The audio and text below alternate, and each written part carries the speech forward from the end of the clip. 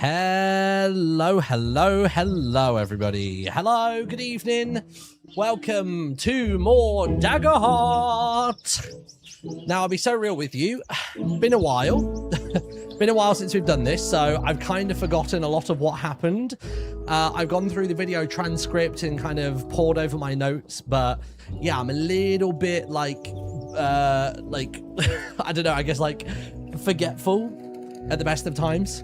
But I'm sure we'll be fine. We'll be okay. So, welcome back. For those of you in the chat that are curious, what is Daggerheart? Daggerheart is this thing right here. Big book, many words, lots of monsters and dragons and elementals and beasts and robots and rabbit people and all sorts of stuff. It's basically like D&D, Pathfinder, Cosmere, all those tabletop RPGs, but it's just another one. Conceptually, I have written a story that I called a one-shot, but is actually taking numerous streams to get through when it comes to playing it on Twitch. So we've got two groups from the Misadventures server that have been playing it. So we've got the other group, which is Ollie, Cam, Eloise, and Pixel Riffs. And then this group is that we're playing with tonight is Scott, Sev, Sausage, and Drift, which is exciting. And yeah, basically we're going to be jumping back in. I will give you a story recap once we join the players in a couple of minutes time. We're going to be joining them at 5:15.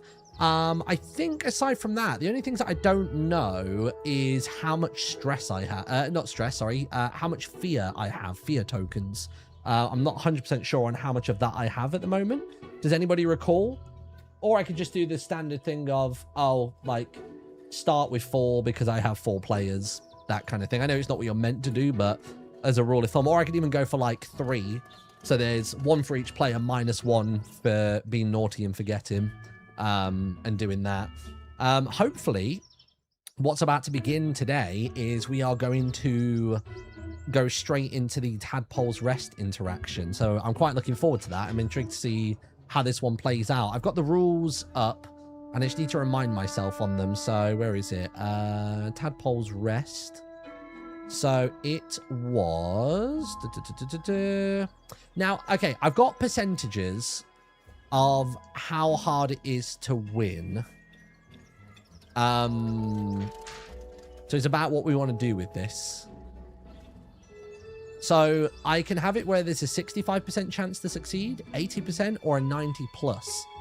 Then there is a 65 to 70, a 50 to 55, and a 35 to 40. So I've got a load of different things. So yeah. So I'm trying to figure out what to do with this. Looking back at the map of this, there are now only one, two. There's now only 3 obstacles, so it might actually need adjusting ever so slightly. Where is it? Let me see. There it is.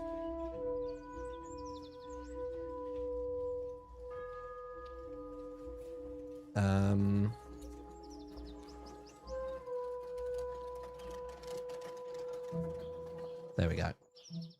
Right, where's my chat gone? Hello, chat. Where are you? D&D is more math heavy, and Daggerheart more focused on the rule of cool and storytelling. Yeah, basically, yeah. It comes from the team at Critical Role, so if you're not familiar, that's who it comes from. And that's basically it. Ah, here we go. These are my bullet points that I needed. Okay. So, go like that. There we go. Boop.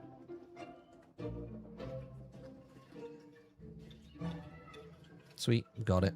Let's move this over to here. And that one there as well. Lovely. All right, so just to remind myself, we've got Sensei Kaoru. We've got Lily, who's the one that's very chatty. We've got Roberto, who's quite blunt, standoffish. We've got Todd, the A is silent, much like he. And then they've come to Tadpole's Rest after meeting Victor. Yeah, I'm kind of turning the cogs in my head, trying to remember everything that's happened. So yeah, I do have a new bag of dice as well, much to the chagrin of the other players from the other group, because these bad boys were rolling real well. So I think the one that was actually rolling super hot the other day was the one that literally looks hot, and it was like the orange and yellow one. So what I'm going to do is I'm going to lay my D20s out in order here and see how this goes. But there are many die here. You've got blue and orangey. You've got the strawberry one, which I'm really tempted to go with today. There's, here we go. This is the one that was rolling really well the other day, this one. The orange and red one. And then actually, to be fair, this one rolled okay initially. Basically, if any of these roll a fail, to the back of the queue with you. To the back of the queue you go. Get lost. We're going to start with the fiery one and see how it plays out. And I've got the D20, which is the official Daggerheart one, which I'm going to use as my countdown timer. And play it out from there. But hopefully this goes okay. This group has stayed closer to the fiction that I pre-wrote, which has been helpful for me. And the other group have gone way off course, which is also fine because I need to be tested on both sides. How can I adapt when I need to improv, and how efficient or how well written was my planned content in terms of telling the story and taking it through. So it's great. So it's like, it's working nicely. I feel like I'm getting tested from both sides. So even though I'm not as proud of my work that the other group has been receiving, it's only going to benefit us in the future. And on that note, I am going to be retconning some stuff from the end of the other group's last session. We're going to change their exit point from the cave that they were in and stuff like that.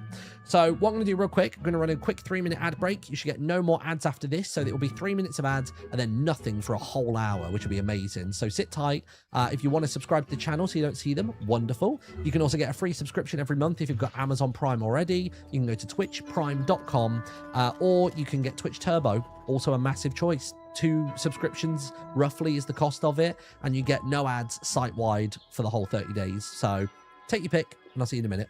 Bye. All right, got it. Got it. Right, tell you what I'm gonna do.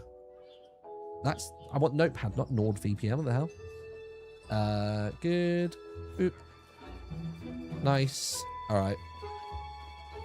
Sweet, sweet, sweet. Let's see.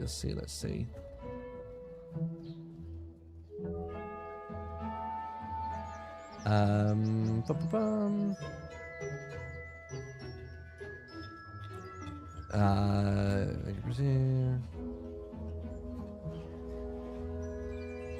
Okay.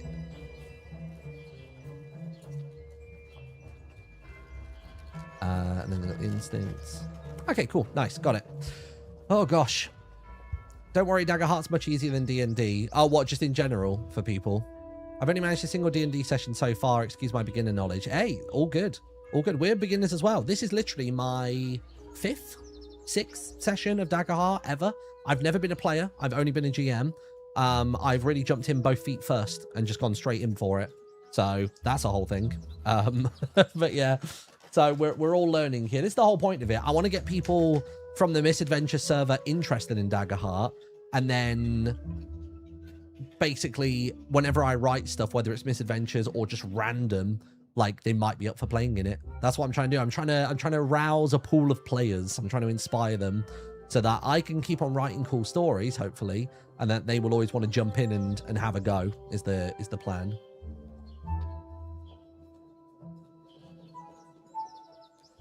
Oh, very good. Right.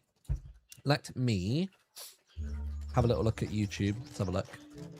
Because YouTube chat does not appear to be coming through on Axel chat at the moment, which is a shame. Wonder if I can grab the video URL to help with that. Let me just check it one more time. Where's the settings? YouTube connections, channel or broadcast. Do you just type in the channel name maybe in the little woods? Maybe if I grab the URL of the broadcast. There you go. Bang. Perfect. Now I can see YouTube chat on Axel chat. Lovely. Lovely jubbly. So did Metatrix's message come through? Or maybe it came through a few minutes ago, so it won't be on the new thing. Ah, it does. Cool. Thanks, Meta. I appreciate that. Oh, and I see the cat lady as well. It's working. Fantastic. I feel like maybe I need to sit up more prim and proper. I need to pay attention a bit more for storytelling mode. I may also just crack the window open a smidge. Not too much, but just a smidge.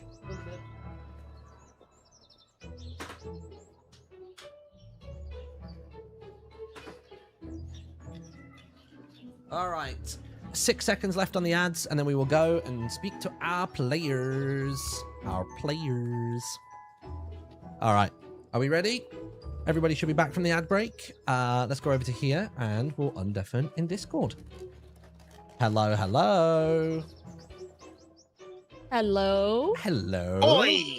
Oi! How's it going? It's going good. I'm excited that we're back, but also nervous that I've forgotten the majority of it all. Yeah. We'll figure it out, though. We'll get back. We got this. Jeez. Yeah. Oh, gosh. I do have a little, recap of most of the bullet points. I think it's more so covering the contents of Stream 2 as opposed to the whole story so far. So we have that available to us, which is good. And yeah, I think we'll be ready to rock and roll once everybody's in. Cool. I guess just a tech test. Can you guys still hear all the music and everything okay? Yep. Nice. Yep, sounds good. Right then, let's do, I guess we could do a little character recall actually, just for a reminder for everyone. So we just get a quick, what your class is, what your temperament's like, and what your character name is. We'll start with Drift. My name is Rin Fernjade. I am a wild-born elf ranger. I would say, I'm a little bit too, I've got a little bit too much, sass. That's my temperament, is sassy. That's your temperament, sassy? Yeah, just sassy. Sassy and then granny? That's crazy. Impossible. How is that going to happen? Scott, remind us about Agatha. Agatha is a sweet little old lady who lives in the swamps and loves anything nature and animals more than she loves people. Very much more clued in than she likes to let on. She uses the kind of no one expects a sweet old lady to her advantage for a lot of things. Sausage, tell us about Lazarus. Yes, Lazarus Bloodveil. I'm Slyborn also, just like Rin, so we're both from the same place, but I'm a human assassin from the Executioners Guild. I have a very beautiful beard, very handsome, but I also have one of my eyes is gray and is all messed up. It got cut up by some wizard a long time ago, but it gives me some cool stuff that we're gonna show you later, hopefully. And I love messing around, and I love showing everyone how cool I am, even when I do not so cool things. Yeah, you've had a bit of a falling upwards story so far as an assassin. It's been odd. I started rough, but you know what? I did do some cool stuff last time. Not the first day, but the second day I redeemed myself, I think. Popped off eventually. Sev, remind us about Crow and what his deal is. So Crow's a bird. He makes bird noise. That's all the notes. Crow is a bird. He makes bird noises. He's an assassin. His personality is bird noises. Nice. Honestly, what else do you need? That really checks out, actually. Yeah, pretty much. That's the whole book. Now, I was saying to chat a moment ago that I actually lost my notes from the last stream, but I think I actually have my notes, but the amount of fear I have seems very disproportionate. It says here that by the end of the last stream, I'd accumulated 11 fear. No, that seems about right. We had like the worst tree fight in the world because we hit them, but every single time one of us did something, it was with fear, so it just went back to you. I think I'm going to throttle that a little bit. I think 12 is the max you can ever have. I'm going to drop it down to 8, so it's double the amount of players, but 11 just seems a bit nutty. I do think you actually had more than 12 at one point, and then you realized there was a max of what you were allowed, so you were like, oh, let me put it down to 12. So I'll sit on 8. I think 8 is fair. So as a little story recap then, so for people that didn't catch the previous live stream, you might have only seen the first one or none of them at all. Let's do a little recap of what's happened. So our adventurers woke up yesterday morning, or actually this morning, in fact. Oh, no, yeah, it would have been yesterday morning at this point, in Meraport after a long night's rest. The night before that, which was session 1, they'd witnessed firsthand a murder in the swampy town of Oridia. And just before the last slither of a water elemental fled the scene, Agatha managed to trap it inside of a jar. So that night in Meraport, she used it as the centerpiece of a ritualistic, herbal-made circle, if you will, and communed with it. And basically, it granted her an echoed vision, so auditory only, no visuals. And they were able to discern from that maybe there's somebody down at the dockyard in Meraport they should go and speak to. Some people already had knowledge of those kinds of people, them being Lazarus and Crow, very familiar with local assassins, and they were people from the Scarlet Veil. So they had a little face-off with one of the Scarlet Veil members there who eventually fled, and that was the end of them for now. Then they regathered together and finally headed off to the lush copper mines. So they believe that somebody there might be able to figure out what the situation is with these water elementals that are attacking and kidnapping people in Oridia, because somebody known as Victor, or his nickname is the Tinkerer, is very adept with magic and mechanics. So they went there and had a conversation with him. He said, hey, I am aware of that device that can manipulate the waters. It was meant to be for irrigation and sewage and just general water uses for the city and the realm, but sounds as though it's fallen into the wrong hands. The last person he remembers having it in his possession was Watcher Riven, who was the younger of the two Watchers that were in the tavern the first night in Oridia.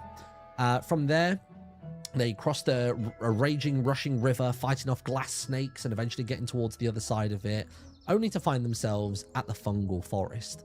They had a wander about for a bit, trying to find the official path from the Road Builders Guild that would eventually take them through to Tadpole's Rest. But as they went further into the forest, the colour drained from around them, and they found themselves in a pale oak portion of the forest.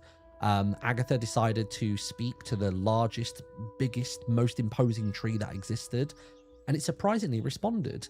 They began having a conversation when suddenly, from the shadows, ambushers from the Scarlet Veil, likely seeking revenge, appeared.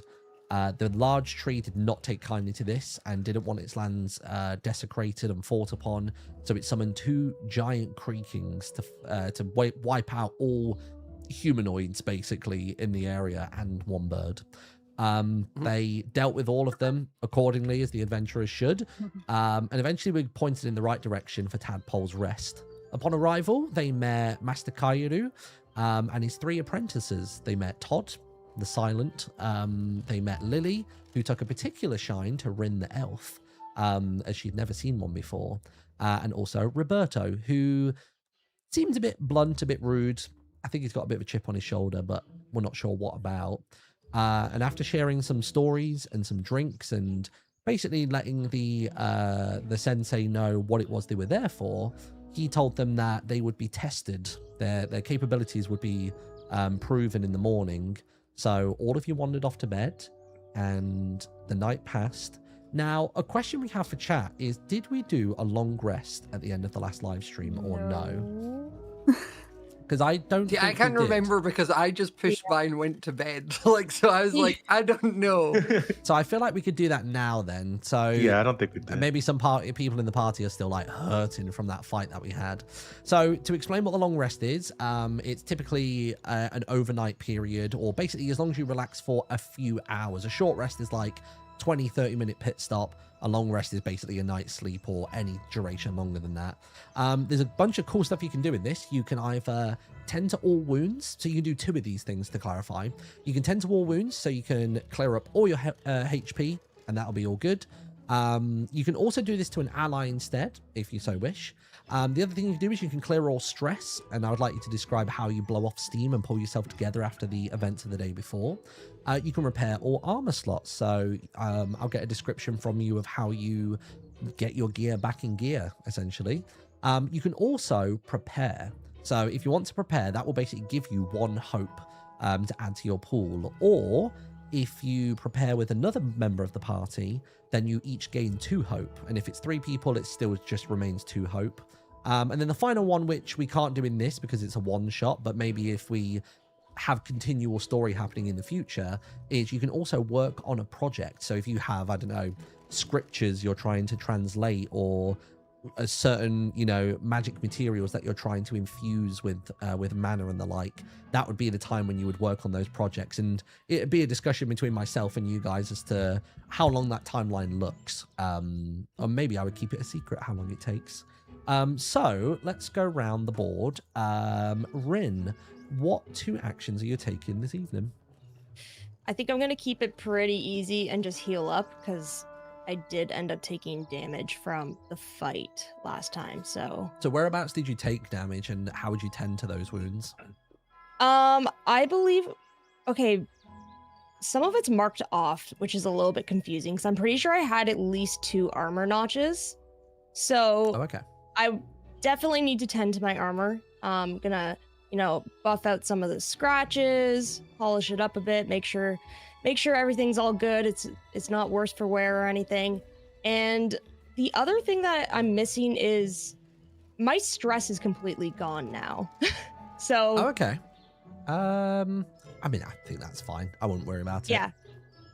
But honestly, with my stress being cleared, I would say that Rin was just sat in pure silence. After that fight, she just needed some rest and some alone time, and she just sat there, just gazing up.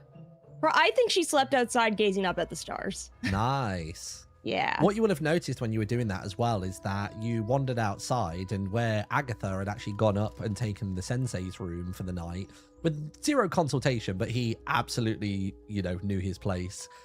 He actually went out so just outside of the doorway at the very front of the dojo, to the left of it, there's a very small pond, deep enough for him to submerge himself, and he just gently stayed beneath the surface, completely submerged for the night, and he actually kind of glowed as he rested. And that was what you would have spotted overnight, just a little fun little detail, little spot. Interesting. Agatha, what did you get up to in the overnight portion? I healed my HP and my armor. Nice. The 2 I did. So what's your armor like? Because let me look at your sheet. What is it? Like the way I would describe it is sort of like she'll wear like a little kind of leathery tunic that's stitched together, but then she has obviously her little like cloak and her dress over it and her skirt, and it's just sort of like patchwork clothes that she's kind of like had, or maybe stolen a bit of fabric here or there and kind of patched it in that she liked, or Nice. it's very kind of like patchwork hobbled together, but like enough still like looks nice kind of way. Has she found anything around Tadpole's Rest to adorn to this? Like, does she collect pieces for it, like keychains when people go on holiday? Yeah, she probably like finds like she'll look, and if the curtain's got a hem, she'll maybe take the hem out to like strip off that like bit so it still looks the same, but then she's just got a bit of it. And then the other bit I was going to ask is like, before she slept, could I have done my commune thing? Yeah, why not? We can do that. We'll finish up the long rest. Do everyone else? Yeah, that's what I was going to say. Do the long rest, and we'll then come I'll around do to the that. commune thing. Sweet, that sounds good. Let's go to Lazarus. What was your evening looking like after? Did you drink last night with the sensei? Oh yeah. We drank. we spent all night up. So I don't even know. I don't even know what time it is right now. I think I must have gone to bed maybe an hour, 30 minutes ago. But I'm well rested. All I need is a little bit and a quick little snooze, and I'm good to go. I'm good to fight. But I do have a little bit of a hangover. Just a little bit. But the sensei did give me a morning drink. You know, it's like instead of a nightcap, a day cap now, I guess. And it's a nice little like minty, refreshing. It's almost like you don't have to brush your teeth because this drink does the job, and it cures all your hangover ailments. So I'm taking one of those right now. Nice, I like that. And what have you gone for? Have you gone for health, stress, armor, preparing? What did you pick? Yeah, no, I can pick 2, right? Yeah, 2. Okay, yeah. So I think HP. I only have 4 HP, so I'm gonna I have 1 notch on there, so I'm gonna get rid of that 1 because I need my 4 to fight. Sweet. So I'm gonna get rid of that. And then also the armor slots. I have 3 armor slots, and 2 of them are taken up, so I'm gonna take those back as well. Nice. That sounds good to me. And Crow, how did the eve play out for you? Well, after I spied on Lazarus, don't tell him, I went into a room. I don't know whose room it is, but I don't care. You know, I kicked them out. Nobody's allowed in. I locked the door, and I'm tending to my wounds and my armor. Because, yeah, the tree, it hurt me. It hurt my heart, and it also hurt my poor feathers. So how does the armor work on Crow? Because where Crow is obviously sort of like bird folk, like, is it custom made? Does anything actually adorn your wings, do you imagine? Or are they just like open and ready for flight purposes? Is it only your torso that's covered by your armors that you wear? I think the wings are open, so you can always fly and flap at his enemies. Nice. Yeah, but it's like, yeah, the torso has like a black leather armor, and then he has his coat over it. Nice. So that is the night. I suppose we can do the commune for Agatha when she goes up to her room in the evening. So as a reminder for people what the commune is, so basically Scott's character Agatha is a witch, and the commune says once per long rest during a moment of calm you can commune with an ancestor deity, nature spirit, or other worldly being. Ask them a question, then roll a number of d6s equal to your spellcast trait, which I believe right now is still just 1. Yeah, 1d6. And basically on a 1 to 3, you taste a flavor, smell a scent, or feel a sensation relevant to the answer. 4 to 5 is you hear sounds or vision relevant, or see a vision relevant to the answer. Or 6, you physically experience a scene relevant to the answer as if you were there. Which is like challenging for me because I've got to improv this, but I'm all in. Let's get it. Okay, so the way Agatha does it is obviously she still goes into her bag, pulls out her little like candles or like little clumps of mud and like herbs, and sort of like sits in a like half circle. She finds a little drawer, puts Doris in for the night kind of thing, and then sits and lights her, like sets the candles all like light around her kind of thing, and then she begins her chanting. She's going to focus on the information that she got from the guy at the mines, and that like when he's saying that he gave it to Riven, and that he used the glove and that sort of thing, and try and figure out like maybe who has the glove now, or ask like where the glove is in its current state kind of thing, like see what she can gain, basically asking, because for her, it's to like Mother Nature is kind of like how I imagine her deity kind of thing of just like Nice. nature in general. So, right, let me roll a d6 and see what we learned. Ooh. Is anybody physical dice yet, or are we all still on character sheets? I do a mix. I do a bit of both. I jump and change because I have a little like container I here like with that. like 2 sets of dice. And then I also do it for that. But I got a 6. Oh my god. Okay. It says you physically experience a scene relevant to the answer as if you were there. Oh, if you were. Oh, as if you were there. Okay, yeah. Yeah. Okay, perfect. So, Agatha, as previously, sets up the communing circle, concentrates, and there's an intensity that builds up in the shoulders as she does this initially. She sort of braces because she's never quite sure what experience she's about to undergo. And there's an immediate calm and relax, and there's a strange, almost as though there's like an astral projection, like a plane walking sensation. It almost feels as though the blood's draining from your body, but actually you've experienced this once or twice before. You know, this is you being taken off somewhere to be shown something, to be a witness. And your vision completely blurs for a moment. And then when you open your eyes, once the clarity comes around, you find yourself stood in a sewer. And the sewer looks very overgrown. It's broken and crumbled. The sewage pipes are just basically leaking. There's moss overgrowing everything. There's flecks of copper all over the place. The ground is just impacted by what looks like old stalactites have fallen from the ceiling and just kind of, in a weird way, kind of eroded the floor away little by little, as though this has been abandoned for quite some time, this space. And you hear gong, gong, gong. You hear a large bell ringing. And as you look around, you see the silhouette of something. You can't quite discern whether this thing is human. It's almost too broad to be human. It's slightly larger, so it could be another one of the ancestries that exist in this world. And you hear him speaking to somebody who's on the other side. Unfortunately, you're kind of frozen in place, so you're unable to move. You're only seeing the back of this person. They've got a long cloak, and their entire being almost has like a shimmer and a shine to it. There's like a damp about it all, as though they're kind of trying to shield their conversation from any would-be listeners, but they've no idea that you're there. I've heard from Maeve that they wandered through just last night. Our work here must not be disrupted. You failed us once. You sought revenge rather than acting concisely. Should they make their way back here, I will hold you responsible. And then they stop for a moment. The person they're speaking to gives no reply and turns his head. And as he turns his head towards you, you're brought back to your body. Okay. And that's what happens. Don't even know what that meant, but I'll sleep on it, have a little think.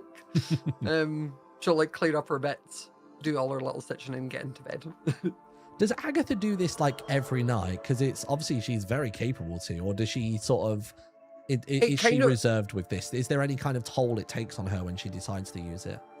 I think it's one of those where it's like normally on a day-to-day when she's just been like living in the swamps herself, like she's not really needing it kind of thing. Like these have just been like 2 nights in a row where we've been out doing stuff where it's like, well, but she also has like had it before.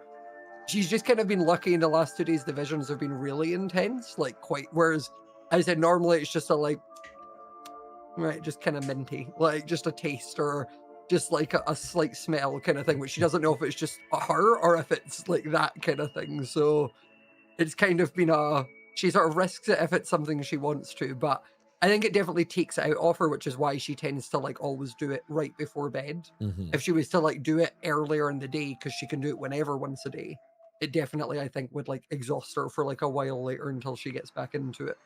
Nice. So the next morning rolls around. Everybody's downstairs, waking up for the day. And everybody's downstairs initially, except for Agatha. Agatha seems to be taking a longer rest than you've known her to so far. Granted, you've known her for 2 eves. That's the most you've known her for. Rin, Lazarus, and Crow are all in the main dining room where they spend a portion of the evening before going to rest. And you're currently sat opposite Sensei Kaioru, and he's called in Lily to bring in an assortment of different kinds of like fungi and mosses and even some stuff that looks like frog spawn, but he assures you he's not just making you like eat his kid. It's something completely different. It mimics it. The local wildlife and the fauna are trying to adapt to the neighboring fungal forests and the magic that's leaking out of one of the larger mushrooms that resides there, as well as just trying to exist on its own accord.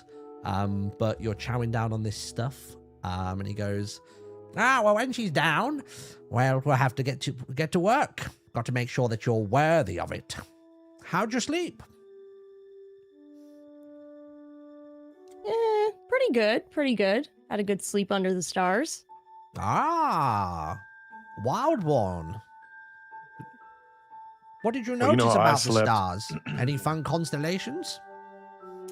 You know, I'd like to pretend that I know about the stars. I've been staring at them a long time. I sleep under them a lot, and I've got to be honest, I can't see anything. I don't know. I like to play Connect 4 with them in the sky. Somehow I always win.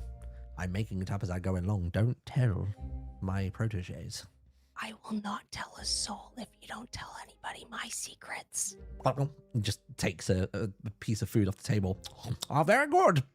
What about you, cloaked one? How? Sleep good? You know exactly how I slept. I slept for like 30 minutes. Didn't you tell everyone what we were doing last night? Well, I introduced him to a different kind of delicacy. Oh, yes.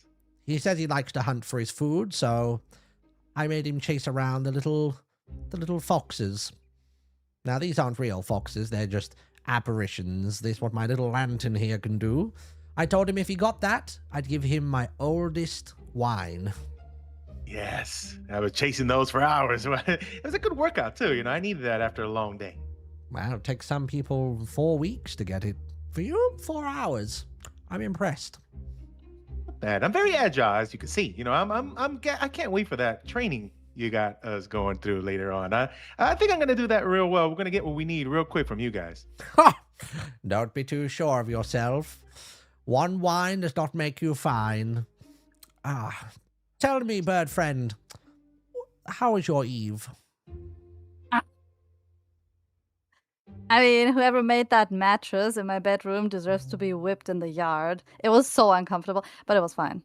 I sleep on the ground usually. And as you say that, you see little Lily, who is like just staring wide-eyed at the side of Rin's head, and she's holding a tray at this moment, and she just goes, you hear everything rattle, and then you sort of look over, and before you can even like make eye contact with her, she just walks backwards out of the room and just like uses her tongue to like shut the door behind her.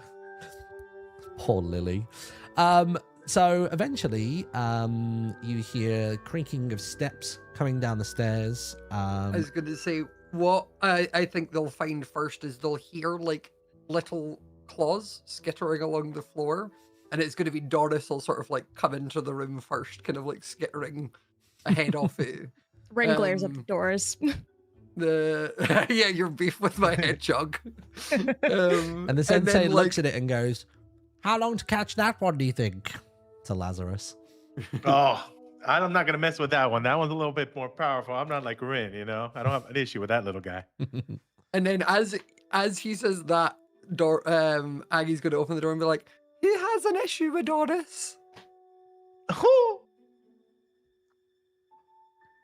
No takers. The one. Okay, well that's good then. How are we all? Did everyone have a good sleep? Very good. I haven't felt this hydrated in some weeks. I trust you slept well? Oh, I had a lovely time, but I mean, at my age, I pretty much am risking whether I'm dropping dead or whether I'm actually getting asleep. You never know.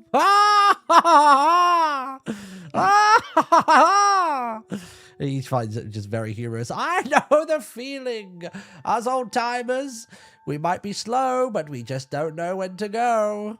Exactly. And just instinctively, he started just swinging his staff/lantern around again. I think just your presence just makes him do that. It's just some kind of kinship he's feeling towards Agatha. I'll say that, like, Aggie probably does the same without realizing it. Like, it just sort of, like, it's just end up, like, shaking her staff a little bit. Tell me, darling, would you like anything to eat this morn?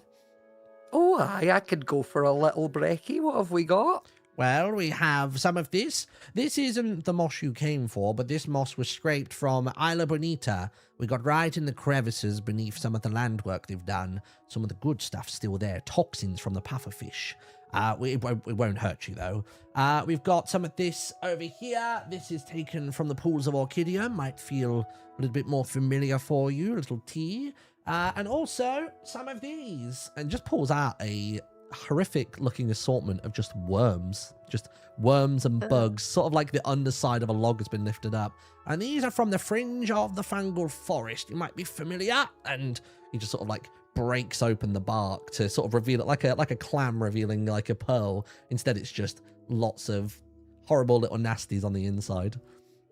Seeing like all of those, like Aggie's going like, oh great, and then like just grab like the biggest worm and like hold it like all the way through. She's like, awesome. this is great. I feel like I'm back in my own swamp. Very well. Do we all feel prepared for the day ahead? Well, as I'm going to be. What have you got planned for us? Well, Let's do it. You see, if you've been speaking to Victor and he sent you my way, he must feel as though you're ready. What you are coming to me for is highly potent, not to be given to just any old riffraff. My proteges here won't touch it for some years yet, especially Roberto. He's going to take a little bit longer. But I would like to test you, if you shouldn't mind. I don't mind a test. Test? Bring it on. This won't be a test Why not? of mind. It will be a test of metal. Well, it's always good to keep the bones a moving. And move Well, I've they still will. got them anyway. Very well, follow me. And right, Lily, Roberto, Todd, it's time. And guides you outside of Tadpole's Rest and wanders up the dirt trail. And you're wondering, like, it looks as though he's going to try and lead you back over the bridge into the fungal forest that you've just managed to get out of the night before. And he almost teases a little bit, sort of like goes, yeah, just take a turn away from there, and carries on up towards it. This is where you will prove yourselves. And if you want to bring up the owlbear map, you can have a little nosy at what you see in front of you. So this is something that exists on the Misadventures server as well, which is really fun. So thank you to That looks Sausage familiar. for building it. Yeah. So this, you see him sort of like wander over in this direction. So he's with you here, and he just sort of begins to slowly walk around here, and he's circling up towards the middle. Now, what I'll ask of you today is a test of your strength. Then, a test of your agility. And finally, a test of your understanding of things. This will be 3 parts, and you will be racing against the clock. And he pulls out of his pocket a sand timer. I shall meet you at the end, unless you meet yours. And you see that he wanders off in this direction, and he's just going to climb up and mount himself just here. And aside from that, he just shouts over and goes, what I need you to do, to begin with, is grab the flag from that first pedestal. Once you've done that, I need you to run across the bamboo. It goes up, so make sure you've got strength in you. And then when you get up here, I'll let you know the rest. And you see Roberto and Lily and Todd all get themselves into position. So if I put a couple little froggies in here, we'll pop this just here and this one just here. Here we go. So your goal to begin with, oops, bye Crow. There we go. Yeah, your goal to begin with is to try and get up here. So I think what I'm going to do real quick is let's get some battle music. Sounds a little bit intense, but we'll try it and see what goes on. I've put it on the lowest intensity. How does this sound? Okay, this is fun. That's good. Yeah, I like that. good. That's fun. Okay, Yeah. Are we gonna kill Roberto? So I'll explain what we need to do here. Let me just very quickly get my notes on the correct screen. So this is going to be a test of various different attributes for the party. So let me just drag this down to here. Lovely. Okay, cool. So there is a flag on the center point over here. I could probably even draw a little flag. There you go. Little flag just there. And your goal is to try and grab that flag. Now, obviously, there's 3 of them. There's 4 of you. So you should be able to make this happen, but they're not going to make it easy for you. I've got my D20 here. At least I thought I did. Where's it gone? Oh, there it is. So I've got my D20 here. You have 20 actions to complete all 3 portions of this challenge. So I'm going to set it down at 20. Boop, boop, boop, boop, boop. And basically, this first challenge is all in relation to your strength. So it'll be strength rolls that you need to do. Essentially, you need to try and disable disruption from 3 of them. And then your 4th player can grab the flag. So who would like to go for the first strength roll? Oh, strength. It's a strength roll, yeah. Strength. We need 3 of We all have -1. Yeah. Oh, really? I'm at 0 for strength, so Oh, you should go first then. am You're I the better best than us. shot? Okay. Yeah. Go first. So You're strong. yeah, go for it. Okay. Strength. Let's roll.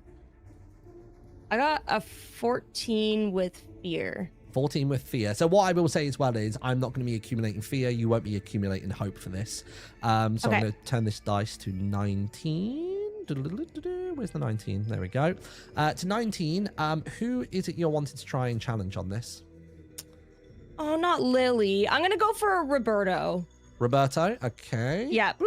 So yeah, let's do that then. So you come around here, and what was that you said you got? A 14. Yes. So a 14 is successful. So at the moment, you are currently grappling Roberto. So do you want to explain how you would try to grab him and sort of kind of apprehend him so he can't cause any more problems? Well, Rin, the first thing she does, she goes, "Hey, buddy," and as he's going, "What?" grabs his tongue, and then just hits him to the ground, and then is just grappling him and says, "All right, we got one. Go on." Who's next?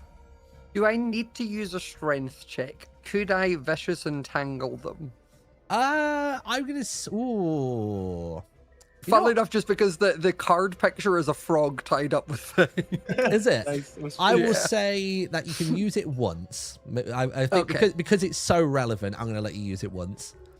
I mean, that's good. because I'll use that on Lily then. So I suppose for that then, if you do your Spellcast roll and just don't do the damage. Yeah, I reckon so. Yeah. Okay. Right, that is 2. I got a 7, A 7. but it was a critical success because it was 3-3. Oh, okay. Well, in that case, that works perfectly. So literally to the left-hand side of you, you have got vines that are already growing off of these kind of jungle-esque trees, and there's moss in the floor as well. So you basically cast the spell, and it comes crawling down the tree and along the ground towards. Are you going for Lily or Todd? Lily. For Lily. So it starts crawling up the stairs, and as Lily's distracted by that, is actually more vines have actually grown from around the back of the mossy block just over here as a bit of a distraction, and just manages to grab Lily from behind, just basically pulling both arms together like this and holding her in place. I will move the countdown Agatha's down going to to, like, 18. Agatha's gonna like walk up and give her a little like pat in the head, and then the vines will just sprout little flowers. Nice. I like that. Aww. Oh. I suppose it's somebody else's turn to go. Who would like to go next? Am I gonna kill Todd? No, you're restraining. We're Can restraining I here. accidentally kill him? No. I think if you try Okay, just to, in No, we case. can't kill any of. They're all so sweet. No, I don't want to kill. I just want to make sure what I'm about to do doesn't hurt. Because does this count as a like my ability of like first strike or no? no. This is just like a Okay, raw I just wanna strength make check for sure. this. Yeah. So We're we're just just straight. strength Okay. checking. I Okay, think okay. I if just you wanna make do sure. I don't harm wanna hurt any him. of I like them in any significant way, I would say that the sensei seems quite protective of his students. Okay. No, I just want to be nice. Okay, so strength check. I just click on strength and just roll. Yep. Okay, got it. Boom. Rolling. 12 with hope. 12 with hope. So I will say, let me just check again. A 12 is successful. So Yay. 12 with hope. Describe to me how you managed to grab and disengage Todd. Okay, well, I'm just gonna jump up and you know, like I'm gonna do like the Stone Cold Stunner on him. But I'm gonna hold his neck, and so I'm stun him, but I'm gonna hold his neck down. So like I kind of jump at him sideways from behind. I grab his neck and I just go down, and I'm kind of like clutching him, so he can't move right now. That so he's on sounds the more ground. like you've done I'm an on the ground. RKO. That sounds like you've done an RKO and then just like held him there afterwards in some kind of weird Yeah. reverse headlock. It's a reverse headlock, like, and I'm like we're kind of split on the ground right now. He's kind of like, what the hell just happened? He was supposed to hold me down, but he just RKO'd me. Yes. Nice. So you've got all three of them held there now. So the flag is there ready for Crow to try and grab. But I've got a last-ditch effort, so I'm gonna that was on 17 now. So don't let me forget that. I'm gonna put it on this sheet as well. So because all of them, because all of them are held. Gosh, my Google Doc is going. Can weird. I ask a very quick question? Yeah. With a critical success, is Google right in telling me I gain a hope and I clear stress? Normally, yes, in combat scenarios, but for this, I'm gonna. Okay. This is like a separate little silly mini game. No worries, that's fine. So we're on 17 countdown. So I'm going to spend a fear. So I'm going to go down to 7 fear. Boop. And this is basically going to allow me to roll the d20 3 times. And if it meets or beats your evasion, then the person is going to they will break free, basically. Do any of you have pluses on your strength? Was it everyone was -1s or 0s? Yeah. Yeah. Okay, cool. That's fine. If you did have any +1s, then I would add that onto your evasion score, like your difficulty score. So instead, then I'm just going against it. So roll number 1 is going to be Roberto's. That is a 19. Girl. Oh, I'm 13. Oof. So Roberto manages to sort of doesn't really understand why you've grabbed the tongue when you've done that, and has just decided to treat it a bit like a like the crocodile game with the teeth. And it's kind of just gone clamp like that, and it's just made you immediately retract, and he's now stood there ready and primed for you to have another try at this. Lily's going to roll, and it is a 9, which I don't think is going to Doesn't be break enough. out. So Lily's just still stuck there, and she just sort of looks over at the flowers and goes, "Ah, pretty." And that's all she says. And finally, it is a 12 from Ooh. Todd. I am exactly 12. Exactly you beat it, 12. you beat it. So he uses basically his sort of slippery exterior, because you've only gone for the head, and it's a rather large set head. You've not got a full hold. You can't kind of clench and chain your hands together. Just manages to kind of force enough. It gets all fours either side of him. It's like a really awkward, like, kind of like the girl crawling out the TV from The Ring. Todd basically gets up on all fours and just goes like that and pulls out. So currently we've got Roberto and Todd free. Lily is still restrained. I suppose, Crow, your turn to go now. Okay. I want to go and get Roberto. Okay, nice. Thank you. I will save you. Okay. I roll strength, right? Roll strength, yeah. It's a 10 with hope. A 10 with hope. So you make your way over there. What sort of kind of hold or action were you going to try and go for on Roberto? Well, I want to try and grab his tongue again, but kind of like tie him up with his own tongue. Okay. So as you try to do so, you do manage to grab the tongue, but where it's still kind of recoiling from the moment of release from Rin, it actually makes it a little bit harder to grab. So you kind of grab it and it slips through your fingers, and you end up just sort of accidentally, like, you get a grip and then your arm flings backwards, and you end up actually elbowing Rin just like square in the chest when that happens there. So our countdown is now on 16. Lily is still restrained, but I suppose it's anybody can go now. Everyone's had a go once so far. So is our goal we have to have all three of them restrained to grab the flag, or can we just take the flag now? Yeah, three restrained, because if anybody is free, they will stop you from getting the flag. They will jump in your path to block the way. Obviously I won't necessarily cast it as a spell every time, but like for flavor text, can I say instead of me trying to like Agatha pin someone down, I'm just using the vines to try and 100%. grab at them, but still roll the strength check? Sure, yeah, let's go for that. Okay, I will then try and put the vines towards Todd. Yeah, cool, sounds good. Give me a roll. 13. 13, okay. With hope. Not that matters, but yeah, no. So that does work. So do you want it to be that from Lily's current entanglement, it kind of just like webs and creeps out, or do you want it to be an entirely separate entity? I'm low-key thinking, have you ever seen the film, the hit Disney film Sky High?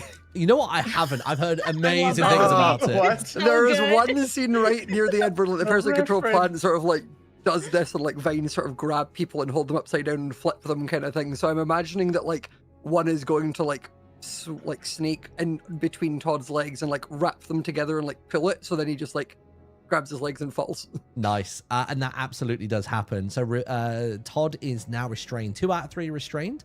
And you rolled with hope, so that means it stays with you guys. And Roberto is the last one to be thwarted here. Oh, I can finish this man off. I can finish him off. I'm loose now. Let me go get Roberto. I can't remember if we're down to 16 or 15 on the clock. I don't think You that's said too much. 16, I think. 16 before, Cool. right? So was that 16 before Scott's turn or after? That was before my turn. You said 16. Before. So we're down to 15. Okay, cool. We're on 15. Who's next? Well, Lazarus is going, yeah? Yeah, I'll get Roberto down. This is the third time. The third person trying to get Roberto. Roberto's slippery, man. Everyone keeps going for the tongue. So I'm going to go for something different.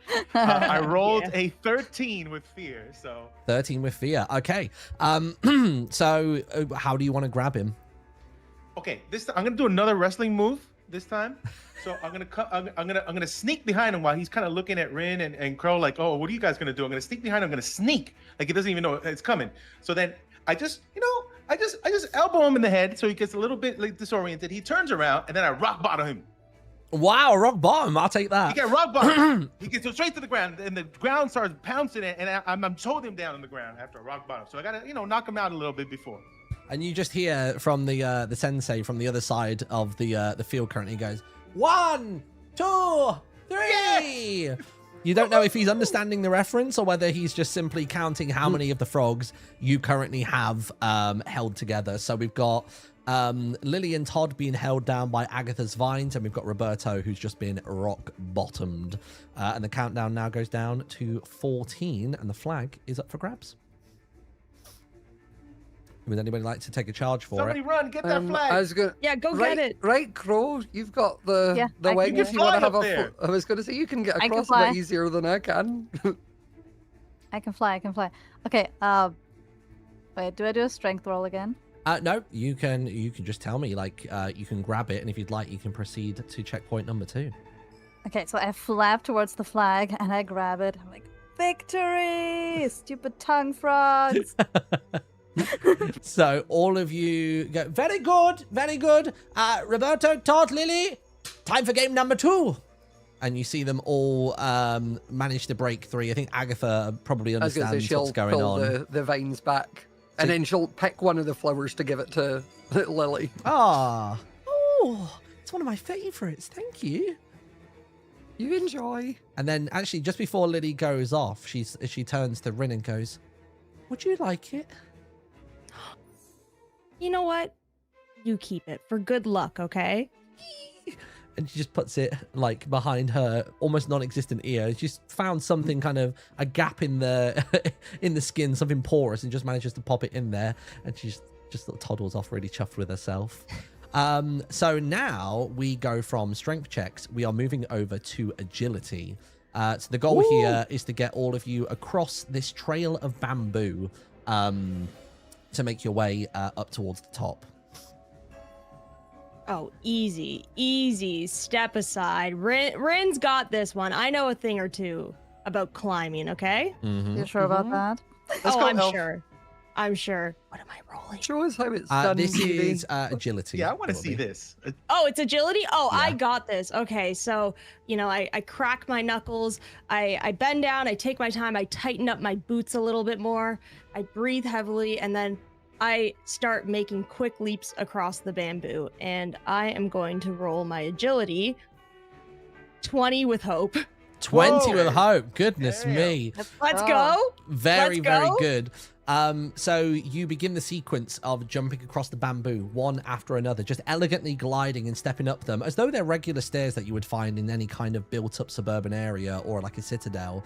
And it's absolutely no problem for you whatsoever. When you get to the very top, that is when the sort of like the peak of the height, and it plateaus out after that. Once you reach that peak, Lily sort of just watches you in sheer amazement. The sun is actually rising from that side and sees this amazing silhouette and the light bursting from each side of you, looking even more angelic than she already thought you were. And you just hear a and Lily looks down and goes, "Oh, Roberto!" And Roberto's going to try and just shoot a projectile of water mixed with a little bit of gunk at you to see whether he can knock you down. Come on, man. That is an 8. So you sort of hear this sound, and knowing where Roberto is, and Lily's kind of telegraphed it really well for you, you just sort of do a really sort of like gentle pirouette and spin around. Could you give me another agility roll, please? Oh, yeah. Let's see. I got, a 16 with hope.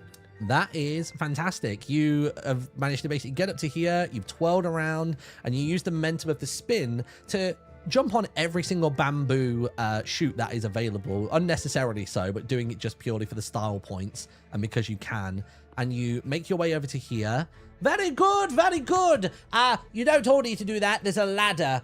Be a dear, won't you?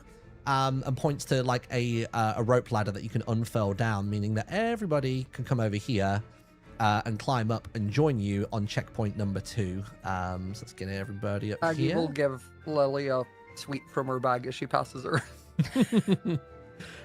So we are down to, I want to say that's like 14 or 13. Am I correct? Yeah, it was 15 when Sausage did his thing, so then yeah. 14 now for Ren going across.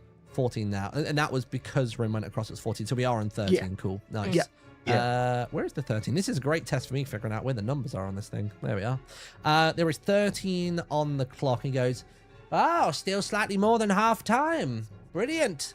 Now, this is where things get tricky, my friends. Before you are 2 paths, both equal, but there will be challenges. See if you can gauge my movements." And he's doing his signature swilling of the lantern and things like that. So, who would like to give me a? I suppose this would be. I'm trying to think here.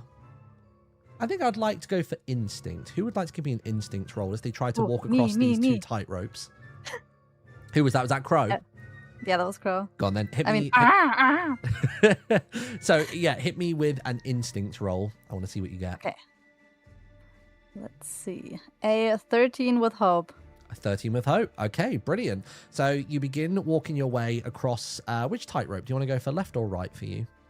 The left one. The left one. Okay, so you're wandering across. You take your first few steps and you reach kind of like the 3rd waypoint. And as you do so, you see the sensei come to the front here and goes, "Right, let's test your balance." And you notice that he goes to basically swing downward. You've kind of read the body language in his wording. And as he swings down to try and shake the chains that you're walking across, you have a moment to jump across and land on this one and regain your balance and continue onwards. So you move forwards to the next section and you're eyeing him up again. Can you give me another instinct roll. Okay. And we're down to 20 12. with hope. Brilliant. So Ooh. you're making your way across a little bit longer. He's still spinning the lantern, just eyeing you. Would anybody else care to join? And you're going across, and you've made it 2/3 of the way there now. Agatha, by the way, is probably also just doing the like copying his staff thing, like from her end. Rin's leaning I was against gonna say- something, just taking a break. She's probably going to give like Lazarus a nudge of like, on you go. Okay, fine. Great. Yeah, it's your turn, bud. Yeah, can I get one of those sweet treats before I go for good luck? If you make it to the end, I'll give you one. How about that? Oh, perfect. All right, here we go. Yeah, I'm ready. All right, what do we? I'm Don't doing it. fall. Let's do it. Instinct roll coming up. I'm so good at this. I have one of the greatest He's gonna parkour fall. abilities the world has ever known. He's so gonna fall.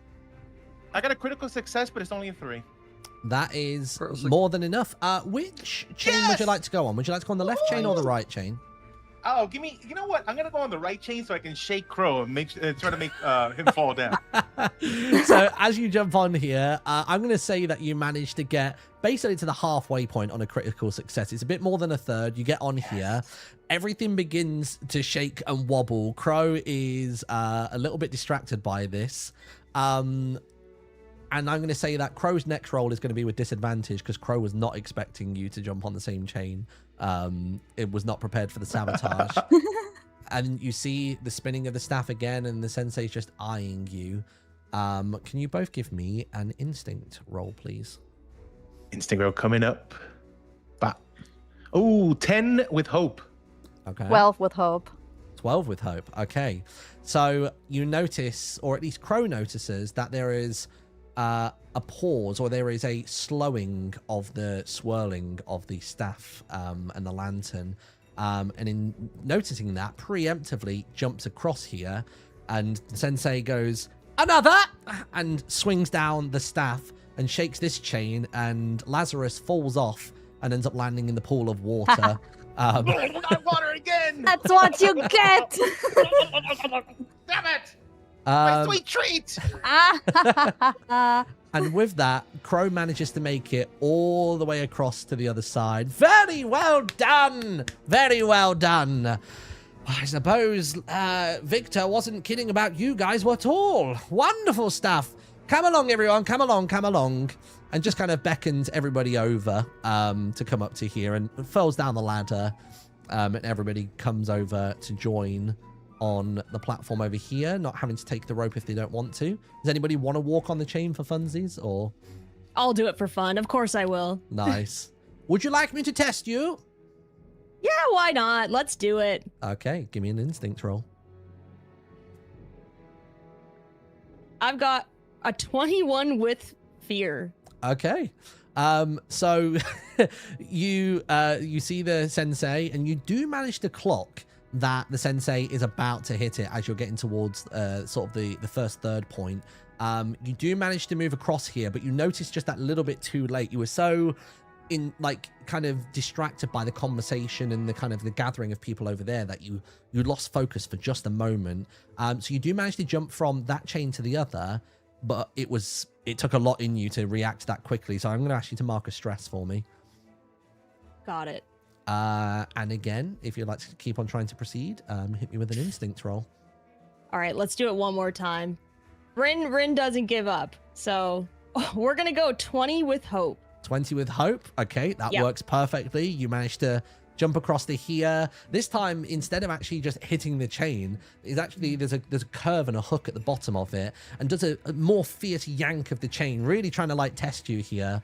So I think for this very final part, with this chain going up and down, and you're using your unbelievably good balancing skills to just kind of like ride it like a wave, as if you're on a board. Give me an agility check to see if you can make it all the way across at the very end here. Okay. Let's see what we got. I've got a 10 with hope. Ooh. So you do manage to progress a little bit further forwards, but you end up falling just at the last moment. It's as you prepared to go, he changed the motion of the pulling and went 1, 2, 3 and pulled it up and sort of flings you onto the ledge. And it's just sort of taking a little bit of the shine off, and you see even Lily looks over and goes, "Oh," and like it might not be as invincible as Lily once first thought. That's the biggest heartbreak of all. Never meet your heroes, folks. They'll only disappoint. But you have He's gonna made need it. another flower. Everybody's made it across. The flag is in hand. Could I have that, please? Sort of beckons a hand out towards Crow. Should I help or should I not? No, I'm kidding. I'm gonna help. I hold out my feather hand. Very good. Now, tell me, how long have you been a group? Because there's a bit of banter. I can see some synergy, particularly between you and the cloaked one. Well, We've only known each other a couple days, dearie. was it like 2 days? Really? I wouldn't say we're best friends. I mean, Grandma Well, definitely over not here. all of us. Yeah. And he's completely When missed the when you cue. see, yeah, I was gonna say when you see Grandma over here, she's gonna like tilt her staff and like hit you in the shin, or like basically, it's like when like a scooter Fighting. swings round and hits you in the shin. Like, Oh, the worst Yeah, pain yeah. imaginable. yeah. Oh, that is the worst. God. Rin is just wincing in pain from that. You know what? I want to know But if that blame does damage. Doris. Scott, give me an attack with your Attack roll, yes. give me an attack let's go. roll, and we'll see whether it meets Rin's evasion. 13 with a fear. Ooh. I've got a 13. So Oh, Beats it. beats Oh, it, beats it. Yeah, that takes Rin out. Just absolutely Uh-huh. wincing in pain, but trying so hard to hide it because I don't want to let Agatha know. Agatha's just got a me. grin on her face, like she knows it hurt. Wow, that looked like it hurt to me. She's hit herself in the shin enough with it, like she knows that hurts. Rin also doesn't just blame Agatha, but blames Doris as well. I'm That's uncertain of what to do here. I don't know whether to mark this as a stress or a HP. So I'm going to roll the D20. 10 and below, you'll mark a stress. 11 and up, you will mark a HP for the shin Sure. whack. So Whether it's left a bruise or whether it's one of those where you're like, Yeah. there is no pain in the world greater than a shin smash. And on a 14, I would like you to mark a Oh. hit point. Yeah, that's so fair. That's gonna destroyed. leave the biggest bruise. to be fair, what makes it even funnier was like I clicked the damage roll just to see what it would do, and it was 6, and I was like, Oh, I mean, I guess on what would have written the 6? That That would would still be be minor damage. yeah, it Minor, would be that's the a minor minor damage. damage. So it it even worked fits the out. damage. One roll. HP. Yeah. Oh, so good. Right, come along then. I suppose you'll be wanting to get what you came for, and we can have some afternoon tea. How does that sound? Oh, that What's sounds tea? wonderful. Right. So you all make your way back inside of Tadpole's Rest. And the sensei is just basically talking about how funny it is that you seem to have so much drama going on within the group. Like he was so certain that you were all siblings to some degree, or at least like maybe grew up in the same environment, just because there's so much synergy, although it's chaotic. It's the sort of camaraderie that I would hope to see between my pupils, but they just never seem to gel. Have you any words of wisdom for them on that front, working with others, even if you don't really see, eye to eye? Well, I know for me, I've spent my whole life having to work with people I don't quite like. But you eventually learn that sometimes the best thing is just to put aside that difference because it's no benefit in you either. Rin looks down at her shoes. But some Little people it's embarrassed worth by that. but some people it's worth holding a little grudge for. At least the fun kind. Very well Rin said. keeps awkwardly shuffling. It's always good to have embers beneath the cooking pot, even I if just you're the imagine frog as she that's said, inside of it. yeah. I imagine as she said that Doris is like sat devil-eyeing Rin from her pocket. Like, Yeah. Yeah. Now there are two Rin's people in feeling the room ridiculed. staring at Rin. There's Yeah. Agatha and Lily, all just staring away. So basically, yeah, he sort of sits there and goes, "So what you come here for? Do you know how it would be used? What its application would be?" As in, like, what we intend to do with it, or like how to use it? Either or. You've been sent here. Are you merely couriers, or will you be the wielders too? Probably the wielders, seeing as we're the ones who fought them off last time. Ah, I see. And who is they exactly? Well, the like water elemental things, the things that attacked people at town. Oh. Well, I've never heard of elementals outside of the frozen wastes. You say they were water? Yeah, but it was. Sorry, what was the guy's name Victor. that sent us here? Victor.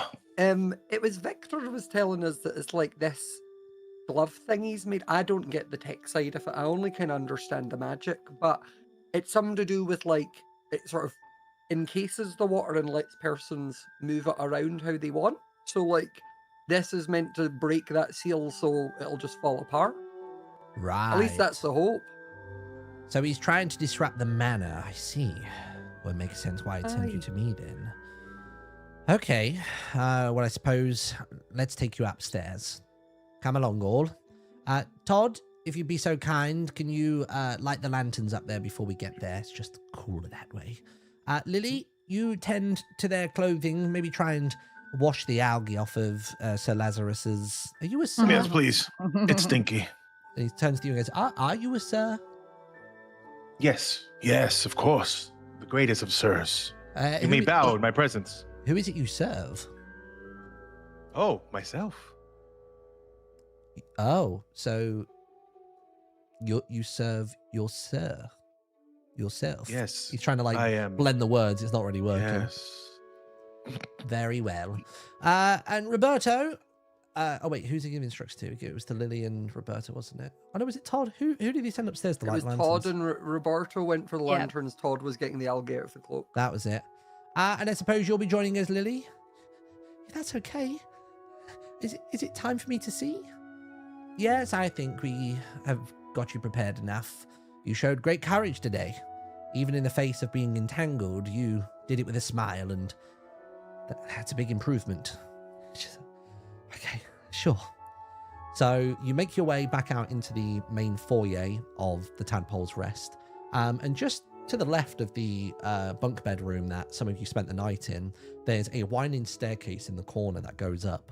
And you hear the shutters close. And then you notice there's a glow coming from upstairs, a mixture of familiar orange that would come from, say, like, flames, lanterns, torches, that kind of thing. But then there is a really unfamiliar green hue that is coming from upstairs as well. And they're kind of like blending on the wall. They don't quite know how to gradient with one another. So they're sort of just dancing around each other. It's quite enchanting to look at. And each of you makes your way upstairs. Now, I do need you to keep this to yourselves. And by that, I mean both what I'm going to give you, but also its location, if you don't mind. Sure. Yeah. This has been growing here for some time. We've actually built the rest around this one particular pond.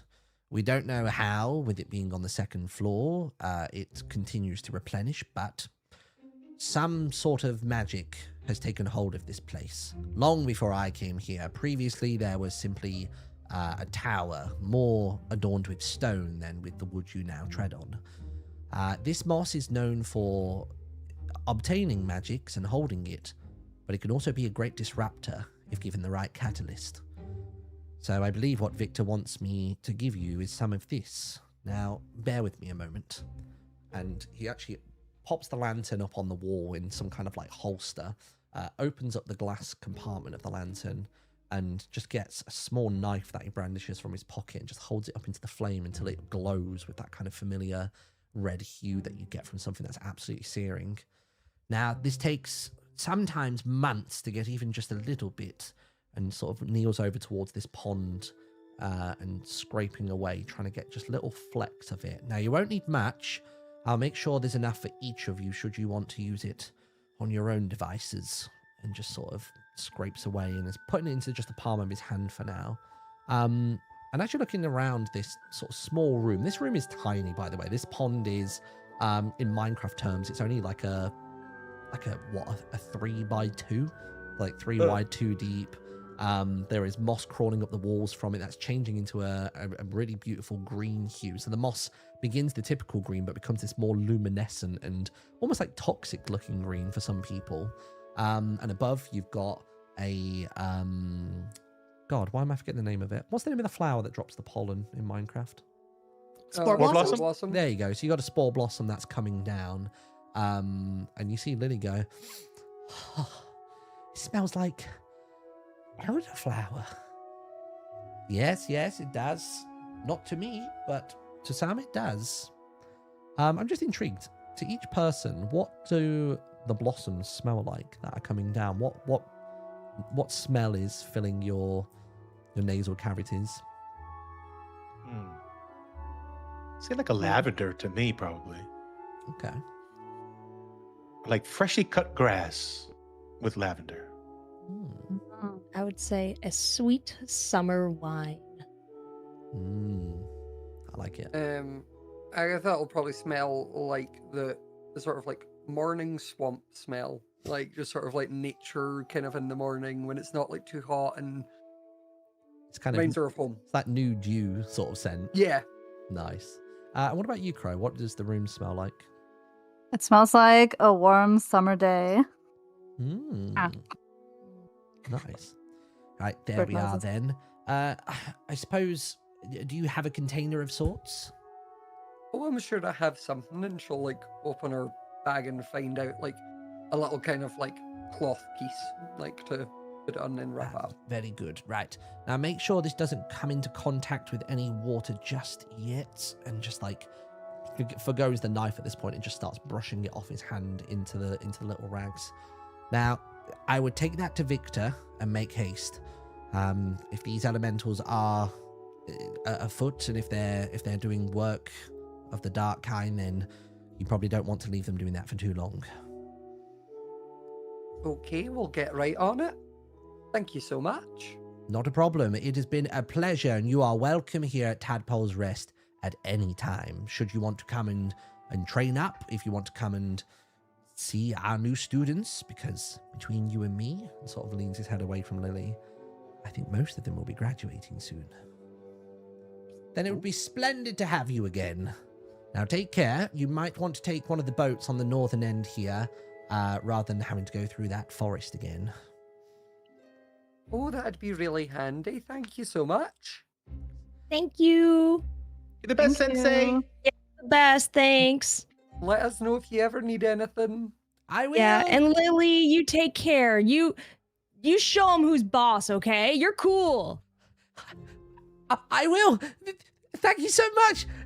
Safe travels. Yeah, I would give you something as we depart, but I don't have anything. All I have is like this beard hair, so I don't think you want that, and I'm gonna keep it anyway. Ew. How about a hug? You know what? Come here. And she runs at you full pelt. At this point, you're outside of Tadpole's Rest. The conversation's been happening as you've been coming down the stairs and stepping outside and walking up towards the bridge in the test space from earlier on. She runs at you full force and just like dives for the remaining like 5 to 7 meters, and just like it's not even just arms. It is a full 4, like 2 arms up, 2 legs out, just coming at you as a giant star press, and just clenches around you really tight. Agatha's going to have like seen that kind of happening and sort of just put her staff tilted towards Rin's back so that she doesn't fall backwards into it. There's a bit of a gentle recoil there. Yeah, like just catches her with the staff. You know what? And then... Yeah, Rin clocks that you helped her there. Just a I little bit. helped her with That was the. a I little- helped you with the tree fight as Oh, well. so You sweet. did. I know. I used my witch thing to make it Yeah, a success. you've been so- saving my butt a couple times for sure. Well, you get you need it sometimes, to be fair. Yeah. Somebody in the chat was just asking for a description of Lily. So Lily is a typical ribbit, quite small in stature. Honestly, I would say compared to Ren, who's quite tall. I would say that she only probably covers maybe like the neck down to maybe like halfway down the halfway down like Rin's thigh. Her hue is less so green and kind of leans more towards a kind of like a lavender sort of like not pink, it's more like a lavender to blue sort of shade area. And given her name, she always has like a little lily pad that's sat on top of her head, a really small one. It doesn't drench over the top of her like a hat. It's just a little one in the top, just almost like a signature. I think she probably finds it quite humorous, it being that. And she wears leather armor, which is adorned with the Tadpole's Rest logo on the chest of it. And they're just like typical leather garments that you'd see on typical assassins and things like that. It's lightweight enough to be able to have mobility, but it's not dense enough, or it's not, it doesn't hold moisture enough that it would be a problem for a ribbit who can traverse through waters no problems and is often perspirating quite a lot. And of course she's got the little flower from earlier on that's tucked behind the ear. So yeah, from there we wander north of the training grounds from the dojo, and across the way, just slightly to your right hand side, you can see in the mists, you can see Isla Bonita, which is a new travel resort that some people go to. And there are some boats there at the dock, so you can use that to travel across the waters, and you'll be back on the chunk of mainland that would allow you to walk through forests all the way back up towards the lush copper mines, if you so wish. But it's up to you where you would like to go. Two things. One, I'm assuming the boat is big enough for us to get Denison. Yes, it is. Also, I completely forgot to mention that after all of this, I guess this was in between giving you the moss and before you were setting off. I think we can use this as an opportunity to level up your characters to level 2. Ooh, level up time. Yes. So let's do it. I'm going to pull up just a random character sheet of mine, and we can sort of talk through this so the audience can know how to level up characters using the Daggerheart Nexus as well. So if you load up your character sheets, which this one's taking a second, you click on the 3 little lines next to the character name, and on the new piece of UI that comes up, you click on Character Builder. And then from there, you click on Level Up at the very bottom, and you change it to level 2 on the level. And then you have lots of cool things to do inside of here. So the first one is to enter an experience. So for example, some of the experiences that we have so far is Agatha's One with the Land, or Don't Mind Me, Dearie. These are basically fun phrases, quips, mantras, mottos, general moral standpoints for the characters that they can apply for a +2 bonus on a roll, should they feel they need it. Like if they've got a particularly tricky enemy, or if they feel like they're not going to be able to blag their way through a conversation, they might be able to spend a hope in order to add an experience. So I guess if anybody has an experience in mind while the others think, do you want to let us know what your new experience is? Oh, we need to make an experience? Yeah, sorry, I hadn't realized that this was part of it. So I've got you guys have already chosen your domain cards, and I'm assuming you've had to think about the level up options. I just forgot about the about getting a new experience. I have one. Okay, hit us with it, Crow. Oh wait, It's what? the bird noises. It's literally the caca. Yeah, it's literally the bird noise. Nice, I like that. I think that could be used for disarming people, and I would imagine that pairs nicely with, say, like a presence roll, which, given you have a actually, what is your presence like? 0. A 0. Okay, so that could bring your presence up to a 2, should the need arise. I like it. Yeah. So, caca. The crow's Alright, call. I think I have one too. Okay, what is Rin's? I would say that Rin has really been practicing the art of dagger eyes on Doris. So those threatening little So like glares. a death stare. Yeah, death stare, yeah. I like that. I feel like you could use that in conversations for intimidation. You could use it for, you could use it in battle to maybe like cause somebody to be, feel disheveled, and maybe they would take their next roll with disadvantage or something. You know what I mean? I'm thinking of like the exactly that. of Yeah. it. I think that would be fun. Yes. Cool. Nice. Lazarus or Agatha, have we got experience? Mine is going to be Iron Stomach. She's so used to consuming the wildest ranges of like things from nature that like she's built up an intolerance to most things, or has minor effects from like stuff. So it takes a lot to make her queasy. Nice. I like that. That'll be good. I'm imagining as well, because this is the nice thing with experiences, everybody. If somebody wants to use an experience when they're doing a roll and stuff, they can basically plead their case. Even if they think it's a bit of a stretch, you can pitch it to the GM and go, I think this applies here because of blah, blah, blah. And like, you can try and blag it. Sometimes I'll be like, no, that's too far. But Yeah. feel free to push the limits. Like, I'm more of a rule of cool, silly, goofy kind of GM, I feel. So you're probably going to get away with it, which is good. And then I suppose Lazarus, final experience. I don't know. I think I've been drowning a lot, so I'm gonna use the water to my advantage now. Like I've swallowed so much water so far, so I'm gonna do like one with the water or something. So I'm like attuned with the water spirits because I've been in it for so long.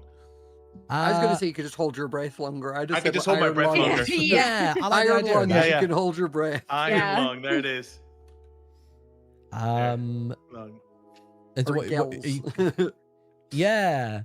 I am a sea creature now. Maybe it could be he got gills. He got gills. Yeah. You got gills. That's Mean so gills. good. Yeah. Mean gills, yes. Yeah, mean gills. Come on. Yeah. I Got like it. it. Not there. He What? said the thing. He said the thing. I said it, guys. I said it. Hello to Cherry's raid as well. Coming in, everybody. Coming in Oh, at right mean on gills. time. Coming in at Perfect Mean Gills. Hello. Cherry called it.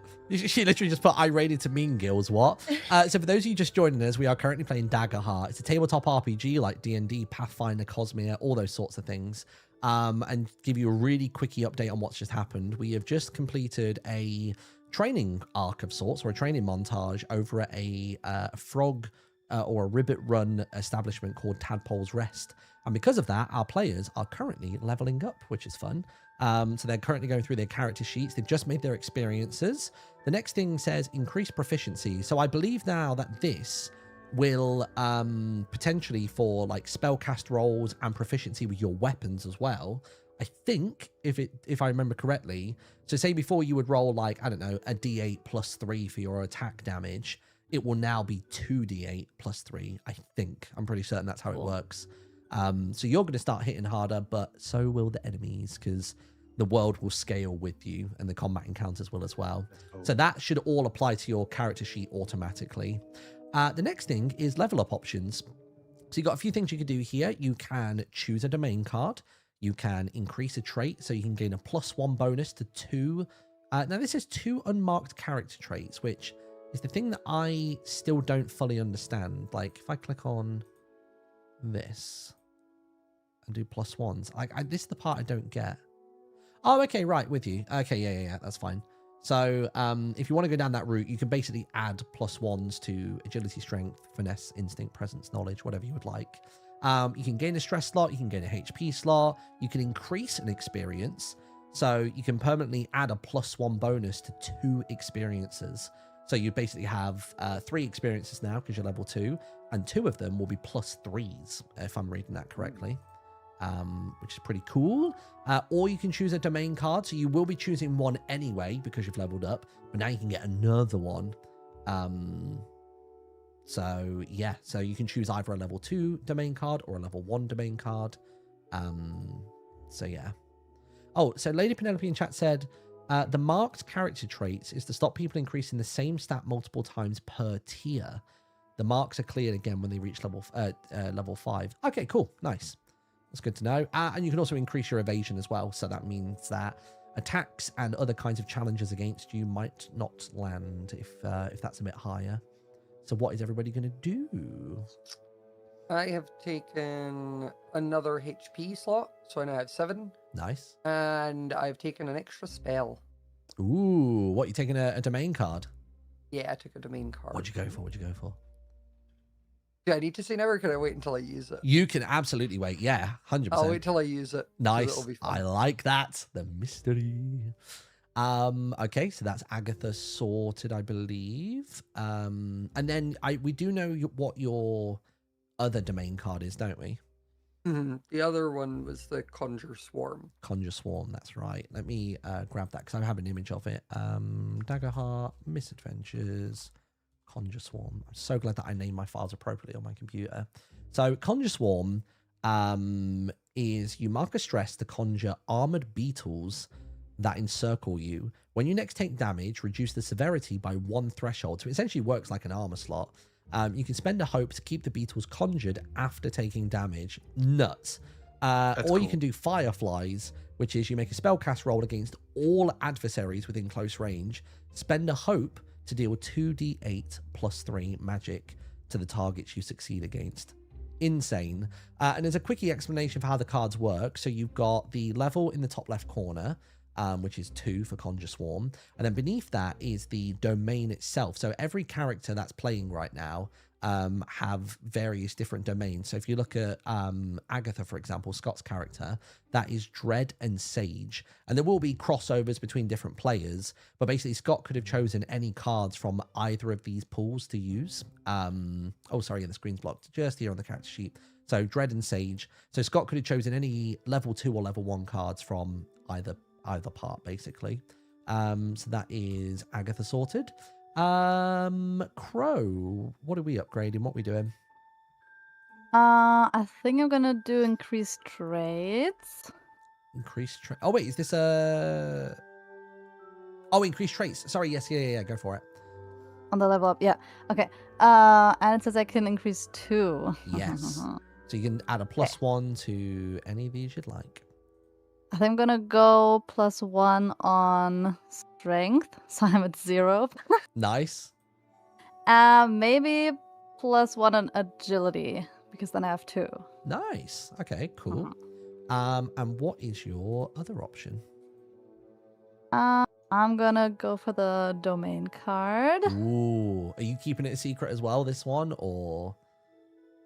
I mean, So, I can say it. Oh, go on. It's Whirlwind. So, just to clarify, so Whirlwind's the one that you told us about prior to the stream, wasn't it? So you get that one anyway. Yeah. So if you choose a domain card here, you can get another domain card if you wanted to. Wait. So you can either have like 2 spells, or you could just put it into like evasion and health, or evasion and armor, or like. Wait, I think I'm gonna do. Okay, if I'm getting that anyway, I think I'm gonna go for another HP slot. Nice. Cool. Sounds good to me. I haven't actually read Whirlwind just yet. That's the one we didn't catch before the start. So let's have a look at what that looks like. Whirlwind is when you make a successful attack against a target within very close range, you can spend a hope to use the attack against all other targets within very close. All additional adversaries you succeed against with this ability take half damage. Okay, so it's like a follow through. So full damage for the target, half damage for the others. And I guess each of those adversaries would have to roll. Oh, I guess it just checks against their evasion. Yeah, very cool. Nice. Lazarus, what are you doing? Yes, well, I'm a weak boy, so I only have 4 HP. So I'm gonna take both my HP slots. So I'm getting 2 more HP. You just slots. Bundle all into HP. Double okay. HP. Yeah, because I'm gonna get into a lot of trouble. So I want to see if I can take the hits and not die after 4 hit points. Okay. Nice. So I'm going for that. And then the domain card is the one we talked about. Is the Midnight Spirits spell. Very cool. Let me bring this up on my screen as well. I can make a big That is version so of it. cool. I love that all of these cards have artwork as well. It's so good. So Lazarus will be able to spend a hope to summon a humanoid-sized spirit who can carry or move things for you until your next rest. So it's kind of like having another Dennis. It's great. Or you can use it to send an attack at an adversary. So when you do, you make a spellcast roll, and any target within very far range, on a success, the spirit moves into melee range of them, and you roll a number of d6s equal to your spellcast trait, which I believe at this point will now be 2. So you roll 2 d6s, and you deal that much magic damage to them. The spirit then dissipates. You can only have 1 spirit at a time. So I suppose you can just keep casting that, so long as you've got the hope to do it. Yeah, as long as you've got the hope to do it. And I'm loaded with hope, so I haven't used any. This is completely all the way to the end, so I'm gonna use it a lot. Ooh. And finally, Rin. I think I'm gonna go with increased traits and HP. Nice. Which traits are you bumping up? I would like to bump up strength because I'm currently at 0, and presence I'm at -1. And Rin would never admit this, but I think she's learning a thing or two from Grandma on how to talk to people nicely. I love it. So yeah, cool. There we go. We've got our characters all leveled up to level 2. just as a heads up as well, all future encounters will have all level 2 adversaries. So it'll be interesting to see how that goes. As a reminder, as always, you can spend your hope to do all these cool new abilities you've got and your old ones. And also tag team rolls are a thing. Be sure to use those. That is once per session, all 4 of you at one time or another can initiate a tag team roll. And basically you spend 3 hope to do that, but it means 2 of you get to go on an attack together or to go on a presence check or an agility check, whatever it may be. And say, for example, we had one the other day with the other group where it was an attack. One of them rolled a crit and the other one rolled, I think it was still a successful hit. It was like a 13, but they basically, you take one of the rolls and use it for both players. So that was a double crit roll, which was for maximized damage they can do, then a roll of damage again. They did something insane. I think it was something like 42 points of physical damage. Jesus. Did I kill a guy? Oh, it didn't kill them. I was going to say, that just goes into severe damage, so it'll only ever do 3, right? Or there is this is actually even on the official rules, there's an optional rule, which I do like having in, which is massive damage. So if you ever do more than double an enemy's severe damage threshold, then you will do massive damage, which will make the mark 4 HP slots in one go. And I think I will also have that come the other way as well. So yeah, it's on the table for both players and for adversaries, which is good. Oh yeah, what was was that one when you see we use 3 hope for a tag team? Is that like both of us use 3 hope individually? No, or only is it the like initiator. Okay. And say for example, if you asked Crow to do the tag team move with you, Crow can still then do a tag team move later on, and they could even use you again. It's just each person gets to initiate 1 per session. So you don't have to use it, but it's very powerful if you use it and you get lucky with the dice rolls, which is good. I guess we didn't actually get Rin's new domain card. Oh yeah, I chose Gifted Tracker. Gifted Tracker. Let's bring this up on the screen. Boop. Here it is. So Gifted Tracker, when you're tracking a specific creature or group of creatures based on signs of their passage, you can spend any number of hope and ask the GM that many questions from the following list. What direction did they go? How long ago did they pass through? What were they doing in this location? How many of them were there? When you encounter creatures you've tracked in this way, you gain a +1 bonus to your evasion against them. So I would assume that is for presence, instinct. You know, if they do an attack on you, your evasion will be +1. Like, everything sounds like it's gonna be easier because you've managed to track them down. Yeah. And that is where. Do we have a little break for now? Have a little break. Yeah. Toilet time, little snacks, drinks, whatever we need, and then when we come back, we can decide where we are headed on our boats. Perfect. What time do you want to come back? Let's do it. Do you want to come back dead on 7? Gives us 14-ish minutes. That works for me. Sweet. All right. Cool. BRB. See you Perfect. soon. BRB. All right. Perfect. Yeah, good. That whole dojo thing worked out nicely. I kind of improvised on the dojo thing. The thing where they tried to break free, I just improvised that in the moment, where I was like, if ever all 3 of them are trapped, I can then do 1 attempt for them all to break free. And it then kind of like, there's a bit of wrestling, they break free, and then there's a second wave, but there never would have been more than 1 break free. It was just the 1 break free can happen. And then obviously Rin smashed it on the agility on the bamboo, and then the instinct worked quite well on the chains as well. I have my pre-written rules here, but I was kind of flexing them to what felt like I was just kind of flexing it for what felt good. You know what I mean? Like what felt nice. It was a nice bit and lighthearted. Yeah, that's what I was really hoping for it. I didn't want it to feel like combat. I just wanted it to feel silly, some fun descriptions. I wanted it to feel like they were testing their capabilities, and something that actually feels like a level up. Like, hey, we trained with the ribbits of Tadpole's Rest, and like it really makes them feel elevated as they leave. Hence, the characters leveling up. So, yeah, so that's good.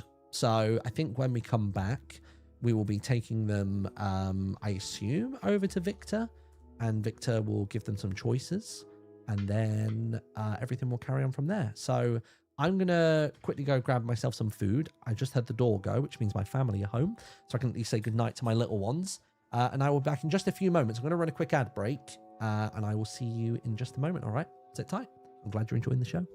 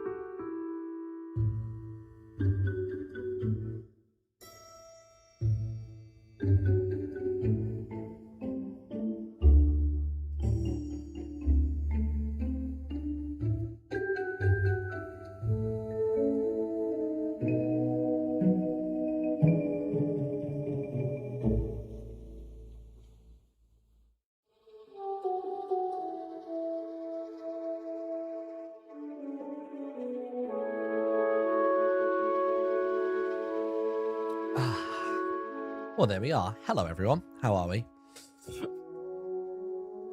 Man, yeah, I'm intrigued to see how the remainder of this goes, because I don't have much prepared for this. Like, I know what the big bad final bit is, but it's about their journey back from here now. That'll be interesting. So I'm intrigued. I also haven't decided exactly how it ends. Like, I have a cliffhanger in mind, or a form of a cliffhanger, but I want to figure out... I haven't quite decided how to execute it. It might just be one of those in-the-moment things. I do want to encourage reminding the players they help an ally for 1 hope to assist an ally with an action roll, giving advantage. Ooh, one of my favorite features in Daggerheart. Oh, sweet. Okay. So, hold on. Let me, if I search... Let me search this up. Help an ally, because that's a big one as well. Help an ally. I know that because I think I remember Marisha trying to do it a lot, but she would often be too late to say that she wants to help out. Spend a hope to an ally who is making an action roll you could feasibly support. When you do this, describe how you're helping and roll a d6 advantage die.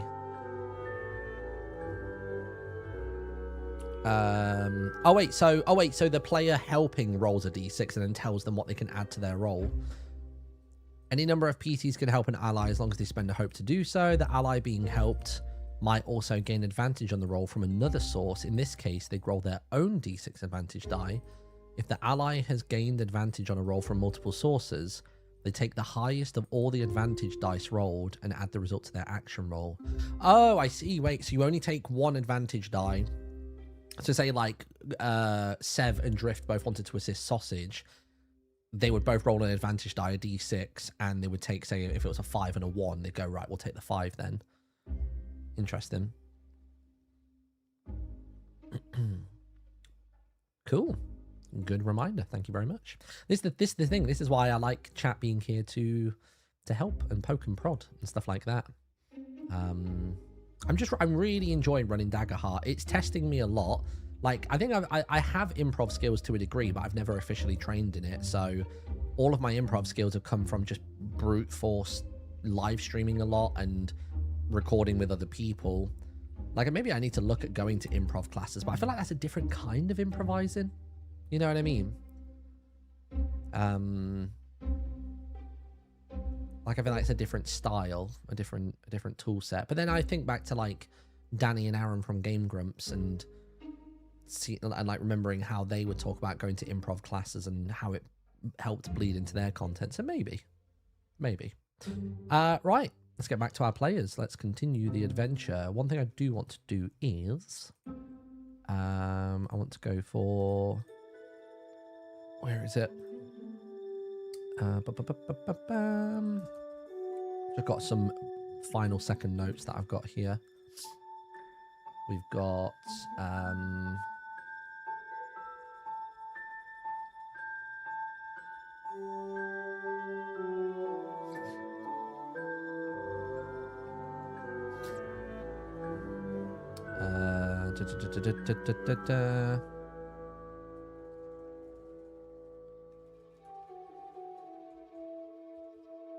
Never really got into the ND because of the sheer length of it, but Daggerheart's been really fun to watch. Yeah.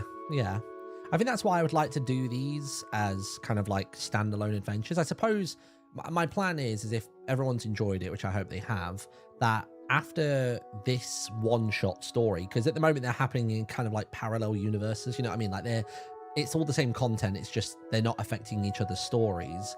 I think I would then start to do more one-shots. I don't want to commit to a campaign, but I'd like to do lots of one-shots more often, which will probably span a few streams like this, and then basically have it that it's a persistent world, like it's all shared. So I'd write stories for this group that explore some topics and another group for another thing, and start building out like a proper building out some action and consequence. So like, for example, Horace kills Daicha. Daicha no longer exists in either party's campaign. You know what I mean? That kind of vibe. But anyway, let's get back to it. Hello. Hello. Heyo. Hello.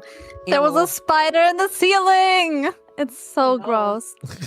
Wait, what? Are we in character here, or are we just talking? Roll a d12. What we've learned is Sev has had the most traumatic last like 14 minutes of her life is what we've... Yes. It had really thick legs. Those shouldn't exist here. And it was just in the ceiling looking down. Oh, it was so gross. Ugh. Whoops. So mark a stress. Yeah, you gotta mark a stress for that one. I'm also moving. Sorry, we don't make the to rules. Antarctica. Right.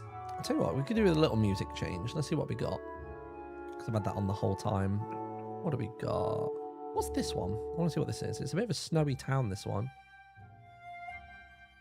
Yeah, I'll take it. Nice. That's vibes. Yes. Okay, so before the break, for those of you maybe just joining us at the moment, we began the day over at Tadpole's Rest, where we were the night before greeted by Sensei Kaioru and his 3 apprentices, Lily, Todd, and Roberto. In the morning, our adventurers have woken up and they've gone ahead and done a sort of like a test, if you will, like a training arc. And if they succeeded, which they did, they had a countdown of 20 actions. They had a countdown clock they were working against. They had a test of strength, a test of agility, and a test of instincts. Luckily, they passed, which meant that the special moss that they had been tasked with collecting from Tadpole's Rest by the request of the Tinkerer, or as his official government name is, Victor Blackthorn, over at the Lush Copper Mine had requested, they were given that. And our players, you know, out of world have leveled up to level 2, which is really exciting. And they are now basically on the northern end of that sort of stretch of land, a little bit past where the Dojo challenge happened. So there are a bunch of boats. Dennis is big enough to hop inside of one as well. To the northeast, they can see Isla Bonita. And if they just go across the waters to the northwest, then they will find themselves back on the mainland, where they would be on the same plot of earth, if you will, to be able to return to the Lush Copper Mines. So it's up to the players what you'd like to do and where you'd like to go. Are we the only people, like, do we just take a boat, so are we the ones moving it? Yeah, so the boats are fully yours to man, and you've got to work the oars and do all of it. It's basically 2 to a boat, so I'd imagine that Agatha and Dennis will be popped into one. Don't know if anybody's riding solo. There's enough boats here for you all to go solo, or you can bundle together if you wish. I have one question about the leveling up. Yeah. When I went back to my character sheet, I couldn't add because I did increase proficiency, I think. Or no, sorry, increase traits. I couldn't add those traits. Let me have a look. So let me click on increase traits, select, and then sorry. Goodness me. So yeah, when you click increase traits on the right hand window, then you hover over on, you see underneath level up options, you then see increase traits is there. Yeah, and then I pressed select, and then I don't know how to apply that to You have to strength. manually add them. Yeah, click where it says strength, and you can like up it. So wait, I think Oh. I think where you're at the minute. Can you? So you're on the level up options page. Increase traits is at the top, and then have you got like a +1 next to the? Oh wait, yeah. I've got it. Okay, perfect. Then I can do that, and then that. Done. Oh my gosh, thank you. I want to actually have a look at your character sheets because I've not seen them. I think what I need to do as well is I need to update them on Fresh Cut Grass. So an app, if anybody wants to run Daggerheart for themselves in, online tabletop format, there's a really cool website called freshcutgrass.app, which is made by some Critical Role fans, obviously, because given the name. And it basically just lets you bring in your character sheets, and it looks like this. So it lets you bring in the character sheets. You can have your adversaries on here, and you can mark the HPs and the stresses. It tells you what they do. And then also you got the characters down the side here, so you can see everything that's going on with them and stuff, which is pretty cool. So just checking that this is correct. So we've got is it 7 HP slots? 1, 2, 3, 4. Yeah, you can see my HP went up. Woohoo! No Yeah. longer 4. Let's So go. Agatha's got Same. 7 hearts. Oh yeah, Lazarus has got 5 now. Okay, that's good. But yeah. Oh wait, it should be 6. Oh, is it 6? Maybe I miscounted. Oh, sorry. No, it is. Yeah, it says class base 5. Okay, don't scare me. Don't scare me. Don't 1, scare me. 2, Okay, thank you. 3, 4, 5, 6. Yeah, there we go. Nice. That's the screen I want. So we are basically ready to take off. So I suppose you guys can have a conversation among yourselves about what you would like to do next and where you might want to head. Can I ask a memory question? I don't know if there's Yeah. like something I roll for it or not, but like from my vision last night, Yes. did Agatha like I'm imagine like the reason I always wait for a while is I like to imagine she's sort of been like thinking on this in the back. Did she A recognize the name Maeve, and B did she recognize the sound of the bells? Give me a knowledge roll. Okay. 10. A 10. So on a 10, the name Maeve is familiar to you. You know her to be a witch that resides in the land of Misadventures. You don't necessarily know where she is, though. But in regards to the bells, these bells are very familiar to you. There are a number of large bells throughout the realm. You've got some in Meraport. You've got some in the community lands. Praise the ding. Praise ding. But you recognize yeah. the rhythmic, the melodic pattern of this bell, and even sort of the tone of it as well. You can hear that this bell is quite weathered and hasn't been upkept particularly well. So you recognize this as the same bell that you hear every morning when you wake up on the outskirts of Orchidia. Okay. Ooh, I know where we're heading. Interesting. Okay. I imagine as we're like rowing our boats, like we're near each other, I'll sort of like say to people of like, oh, guys, by the way, I had another one of my visions last night. Another one? That's cool. What did you have this Aye. time? So this time I was like in a sewer. Like it felt really real. But like I was in the sewers and there was some like moss and all that and it all looked very overgrown. But then there was like 2 figures talking and one of them was like quite big. I didn't get any faces. But they were having like a chat about someone named Maeve, who's like this weird old witch, I know coming from me. And then Another one. also I heard like ringing in the background and I'm pretty sure it was like Orchidia's bells. Kitty has a sewer? I didn't know Kitty had a sewer. I know the Yeah, I didn't know Meraport there was a sewers. sewer there. And also, I don't want to go in there. I just cleaned my pants off. Like, no, I don't want to do that. I mean, Yeah, we I can could clean go mine in, too.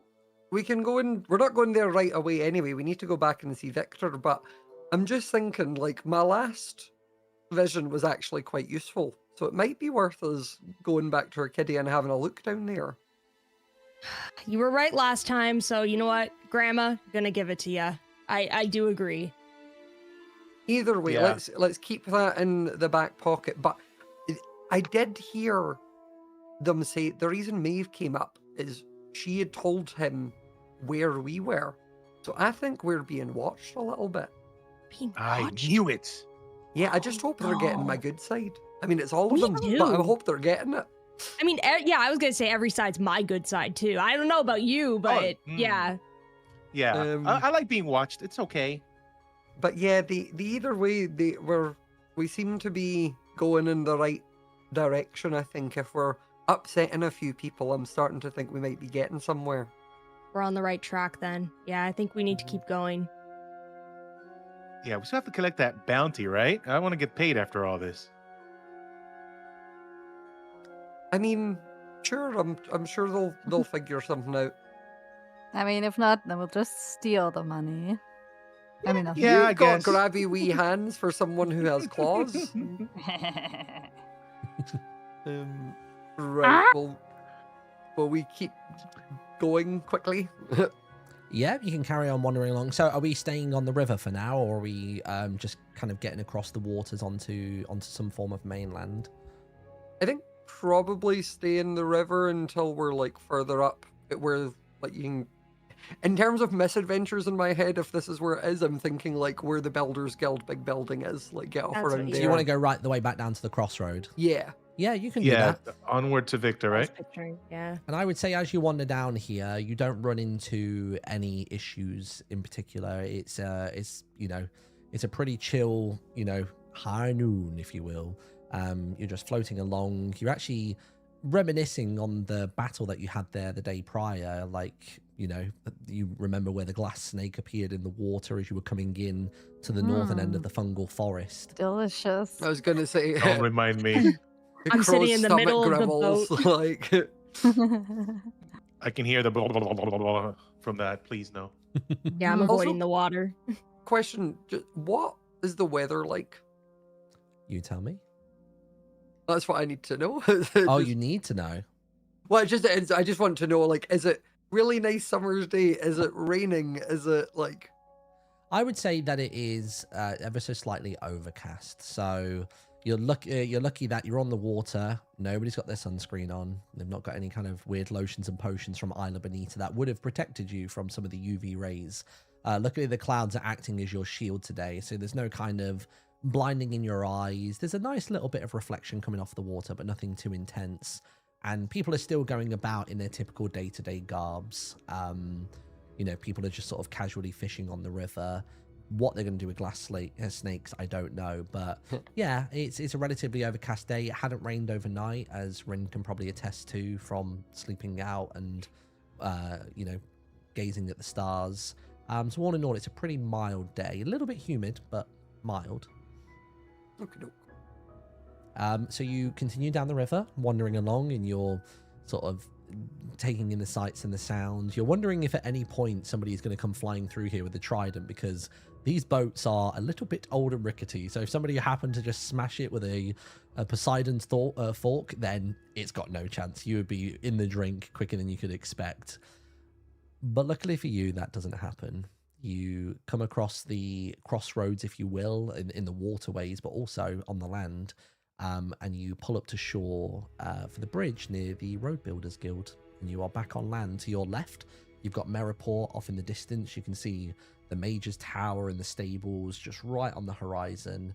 And you know that if you follow the road slightly down, that's the Road Builders Guild itself, where they take on various commissions for creating new pathways that are safe for merchant travel, as well as some degree of protection for pedestrian foot traffic as well, by lighting the path so that undead don't wander there at night or can't just sprout up from the floor. And then of course to the north of you, you have been here previously, you've got a lovely little bridge and a hill that ascends upwards to the lush copper mines. So it's about where you would like to go. Head up to the mines. Yeah, let's head Let's back go. up. Yeah. Yeah, we need to talk to Victor. Nice. So you're wandering up there, coming a little bit closer, and you probably won't befall the same fate as before, but you do still hear in the distance those signature explosions and the hammers of things working away. As you come closer, you can hear the clanking of Jubble Rock and everybody else. Yeah, great work, lads. This is good. How about we take 5 for lunch? I mean, you don't need to eat, but God, I could smash a glowberry sandwich. Oh, you're back. Hello. Hello, love. How are you doing? What's up, Victor? Well, we meet again. You mentioned a sandwich. Can I have one? Yeah, I want one too. Well, I don't know. I mean, when I first had one of these, Bucket was not happy. Let me tell you that much. Listen. Oh. I think I can handle it. All right, if you say so. Let me. How many we having them? 3, 4? Who's up for I'll it? have one, dearie. I've got an iron stomach, me. Right, one for you, one for you. Cloak will have one. What about you, Bird? Yup. Yeah, sure. I'll have Sure. it. All right. Come on in. Oh, sorry. Oh, they must be working downstairs as well today.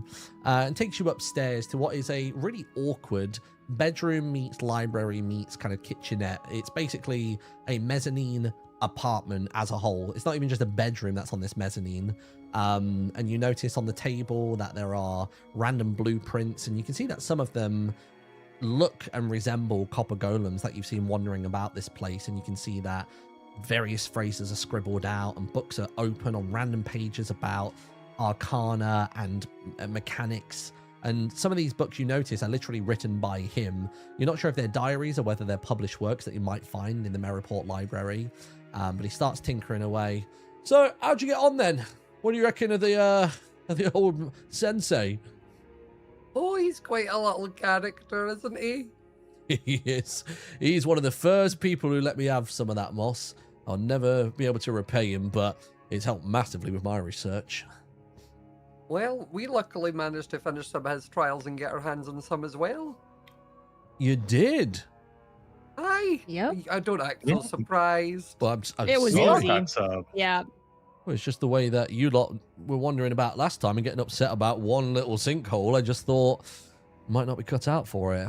I didn't really expect to see you again, if I'm honest. Hey now. Ooh. We're a pretty good team, okay? All right. Plus, if you aren't say you so. glad you got to see us again? Well, I will say you're better company than half of the riffraff here. Them being the copper golems. I am trying to upgrade them so that they're a little bit more personable. I want one of them to be sarcasm. Imagine like the 7 dwarfs, you know what I mean? I want to try personality traits with them and see what sticks. Whether we can have more than one or whether they're going to bump their heads too much together. We don't want anyone's lightning rods getting caught in a twist. Exactly. Plus, a good mix always makes a nice little group, doesn't it? As I can see. Right then, here we are, and hands each of you a really damp and soggy sandwich. Glowberries are not known for being particularly edible in terms of retaining their consistency. You can pop one in a bit like a like a lychee Poppin' bubble. boba. Yeah, it's This is literally like boba. popping boba. So he has just flattened it down between 2 really coarse pieces of bread. You can even see like little grits of stone in between the in the actual bread itself. Yeah, got that from Flippin's farm not 2 hours ago, fresh as it comes. And passes each of you one, and it's just oozing. It's an absolute state. All right, cheers, I suppose, to magic and myths. I hear. Hey, I know that And guy. then Agatha's going to eat it. Agatha's gonna eat Rin it. stares down at it and knows it would just be a disaster if she ate it. So she takes like the tiniest nibble from the corner and then just puts it down. Give Like, me. Agatha's used to have eaten, like, glowberries in the past. This isn't. I'm gonna need from you, Rin. I'm gonna need a presence roll. I want to see if you can deceive Victor and see whether he notices Ooh. that you've only taken a small bite. Let's see. Something, I by the got way, a- actually, just before you do, somebody in my chat reminded me about this. So there is as well as the tag team roles, which is a thing you can do together, there is something really helpful, which I can't believe I forgot. It's called Help an Ally. So if somebody's about to go for a role, whether it be an action role or, presence, instinct, whatever it may be, they can declare that they would like to help you on that role. And basically they Ooh. spend 1 hope and they can roll a d6 and add that total to the person's roll. If numerous people want to help, they can, but you only take the highest rolled d6. It doesn't just accumulate upwards. So that is also something you can Anybody do. wanna help a girl out here? No, I'm enjoying myself. I want to see what happens. Okay. I rolled happens. a 16 with fear. You Oh, don't even need help. we don't need help. You're good. Oh, okay, I'm good. I will claim that fear, so I am back up to 8. And you take the nibble of the sandwich, and luckily for you, there's another little explosion in the back. Oh, jeez. I've told you before, amethyst and redstone don't mix. Jeez. I've really got to make sure that their cache is bigger so they can hold more information. What do we all think? Pretty good, huh? And he hasn't noticed at all that you only took a small nibble. Oh, I tossed it out the window while he turned around. It's Okay, gone. fantastic. Lazarus and and Crow, can you give me? I don't know what you'd roll for this to see whether you can handle the taste of it. I guess maybe a strength. Is there anything that feels applicable here? Strength? Yeah. All right. Or I guess 2 options here. You can either do a strength roll just to see whether you can literally stomach it, or you can do a presence roll and you can try and just like poker face it if it doesn't go so well. I'll poker face it. I can poker face it. You want to poker face it? Okay, give me a. Yeah, poker face it. Yeah, I'll just I'll just scarf it down, thinking it's gonna be really tasty, and then I roll a 13 with fear. A 13 with fear. Okay. Luckily for you, you managed to just. It's dripping off your beard and just hanging there, and somehow you're managing to go. Yeah, really good. And you even like make it seem like you're going for seconds by like wiping it up your from your beard into your Nice. mouth, just to really sell the fact. And it's like, oh yeah, very good. Yeah. And then it's Not all eyes are on Crow at this point. Mm. Now I Nice. know it's not bugs Come and on, seeds, bird. but you might be surprised. Okay, I'm gonna do a strength roll. Okay. It's an 8 with critical success. Oh, good. Ooh. Okay, Nice. so describe to me how you demolish this sandwich and it does not cause you any kind of guttural upset. Okay, so I just like gulp it down like in one go. Because No. I don't have any teeth, so I'm just go. That's what I like to see. Early bird catches the glowworm. There's something in that. And I'm assuming Agatha is just vibing. Oh yeah, with this. she's having a great time with it. She's already eaten it. Yeah. Right, now we've eaten. 5 minutes are up. Are you back, boys? Yeah, okay. Put some copper in there. I want to see a little bit of iron in that one, and I think we need some gold flakes. So in the last furnace, put those in there. Yeah, good boy, Jobby. Right. Have you got the stuff?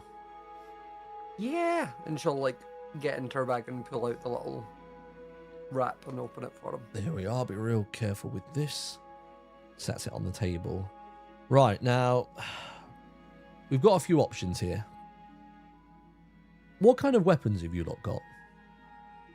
She's gonna kind of like wave her stick. Right, okay. Don't know what I can do with that. I'll have a think.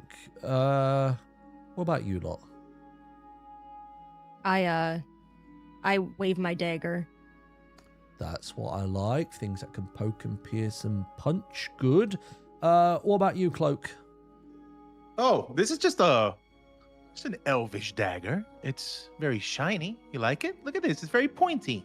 Yeah. I just show it to you right in front of your face. Very nice. Do you know what the runes on that say? I never translated it.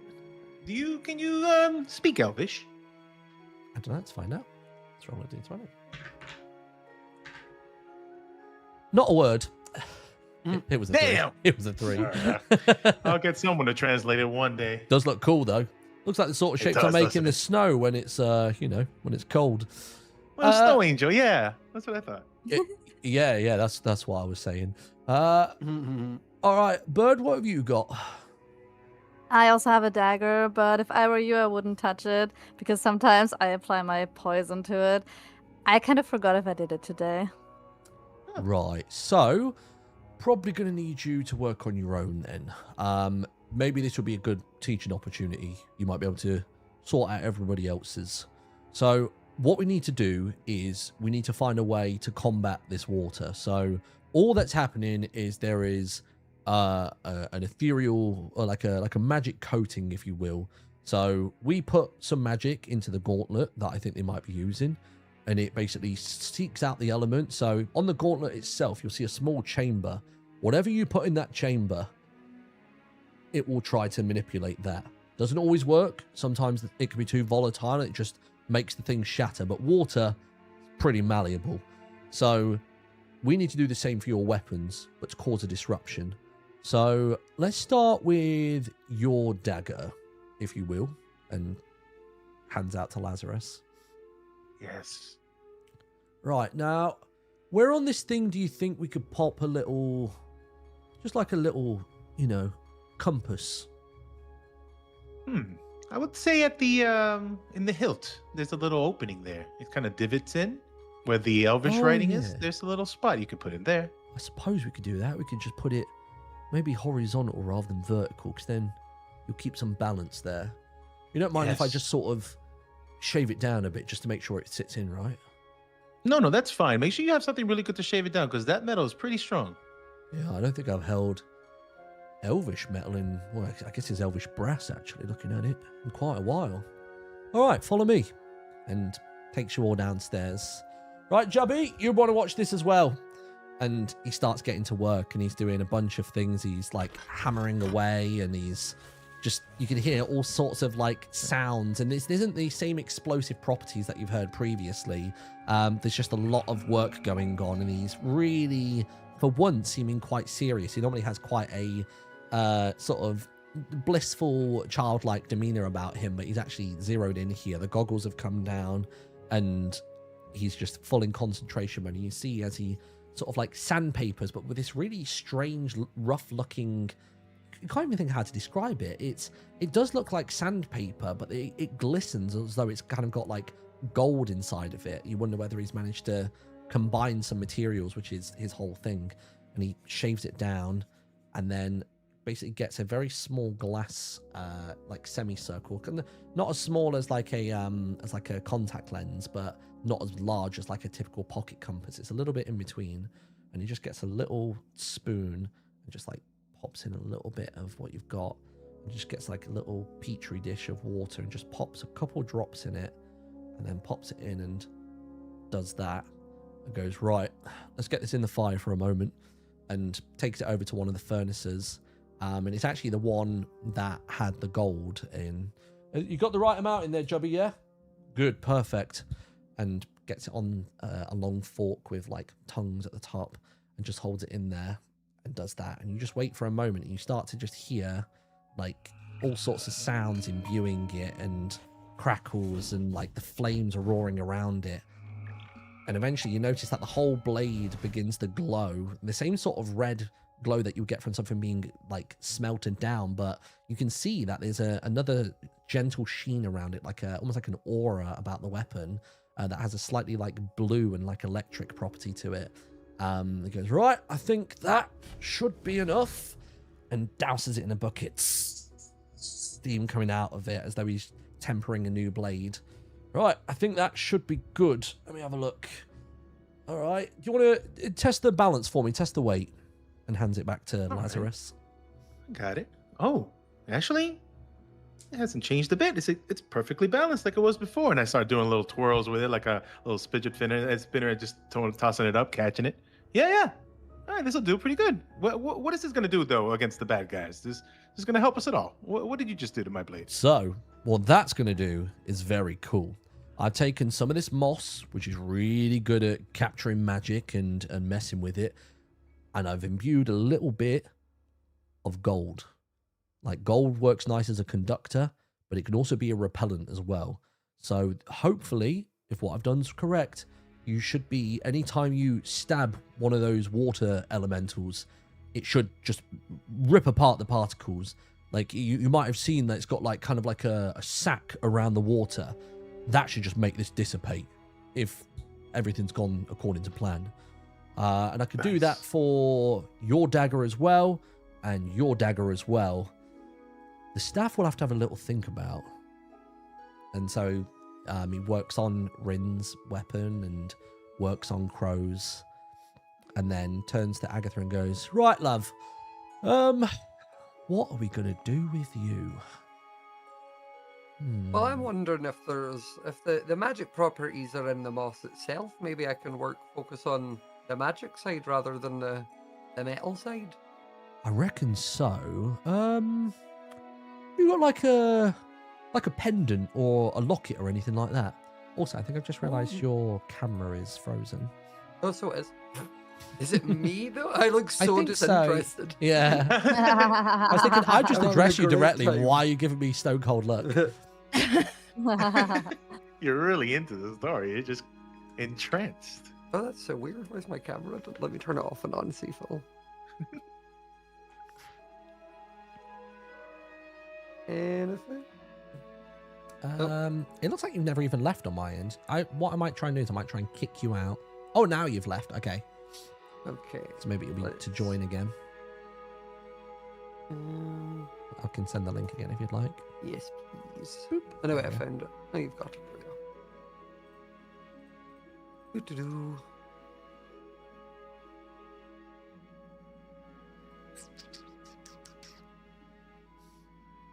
I'm wondering if it's something like...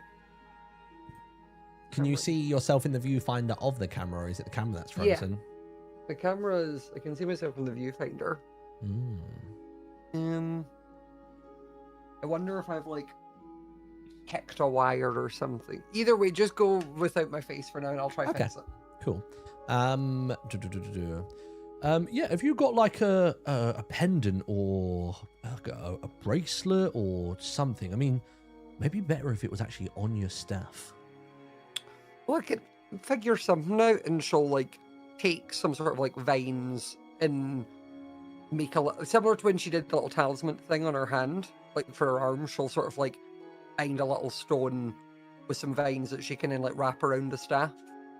Okay, nice. Right, so I reckon so long as that stays on there, we should be all right. I just need a way in. I need to fill this thing with juice. I've got to distill it down first, though. So he basically goes over and gets a couple of the flakes of gold out of the sort of the roaring furnace and puts them into a small kind of like, sort of like it's almost like an emptied copper golem head that he's using as sort of like a hot pot. Starts dropping bits in and puts the remaining scrapes of the moss in there as well. And starts stirring and goes, tell you what, because it's magic, let's try one of these. And just gets a chunk of amethyst. This is from up north and never quite managed to make it work, but let's see if this does it. Puts it in. Big explosion. But he goes, all right, yep. It's blue. That's what we wanted.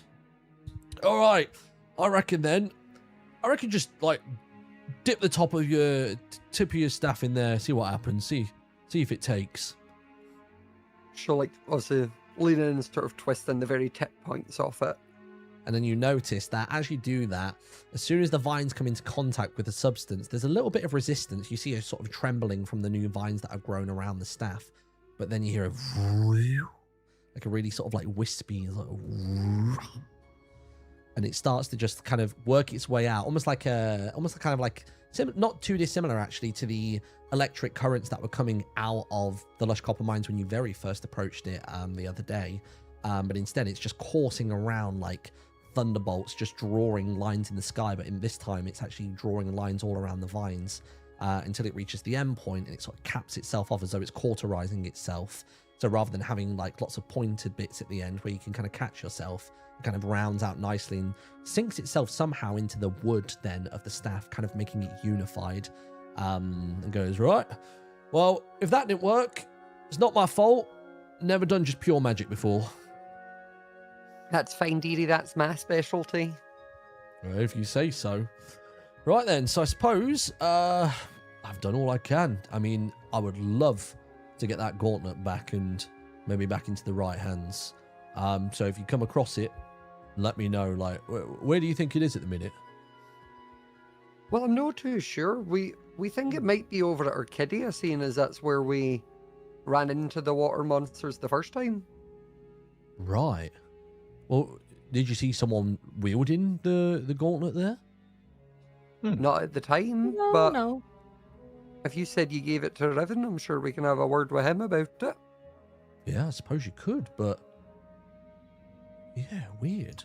Normally you have to be pretty close to it to make it work. Its range is probably only like 20 meters, something like that. So whoever was using Maybe someone's made some enhancements to your work. No, impossible. They can't have. I'm the tinkerer. No one tinkers with a tinkerer. That'd be tinking insane. There's gotta be somebody else. You know, come on. You can't be the only one. Sorry to burst your bubble, but... Well, if you say so. Come here looking for favors and tell me that I'm not the tinkeringest tinkerer that ever tinkered. I'm sorry. Like, I know it hurts. The truth hurts sometimes. Don't mean you have to vocalize Grandma, it. do you have a candy to give to him? I think I hurt his feelings. Yeah. Wait, he gets one and I don't. I've been waiting for the last 2 You days. fell in the water. Damn it! Yeah, she'll take out a candy from her thing and be like, "Oh, I'm sure you're still better than him, dearie." Yeah, at least someone thinks so. Yeah, like, I didn't say you were bad or anything. I just said that maybe there's other people. Maybe you could be friends with them or something. I don't know. You know what? I think we should probably head out now, though. It's getting late. And... She'll kind What of do you mean say late? like, It's only like 2 o'clock. What do you mean? Yeah, it's a little bit... I could all kind of say like under breath to him of being like, I wouldn't worry too much about her opinion. She's not quite the best judge of character. If you say so. Suppose if I am so terrible, I won't see you again anyway. No. Thank you so No, much don't for say everything that. again. This Yeah, dagger's we'll come really back for cool. The sandwiches, right? We'll come back for more Yeah, sandwiches. the sandwiches You'll were see us soon. great. Yeah, The Hey, thank why you is so there much one sandwiches. on for the that. ground here? Who did that? Oh, And you... that's not mine. Not mine. Right. Not mine. First you come into my workshop. Then you waste my sandwich. Get out! Gotta go. We gotta go. Guys, So you just gave us as- some really cool weapons. Come on. As they leave, she'll like reach in and give him a handful of her little candies kind of thing and be like, just in case you want something different from the glowberries, hun. Are you You giving bet- him more candies? You better get going, because when I finish these, I'll chase you. I'll chase you right down the street. Me and Jubby will mess you up. That's what we'll do. Stop. We gotta go. We'll We do it gotta for go. research. You're right, hun, you enjoy, and she'll toddle off. All right. Cheers. Well, that went well. What a you need to weirdo. just quit opening your mouth around people, hun. Yeah. Yeah, I'm starting to think you're no meant for a social life. Well, I mean, if you think about it, I'm the one who got you to give him candy, and there was probably too many in your pockets, so I did you a favor. I don't think it was. I actually think I now need to stock back up when we go into Meraport. Yeah. Okay. You know what? No. Enough. Let's just get out of here. Okay, if you all want to get... I've still got to pick up my order from earlier, so I'll be back in a minute. And she's going to go to that copper golem down the mine that she asked to collect glowberries for her. Ah, okay, yeah. Oh yeah. So So you she was going to the little elevator and like... just sort of see you descending, and you still hear Victor going, 10, 9. And he's just busy eating away at the sweets. So yeah, you make Also, your way. my camera will not work on that site for some reason. My camera works because I can have it on my OBS fine, but Oh. it will not work on the website anymore for some reason. Oh, it just weird. keeps saying problem with camera or waiting for camera. Is it worth just like reloading all of Chrome? So like close any and all tabs, so like the app's I could closed. try. And see Yeah, whether let that me try helps. that. What My was tabs, my the tabs. copper golem called down here? I'm trying to remember which one it was. See if I've got any notes of that. Also, I'm assuming like just around the area, so like both on the workshop floor as we were leaving, like down the elevator bit, there'd have just been little like scraps of metal. Wait, where were the scraps of metal? Sorry. Just sort of like all around this area. Like I mean, like little like loose bolts or screws that have been dropped, or Yeah, there's bits and pieces. Some of them are like you see a lot of like broken lightning rods that have come off the top of the heads of various copper golems. You see panels and kind of placards that keep falling off, and yeah, there's body parts. You see the occasional arm or the occasional like little metallic foot, and they are just kind of like strewn across the place in no kind of organized fashion. It's not even as though they're all in like one on one assortment of benches. They are just sort of scattered about, I believe. Some of them likely from copper golems that have simply fallen through various sinkholes, and you can tell they've just sort of smashed on impact. And others you can see actually as you come around one of the sort of tall stone pillars that holds up the shape, I suppose, of this cavern. You walk around the corner and you see one of them is actually just a statue of a copper golem. Seemed to be in the middle of work and is oxidized to the point where he is now completely kind of like teal and green, and actually blends in quite well with the moss and the vines down here. Also, I can't get the camera to work, so that's not going for today. I apologize. That's okay. All good. Yeah, basically, I just wanted to have collected a few things because while Agatha doesn't quite understand the tech stuff, she knows that probably her seeds and things are not going to be as well received or known what to do with by the little copper golem things, so she wants to give them something for it. Nice. That sounds good. So you wander over, and we're going to go back to... I don't remember his name, but I remember we helped him blink, so we'll call him Blinky. Yep. Oh, Okay. You're back. I am, hun. Did you get any glowberries for me? I got so many, and scurries around the side of the pillar. I got 4. Oh, that's just fantastic, dear. Thank you so much. You want all of them? You want one? And it gives you a blank stare and go, blink, blink. Okay, I'll take 3 then. And she'll just take 3 of them. And then she'll also, like, as she sort of takes the 3, she'll just put, like, whatever random bits of bolts and screws she kind of picked up on her way down and, like, bits of metal. Oh, what? Giving them to him or just keeping them for herself? Yeah, giving them to him. As she sort of takes the berries, she'll, like, put that in. Whoa! What will these help me do? Well, I'm not quite sure, dearie, but they seem like they're made of the same thing you are, so maybe you can think of something. I will ask Victor. He said there's no room for improvement with me specifically, but maybe not. Or maybe he can make you a fun little hat with it. I like that. Maybe I could be called Mohawk. I like that. One here. I like that too. One here, and he's trying to point there, but his arm just goes straight. Yeah. One here, and one here, and one here. And you can't really gauge. You gauge through conversation context where he's pointing, but it's just his arm just pointing in different directions around the room. He has no hinge. He has no elbows to be able to point to his head properly. Wow. Do you want more glowberries? No, dear. I think I've probably got enough with these 3. These are some really good ones, so they'll last me quite a while. Oh. Okay. I did also find this. And scurries back around the corner and comes back around. This one doesn't look like me. And it's basically just like a small assortment of golden coins. Ooh. Do you want these? Yeah, I can find a use for those, hun. Very good. I'm glad to have helped. Blink, blink.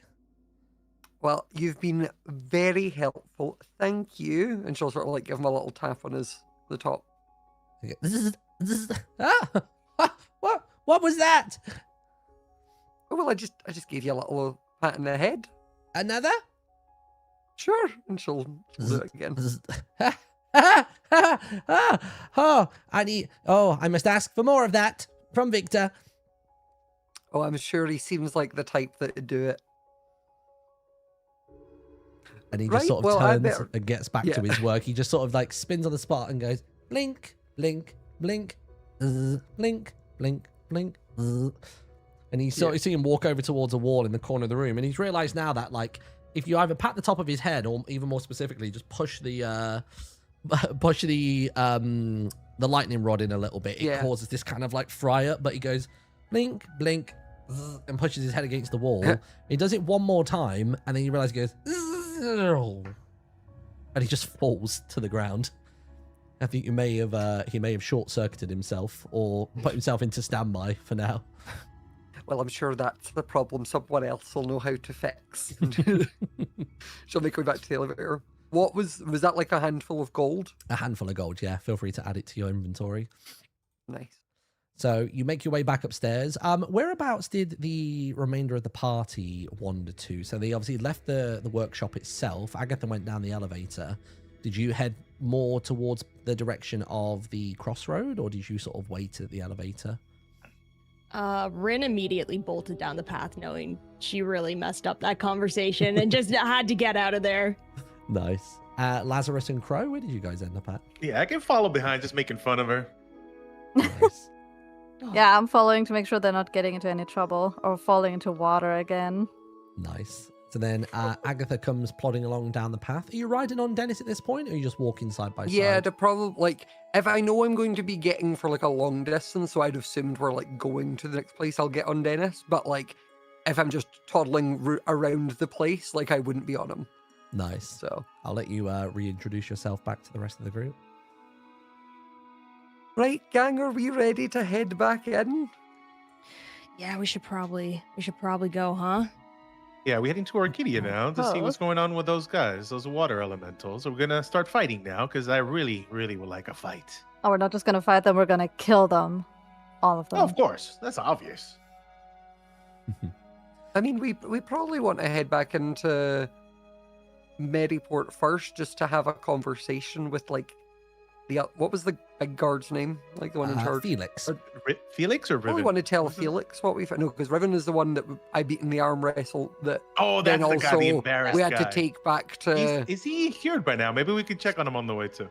You see, Because when he's you the one last who- saw him, he seemed okay. He'd had a night in the seemed infirmary, and Yeah. when he got up in the morning, he looked fatigued, but seemed to have his faculties about him again.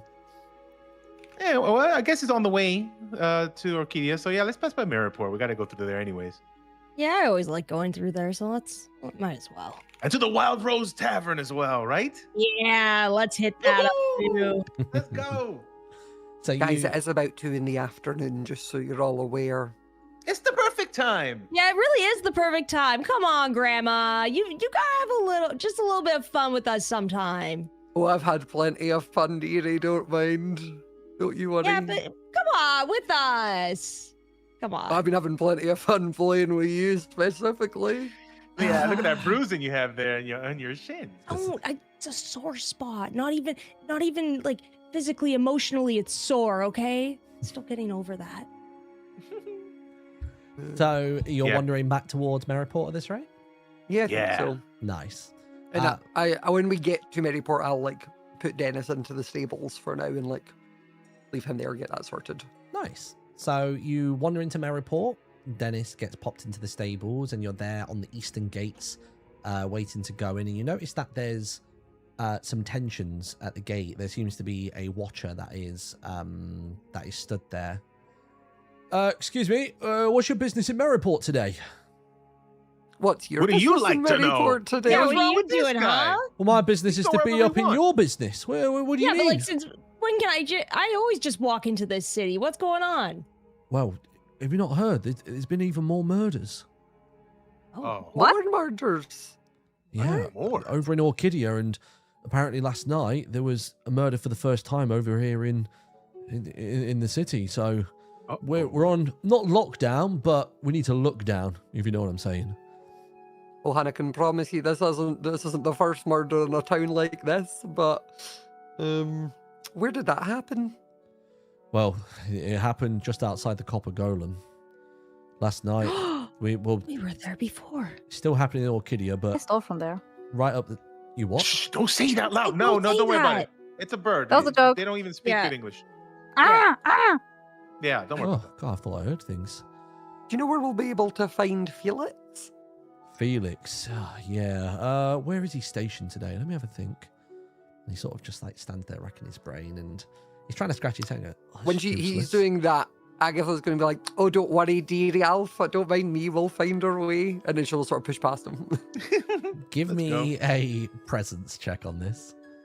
Can I add "Don't mind me, dearie"? You absolutely can. So for context, people watching, Don't Mind Me Dearie is one of Agatha's experiences. So Agatha can spend 1 hope to get a +2 to this roll. And because he was already in a bit of confusion, like he was literally trying to scratch his head and went, "Oh, that doesn't even work," because he's got a helmet on, and he sort of starts patting it like that, and then you bump past him. So I would say the difficulty for this isn't going to be too crazy. I'm going to put it at like a 10 for you to be able to wander by. I got 14. Fantastic. So yeah, you just bump past and go, just be careful, I suppose. And lets the remainder of you come through, and you find yourselves back within the walls of Meraport. Nice. So where's Felix at? Felix, I'm trying to think, how do we navigate this? Because I suppose you asked where Felix is and then barged past the person who was thinking up the answer. What I can say is actually you come in from the right side of town. So that's the side of town that you left. So as you take your first steps forwards, there's an alleyway to your left, and the next one along is the alleyway that Agatha actually previously had a conversation with Felix and Riven down. It seems to be that's where the kind of the armory and the med bay is. So that's the last place you saw them. They may be out on work, but you could always go down there and ask around.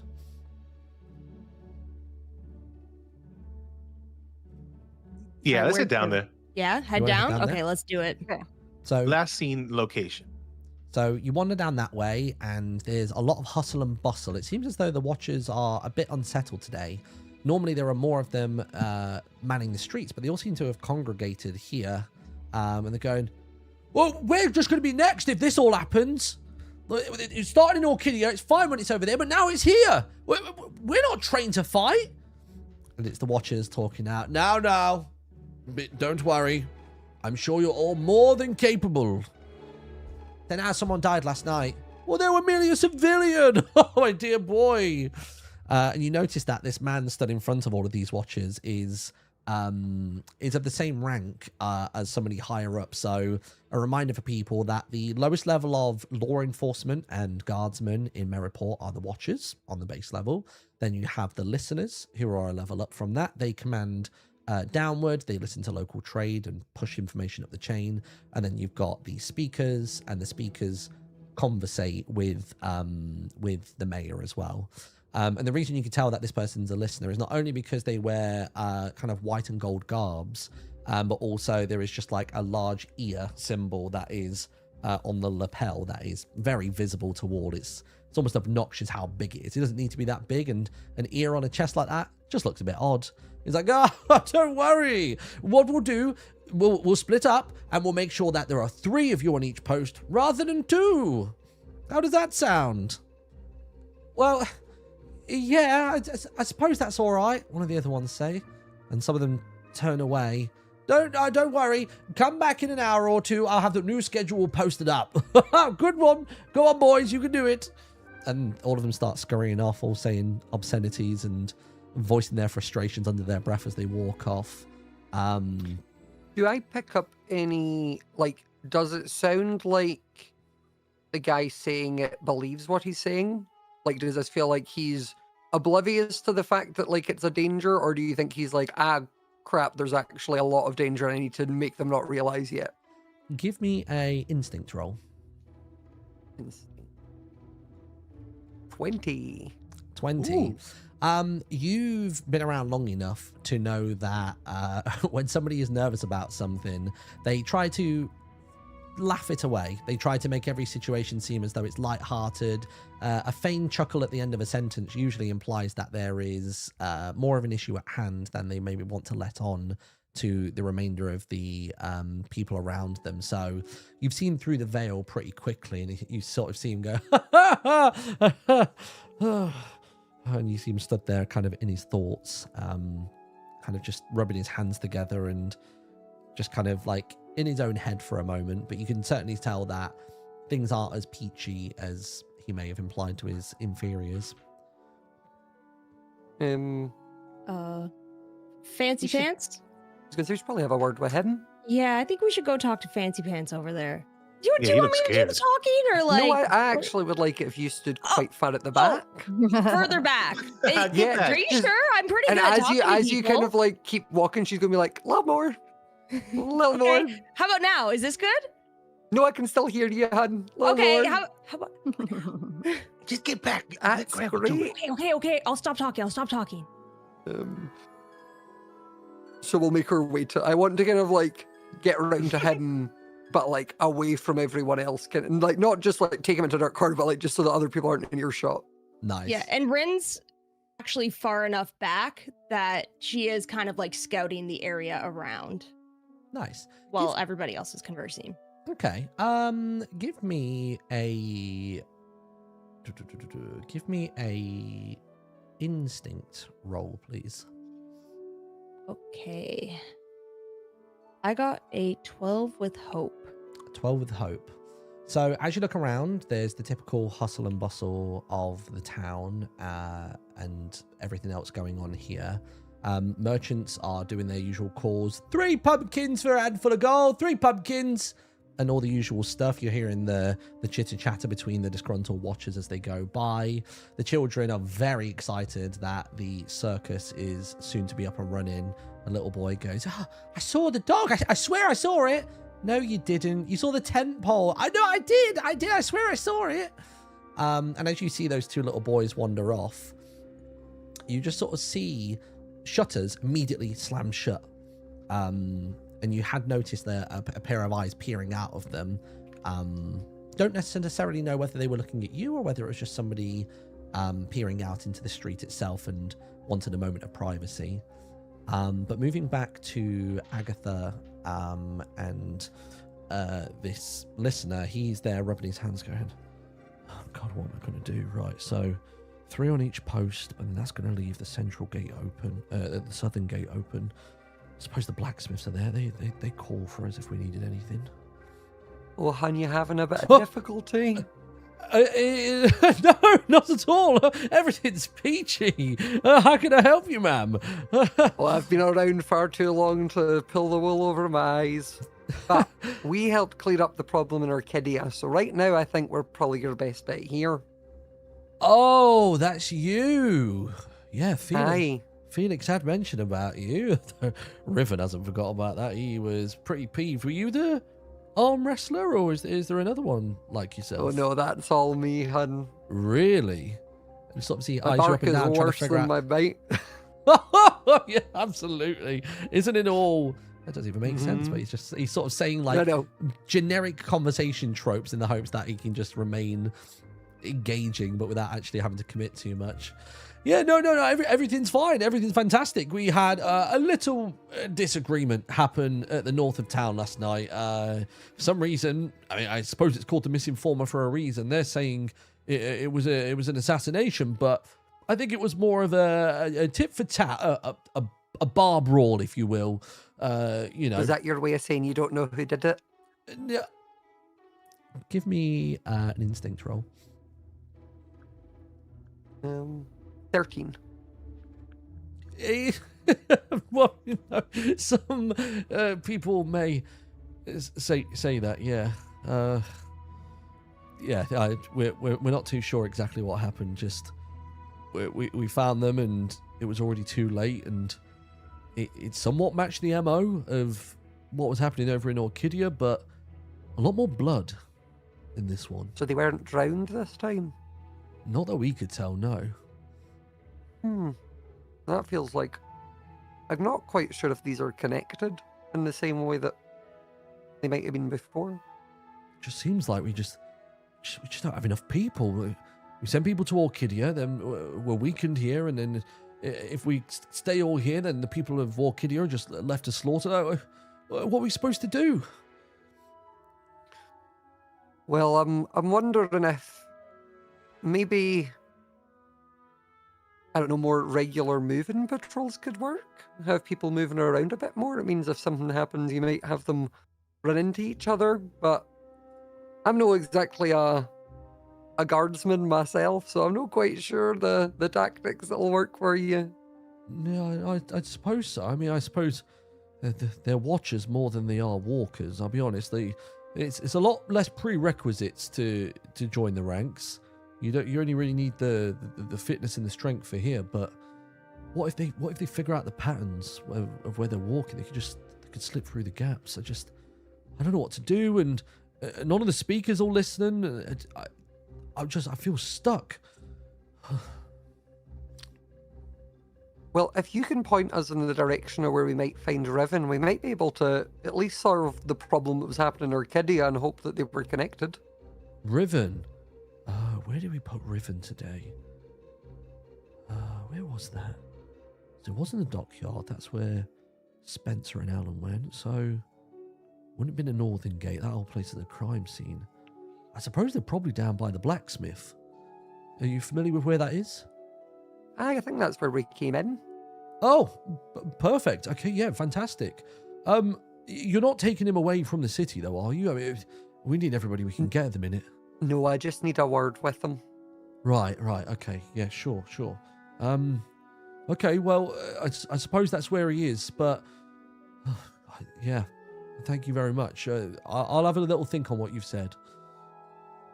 But okay, hun. Maybe just keep this between us, right? Like Felix said, you can be trusted, so let's not worry the people any more than a bloody newspaper already is. Keep what between us? Just give him a wink. And he doesn't pick up on it. He just goes, the murders at the top of town. That's what I don't want. She'll just talking about. pat him on the shoulder and be like, "Don't you worry," and then she'll turn around to go. But you understood what I meant, right? She's gonna keep walking. Nice. So Agatha's toddling back towards the rest of the group. What are the remainder of you up to at the moment? Have you gone for a wander about the town? Are you still just chilling in eye range or viewing distance of Agatha, or? I think at this point I probably just climbed one of the vines up to on the side by the wild rose, and I was thinking about going in, but I was like, you know what, let me do a little bit of a patrol up here. So I did my usual rooftop, going from building to building, going from side to side, just seeing if there's anything happening out there. It looks pretty quiet. It's just people doing a town business, but yeah. I haven't seen anything out of the ordinary. But I'm up there. I'm watching. Is there any chance I can get Lazarus's attention because I saw the window shutter? Yeah, you could. You would have to throw something up. Yeah, I suppose you'd have to try and launch something up. I suppose that would be maybe a strength check if you want to launch something up towards him. Okay. Sorry, where are we again in relation to stuff? Are we kind of close to the docks? I suppose actually that's up for you guys to decide. So I was imagining that you were just off the eastern stretch of Meraport. So you got the fountain in the middle, you've gone slightly off to the east, and Agatha was having a conversation down that first alleyway. And then you guys were initially there, but I guess you could position yourself over by the dockyard. I suppose it's where Lazarus is currently located. Like, what sort of rooftop are you on in the town? Yeah, so if I climbed up the wild rose, then I probably made my way back north, which is towards the dock, and then a little left. So I'm probably in that big building right there where that little crosswalk is, that you can go underneath by the fountain. I'm probably above that one, looking down towards the docks. You're basically over Lizzie's place. Yeah. Okay. Nice. So yeah, I definitely catch sight of him. I want his attention so he can kind of, take a better look at it. So I go over to a fish barrel. I stick my hand in the barrel, grab a fish, and I try my best to whip it at him to get his attention. Whip it out, go. I guess, what would that be? I'm assuming that's I know this is gonna be finesse. Surely this is a finesse. Okay. Yeah. So right. give me a finesse roll. Lazarus is obviously 2 stories up at this point. It's quite a pinpoint thing. You don't even necessarily need to hit him. It's just got to catch his attention, which I think any flying fish would probably do. So I'm gonna set the difficulty for this at a 10. Okay. Yeah. The fish. Let me just say that the fish was very slippery. Okay, I rolled a 4 with fear. Oh no! So on a 4 with fear, it looks like you've just taken the fish out of one of the barrels and you've eyed up Lazarus, and you've just gone to throw, and as you do, it's as though you kind of like tried to do it like a bit of a magic trick. You've like feigned a throw, and it's just your hand moves and the fish barely moves out of it, and because you're relatively close to the fountain, it looks like you've just decided to try and put it back in its natural habitat, and you've just thrown the fish into the fountain in the center of town. Oi, you better pay for that, trick. Says one no, of the... it was a magic trick, and I bow. What? Yeah, it was. Did you see what I just did? Well, yeah, I saw you steal one of my fish. It's called the flying fish maneuver. Didn't I you don't see that? give a flying fish. You either get it back out of there, or you're paying for it. Listen. No. If people believe that you sell magic fish, you can sell them for more. What is it supposed to do when they eat it? What is it? They grow gills? They get a tail? Say whatever. You can tell people different things. Grows gills, really high in omega-3s. It'll make you strong, give you good brains, you know? Just think about the possibilities. This is a weird marketing strategy that you got. Do you do this to But it all the works. stands? Have you done it to Ginny? No, seriously, like, try it out. Go tell somebody that it's a magic fish. Trust me. Why don't you go tell them? They've just seen this display of yours. Why don't you go speak to that lady over there and see what she reckons to all this? Yeah, sure. What's her name again? Oh, I don't know. It's the first time I've ever seen her. Oh, okay. Hey, you. And you have this very well put together lady. She looks around and goes, yes. I have something really cool to show you. Have you ever seen a magical fish? No. Do you know what they're capable of? No. Well, you, my friend, are in for a treat. And I take another fish, and I aim to throw it right over her head and into another barrel that's behind her. I'm assuming there is one. For the purposes of this, I will say yes. Give me a finesse roll with disadvantage. Because your hands With are still... disadvantage? Yeah, because your hands are still slobbery. So you'll do your finesse roll. I think if you click on your character sheet and click finesse... Oh, I see it. Yes, you can then click okay. disadvantage. So a Okay, disadvantage for people watching is you roll a d6 and that gets deducted from your score. So yeah, give me a roll with disadvantage on finesse. It's 9 with fear. A 9 with fear. I would say that with a 9 with fear, she's just looking at you really sourpuss. And your hands are still slippy from the throw a moment ago.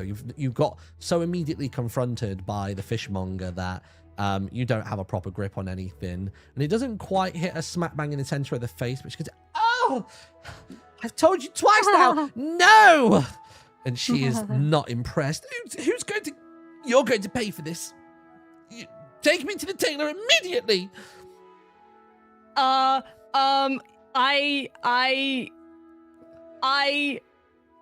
a handful of, I have a little bit of gold. Do you want it? I'm so sorry.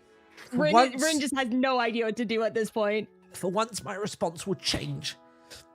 Yes. And she puts her hand out. And I willingly hand it over because I know what I've done. Magic. Have you still also got to pay for the fish? That went splendidly. Love your work. That is 2 fish now, though.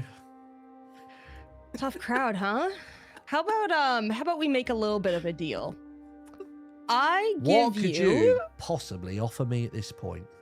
I've got the good stuff. Trust me. I've got some good stuff in my rucksack right here.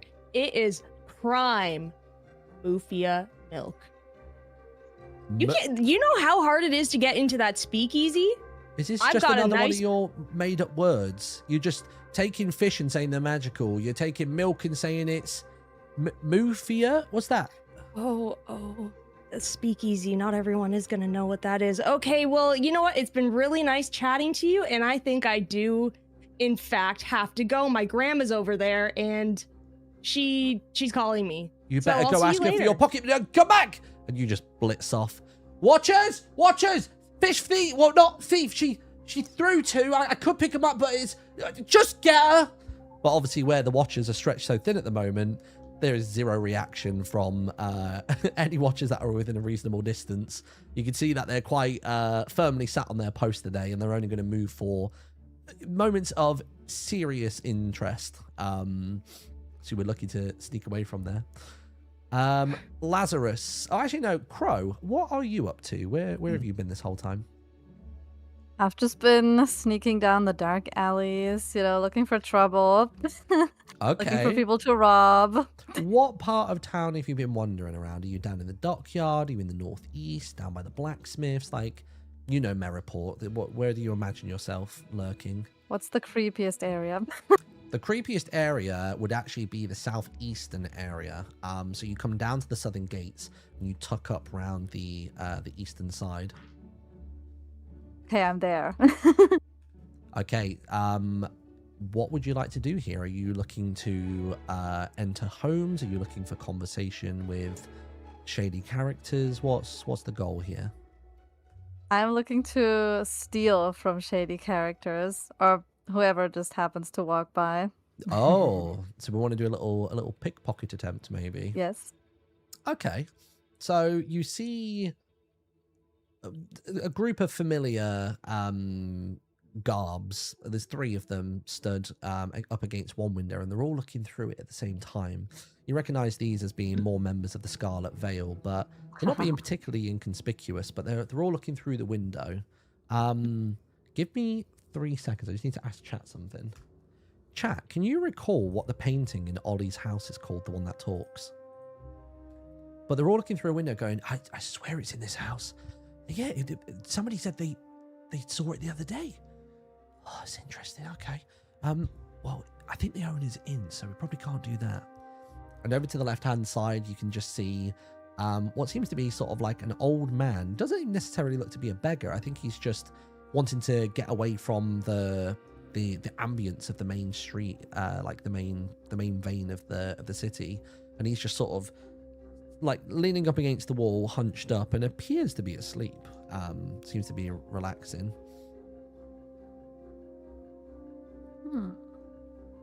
Who should I rob? Wait, is the one who's sleeping, is he a beggar? So is he poor? Not sure. He doesn't look to be a beggar. He doesn't look so overgrown with his beard and the like, where he looks to be homeless. I think it's just he just seems to be worn. Like, he seems as though he's lived a life, but he is just currently resting, eyes closed, just kind of knees up against the wall. And the Scarlet Veil people are just distracted, looking into the window. Wholly distracted, yeah. Just looking through this sort of like shutter, if you will. The shutter isn't large enough for them to climb in, but you can see them all like taking it in turns to kind of cram their heads into it. There's a lot of hustling and bustling going on between the 3 of them. Okay, so I think like the guy who's like almost asleep at the wall, he's like a fellow warrior. He's seen things. Like, there's some honor amongst thieves, so I don't want to like steal from him while he sleeps. But the Scarlet Veil, I hate them. I hate them with a passion. So I want to try and pickpocket them. Or at least one of them. Just at least one of them? Okay. Yeah. So first and foremost, I would like you to give me a... What would this be? I suppose maybe a... I feel like finesse roll is probably most apt. It says control, hide, and tinker. And I feel like finesse would also come into like the pickpocketing ability. So there are 3 of them, and I will tell you that each of them has different difficulty levels. I won't tell you what those are, but there are 3 of them there available to pickpocket. They're lined up against the window. They're hustling and bustling and kind of shoving because they each want to see through this window for some reason. So let me know if you'd like to pickpocket the one closest to you, the one that's central with the window, or the one that is furthest from you. The one in the middle. The middle, okay. Give me a finesse roll. Finesse. Okay, I clicked on the right thing. 21 with hope. Whoa. Okay, so on a 21 with hope, that was, for context, the most difficult one because it's right there in the middle. As much as he's getting bustled from either side, there is so much flanking potential from the other 2 to basically meet your gaze as they're looking towards one another and say, no, I want to look first. I want to look first.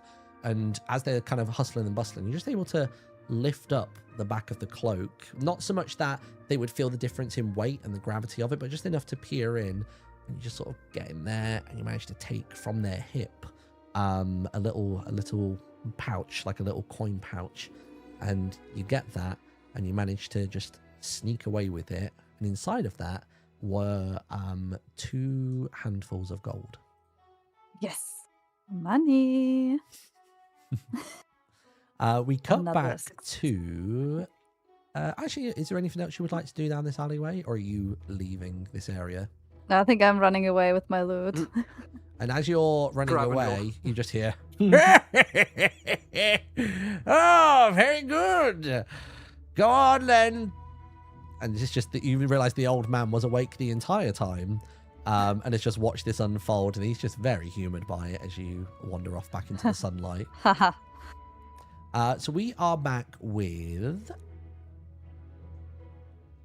Lazarus. So Lazarus has been unaware of the drama unfolding out in the main street between Rin and merchants and ladies. What has Lazarus been up to on the rooftops? Well, could that same shutter that opened and closed, could I have seen that happen also being up there, so I can do a little poke and try to get in there? I don't think you would, because I think only Rin spotted that, and it was at ground level and under.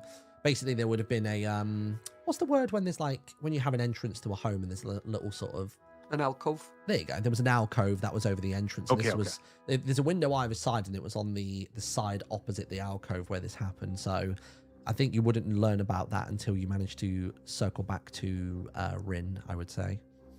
Actually come back. Okay. Was there anything that I could have seen being up there? Just going from side to side, is there anything happening that I should be aware of, like that I can sneak into or find a way into? Up on the rooftops, you're wandering along, and you manage to wander over towards the northern end of town where you've got the crime scene. So basically, they've closed off the entire northern gate for the day, it would seem. So the only 2 ways in and out of Meraport currently on foot would be the east gate that you come through and the southern gate, which leads out to the community in Oridia and beyond. And you're looking over the kind of roped off area where the bodies had fallen. The bodies are still there. You can see people down there drawing sketches. These are guards of Meraport. And you can see somebody who is wearing black and gold robes. You've not seen anybody like this before, but you can see a lot of watchers scurrying around there. You see a listener in white and gold who's scribbling away. But this black and gold robed person is just like crouched down to the floor and just kneeling over the bodies and really inspecting it, lifting up the arm and just letting it drop and kind of turning the head slightly to get a look at the profile. And you can tell that they're just inspecting the scene. And you know through your information and sort of like, communication methods that this is a speaker. They're rarely seen down on the street level. They only come out for moments of great import, and usually they don't leave the mayor's office or the vicinity of it that often. So this death has clearly rattled them if they're showing themselves in the street. And to get a closer look at everything that's going on, you wander over towards the speedrunning clock tower to see whether you can sit on the balcony that's up there if you'd like to, or you can go elsewhere. Yes, yeah, that'd be a cool spot. I would love to go up there. So you sweep across the top. No need to do any checks for this because you're pretty adept at rooftop running, and you sort of sit there on the balcony looking down at the scene. Is there any kind of information you're wanting to glint from inspecting this? Is there any kind of insight you want from what you see here? Like, I really want to know how that murder happened. Like, I want to see if I can really confirm if it has anything to do with what we're doing, or if it's maybe just the Scarlet Veil been killing other people. So it's up to you. So from a distance, I don't think you'd be close enough to actually see the wounds themselves, as much as this speaker is moving the cadaver ever so slightly. You would probably have to get closer or garner information from other sources if you wanted to find that out, I would say. Can I go straight to the speaker? You could. They would Confront him, like just drop down right behind him, If like a you- little shadowy figure. If you would like to, I think they would be feel quite affronted, but absolutely, if you want to drop down there. Ooh, yes, yeah. I just want to do a little shadowy sneak job. I'll do my little jump off the top of the clock tower into a little hay bale cart that's right there by the walls. I can just drop down easily and just sneak underneath and hide right behind this speaker, and just before anyone else knows, I just show up right behind him. Okay, give me an agility roll. Agility. Oh, 14 with hope. 14 with hope. Give yourself a hope, of course. Yes. And yeah, you go from the clock tower and you jump off. You land, and you manage to land in the hay bale that's in the back of that cart. And you find yourself just kind of on the northern gate, and you're able to hide behind like a small hedge. And you are now within audible range of the speaker and the numerous people that are there. And they go, "And what exactly? What time did you discover the body?" Well, my voice, we found them at a little after midnight. It seems as though both of them had been felled before we got here. Yes. Looks like whoever did this, it was a solo job. A little more sophisticated than the usual bandits that they have in the Vale. Who else operates in our cities right now? Well, we had heard rumors of other assassins. I mean, there's the Riverwood Hamlet, and I heard that there's works happening there, but that was just a lead. But it could be true. Don't worry about them. I have them right where I want them. No, this is much finer work. This is a signal. And that's all you really hear from that conversation. This speaker seems to be keeping their cards very close to their chest. They almost look offended that the listeners are even addressing them, even though they're literally asking them questions and receiving information. There's a real sort of power ignorance, I suppose, among those ranks. And then he goes, "Notice how they took them out first, but they leave them with a smile." A smile? My words? Yes, a smile. Look at this. And turns it up. You can see the listener kind of like stagger back a little bit. And it's just literally from the corner of their mouth right the way up to the ear. There's just like a ginormous cut, and like the skin here just kind of like hangs out. You hear little children go, "Ah!" There's little children that, like, for some reason they've not blocked line of sight to this. It's just they've put a rope there to say don't pass this, but children can see that. Yes, I've heard of this once before. They call this the cackle. It's their signature. Right, I suppose I'll go and speak with the mayor. Clean this up, won't you? I'm done here. And he basically wanders down into the depths of the staircase going into the copper golem. Leaves everybody else there to do cleanup. And that's what you see from there. Oh, that's cool. I don't know anyone who does killings like that, but that sounds like a professional. I want to find out who it is. I would love to know if he knows exactly who that person is, but it has nothing to do with what we're doing now, though. So maybe that's something we could keep in our back pocket for later, because it doesn't look like any water elementals or anything to do with magic. So that could be a lovely little side quest after we're done with our main one. Okay. We swing the camera back now, pulling down Main Street down towards the south, and a lot of this is happening in unison, and the camera turns and pans, breaking through the water, a random fish flapping about on the side that seems to have ejected itself from the fountain, and it's at the foot of Agatha, who's just kind of looking down at it, and it overcomes Rin in a bit of a panic, just running towards her as quick as she can. Grandma, Oh, if anybody asks, you are my grandma, okay? Just play it cool. You're my grandma. We're just visiting and just having a lovely vacation together, and that's it. Okay, so I've just to tell them that you didn't inherit my good looks, then that's fine. Are you for real? You know what? I'm in a lot of trouble right now, so I'm not going to fully address that, but we're going to talk about that later. When are you not never in? When are you not in a lot of trouble, dear? You make a You're good always point. putting your foot in it. I know, but just cover for me, okay? Right, okay, let's go and find the rest of them. See what bother they've gotten up to. Gong, gong, gong, gong, gong. The bell striking 5, indicating the end of the average person's workday over here in Meraport. You can see that we're sort of entering golden hour as the sun is slowly beginning to set in the sky. People starting to make their way indoors, and you hear additional bolts. It's not just the classic door closed and lock. You hear the thunk and the thud of people putting down like additional bars as though they're barricading. Not necessarily for like impending war, but just when tensions are high around the town, people like to use a little bit of extra security. If a 2x4 is going to save them from becoming a victim, then people in the town know to do that. But yeah, we're getting a little bit later in the day here, so it is time for everybody to meet back up. Right, guys, what'd you get up to? Well, I had a successful pickpocketing trip. How much gold did you get? Oh, a bunch of gold. And guess what? I stole from the Scarlet Veil. Payback time. Job. They didn't even notice, those losers. They won't even come looking. They have no idea.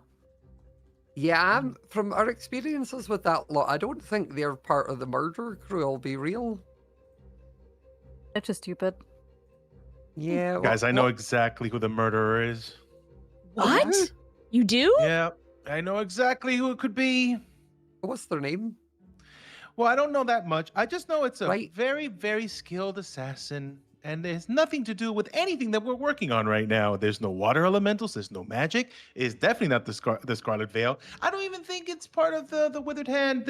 Might be somebody from actually my group, but it's not me. We were together the whole night. So if anybody asks, it is Well, not me who's doing the killing. I mean, you also said it was done by a super skilled assassin, so I don't think you were high on the suspect list. Listen, just because I had a couple mishaps before doesn't mean I'm not a skilled A couple? assassin. You saw what I've done. Mhm. You seen what I've done to those little wood creatures. I ripped see. out their hearts. You Shut drowned up, a lot. bird. Anyway, right, do we think we should head down to that blacksmith and find Riven to see where he left that gauntlet? Because he was the last one that had it. Yeah, I think we might as well. I would like to head over that way and just stay far away from like the fountain and the fish barrels. There's just like nothing interesting over here. Let's go. If you want to do that, you're likely going to have to siphon off from the group or split off from the I was group. going to say, because Go Aggie's via the just going to walk the dockyard. quickest way. Like, Agatha's Yeah, just going to I'm- walk straight downtown. Yeah, I'm going the long way around. Okay, so you'll be isolated unless somebody wants to come with you via the dockyard as the sun's setting. Who is going with Granny down the main street of Meraport here? Yeah, I can go down Main. I want to go direct to the source now that I know that we don't have to worry about these side quests anymore with this killer. Nice. I can go with Rin in case, she pees herself. What? Excuse done me? it before. Never have I She once. has done it before. Well, you She did has that done- one time. I remember. Oh my gosh. When I'm walking through the market stall, is there one stall that would be like a sweet shop, like a sweet stall? There is, yeah. Basically, there's Sandy Sweets, and basically Sandy has delicacies that come from all over the realm of Misadventures. Some of them are themed around each of the locations. So you've got like Isla Bonita Botany, as it's called. It's basically a special formulation of sweets that are shaped to look like various different plants. And even they have this thing called the mud pie, which looks disgusting at a glance, but actually it's delicious. It is literally just chocolate, but the kids in Meraport, you've heard them talking about it or calling each other an Isla Bonita mud pie. And it's sort of like they dare one another to eat it. Aside from that, there are also what they call axolotl scales, which are taken from the diamond crystal axolotls up to the northwest. Nobody knows if they're real or not, but as you look closer, you can see that these are just mint leaves that have just been coated in crushed blueberries to give them that kind of look and hue. But yeah, there's an assortment of different things here, and Sandy's there just chit-chatting away. to the remaining customers before they go in for the eve. She'll sort of like come up. I'm assuming like she'll have probably bought from here in the past. Seeing as how old she is and how she always has a handful of sweets in her purse. Well, my eyes. Is that you, Agatha? Hi, Sandy. How you been, hun? I am fantastic. I mean, aside from a little murder up the way that you can see over there, business has been great. The circus is in town. Nobody wants to buy the popcorn up there because last time they came around, it was expensive as hell and made people poop for a week. So people are coming here and getting their goodies, and they're ready to go to the big tent tomorrow. Oh, tomorrow? What's going on up there? Well, the circus. The circus is going to open up. Oh, are they finally opening? Yeah, they've been preparing for weeks. The children swear they've seen the little skeleton dog. They said they're going to start calling it Bubbles, which is a weird name given that it's got no kind of matter whatsoever. It's just bone. Well, I'll be sure to make sure I can get in if I've got the time. But I've actually finally ran out of the sweets he gave me last time, so I'm here to top up. So how many I do need you my want? signature candy. Usually I give you like 2 bags. You've gone through those a lot quicker than usual though, honey. Yeah, well, I've brought in a few more company as of recently. Yeah, I'm one of them. Can I have some extra sweets too, Grandma, this time, please? Grandma, I'll take 'em you on. never told me you had a grandson. Not blood related. Yeah, it's me. Yeah. Adopted? I'm the grandson. Well, we did spill some blood, but it's not mine. Yeah, it wasn't you I'll that take- made that big old mess up there, is it now? No, it wasn't, but do you know anything about it? I don't. I you know what I'm like. I live in the community. I come here and sell my sweets. I don't get much of what goes on here. You know, you hear know. people talking about stuff, but no, I got nothing for you. Oh, well, hopefully it won't happen again. We're trying to solve our own other situation, and this one's popped up. So the laundry list of things that this town needs me for keeps growing. I mean, if anybody's gonna fix it, it's gonna be you. With Well, age you're all- comes wisdom and excessive hanging, I've heard. And with how old I am, I've got wisdom to spare. That you do, honey. That you do. Now, I'll do you 3 bags this time. I did 2 before, but Yeah. you've gone through them so quick. Let's do 3, and we'll throw in one of those mud pies for him. Okay. Thank you, Grandma. Woohoo! You're gonna love this mud pie. Right, here we go. 1 bag, 2 bag. You know what? You have been buying here from our family for years. Take the 3rd bag for free. How about that? Oh, you So sweet. nice. Thank you. And a mud pie for you, little one. Oh, thank you. Oh my God! Don't tell Rin and the bird about this because they're gonna be very jealous. The reason she's what's called my- you little one is because she is like very tall. Basically, she's a dracona. She is like a Oh, dragon cool. person. Have fun. She has like kind of like red scales. She's got horns that curl up into sort of like a love heart shape. And like Aw. where you would normally have kind of like spikes as though mimicking kind of like humanoid beards and stuff like that. She just has like really graceful like swirls. Like everything about her is very rounded and cutesy, and she's a very inviting dracona. Normally they put people on edge and people find them a little bit stern to look at, but she just exudes love and familiarity to people that she's maybe never even met. I love how her. How much do I owe you this time? Well, I guess there's the one on the house. The mud pie is only like 1/3 of a handful, and we'll do 2 bags, maybe a little over half each. That'll be 2 handfuls, sweet. 2 handfuls, don't worry. And she'll like get her purse and pull out the 2 handfuls of gold. Thank you very much. Now, y'all keep safe, okay? You two don't get caught up in any of this mess. Oh, I won't. The only thing I rush is a sugar rush. Am I right? Hi, I've seen you in one of those. Hey, Right, we better get going. Okay, I can never tell my top from my tail. All the best. I'll see you again in a week or 2, all right? I'll see you then. Have fun. And you see, I love you, Dragon Lady. I have met you, small one. No. Y'all enjoy that pie. Don't get it too much in here, all right? It's sticky. It's not really like the ones in Isla Bonita, okay? So you need to eat it, not wear it. You got it. Oh, it's delicious. I'm just imagining like it'll cut to the blacksmith and sausage just covered like when a kid is eating chocolate, like yeah, my whole outfit is full like of his chocolate. hands, his mouth, there's like Everything, dribbles my down mouth. him. Yeah, I'm having a great time right now. This is fantastic.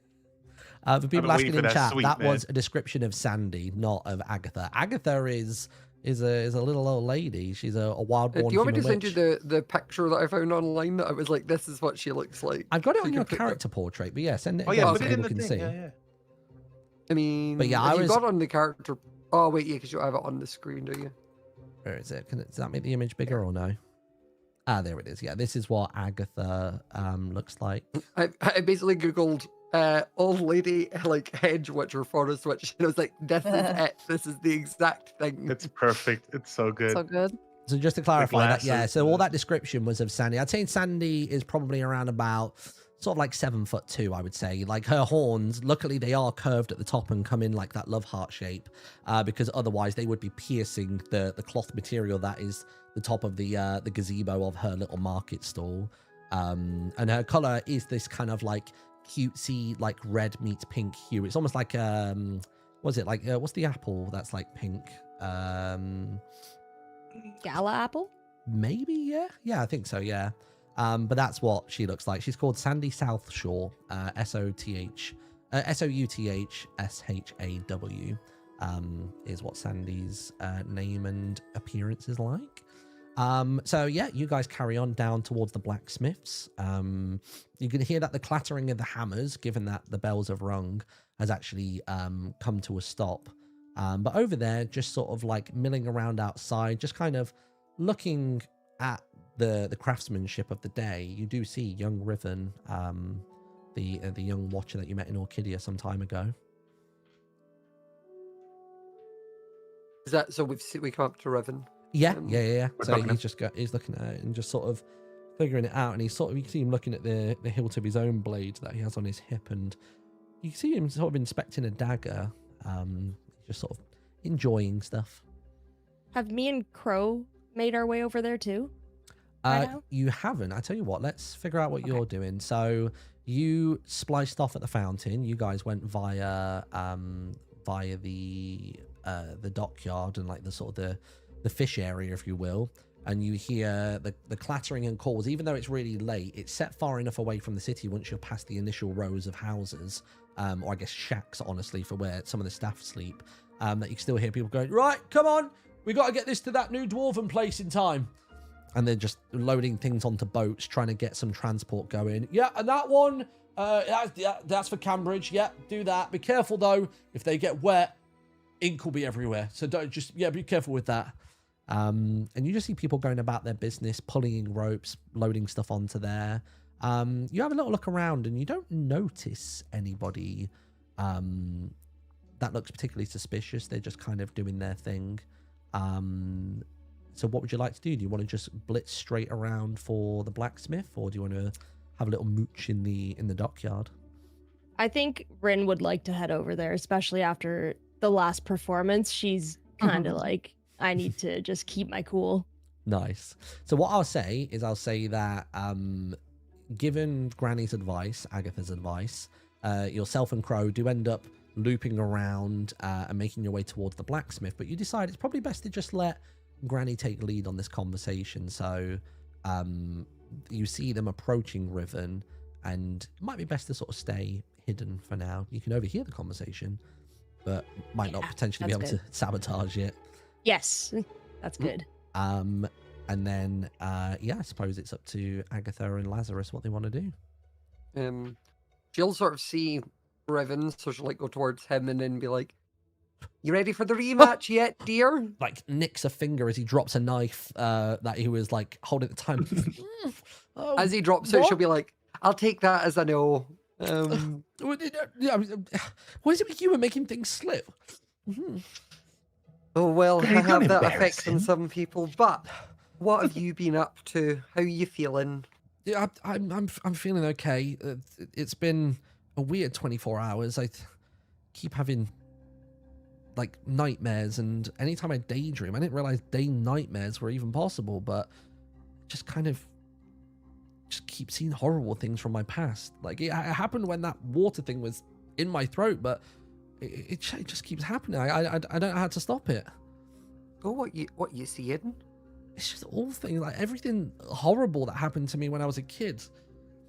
It just, bullies chasing me and falling into the river, like it just stuff like that. It just, I'll be minding my own business, or I'll be talking to one of the townsfolk, and then just all of a sudden it's like I'm transported there just for a moment, and it feels like minutes when I'm in that flashback, but then it seems like no time's passed at all. Felix watched me go a bit vacant. He said my eyes glassed over, and not even just my expression. He said they actually went white.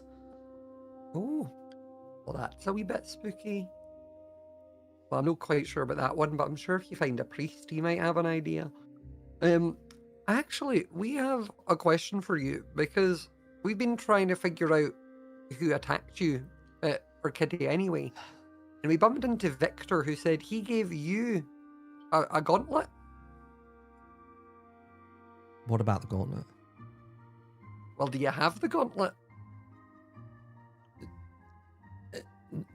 No, I don't. What happened to the gauntlet, hun? I may have been in the Wild Rose, and I maybe set it down for a minute. They were training me with it. Oscar said that I needed to learn how to keep the city clean, and I didn't realize that was a silly joke on his part. He wanted me down in the sewers, cleaning up the slimes and removing algae off the walls. He said if I don't do that, then the city's water supply would go sour. I don't really know how to discern between what's mud and what's feces. So I was trying my best to do it, and I was covered in it, and I needed a drink after the shift. I was getting better with it, but That's what that smell was, Granny. Have you reported that? Have you reported that you've lost it? No, not really. Felix knows, and that's why he's kept me close. We were hoping we could find it before anything happens, and I suppose we have found it, just we don't know who's got it. Yeah, we've figured that part out. That's what we're kind of going to head over to Orchidia now and see if we can have a look for it, see if we retrace our steps a bit. God, well, be careful, please. Like, you know me, I'm no one to run from a fight or to lose one. You can't use this to get out of our next rematch. You know that. Oh, and I'm not the one trying to get at that. That's some free money. Hey, I'm not even right-handed anyway. I could do it with this easy. One hand tied behind my back. Oh, I think you need as many helps as you can get. I wouldn't start adding handicaps. Anyway, what you mentioned a sewer in Orchidia. What's the best way for us to have a look at that if we're trying to get in? God, I don't know. I mean, you never. Like, how did you go? Yeah, you said you were in there. Did I? I thought I was in the sewers of Meraport. I was implying. Oh, and the sewers of Meraport. But we can work. We can roll with this. So, well, no, I've never been in those sewers. I was in the Meraport sewers.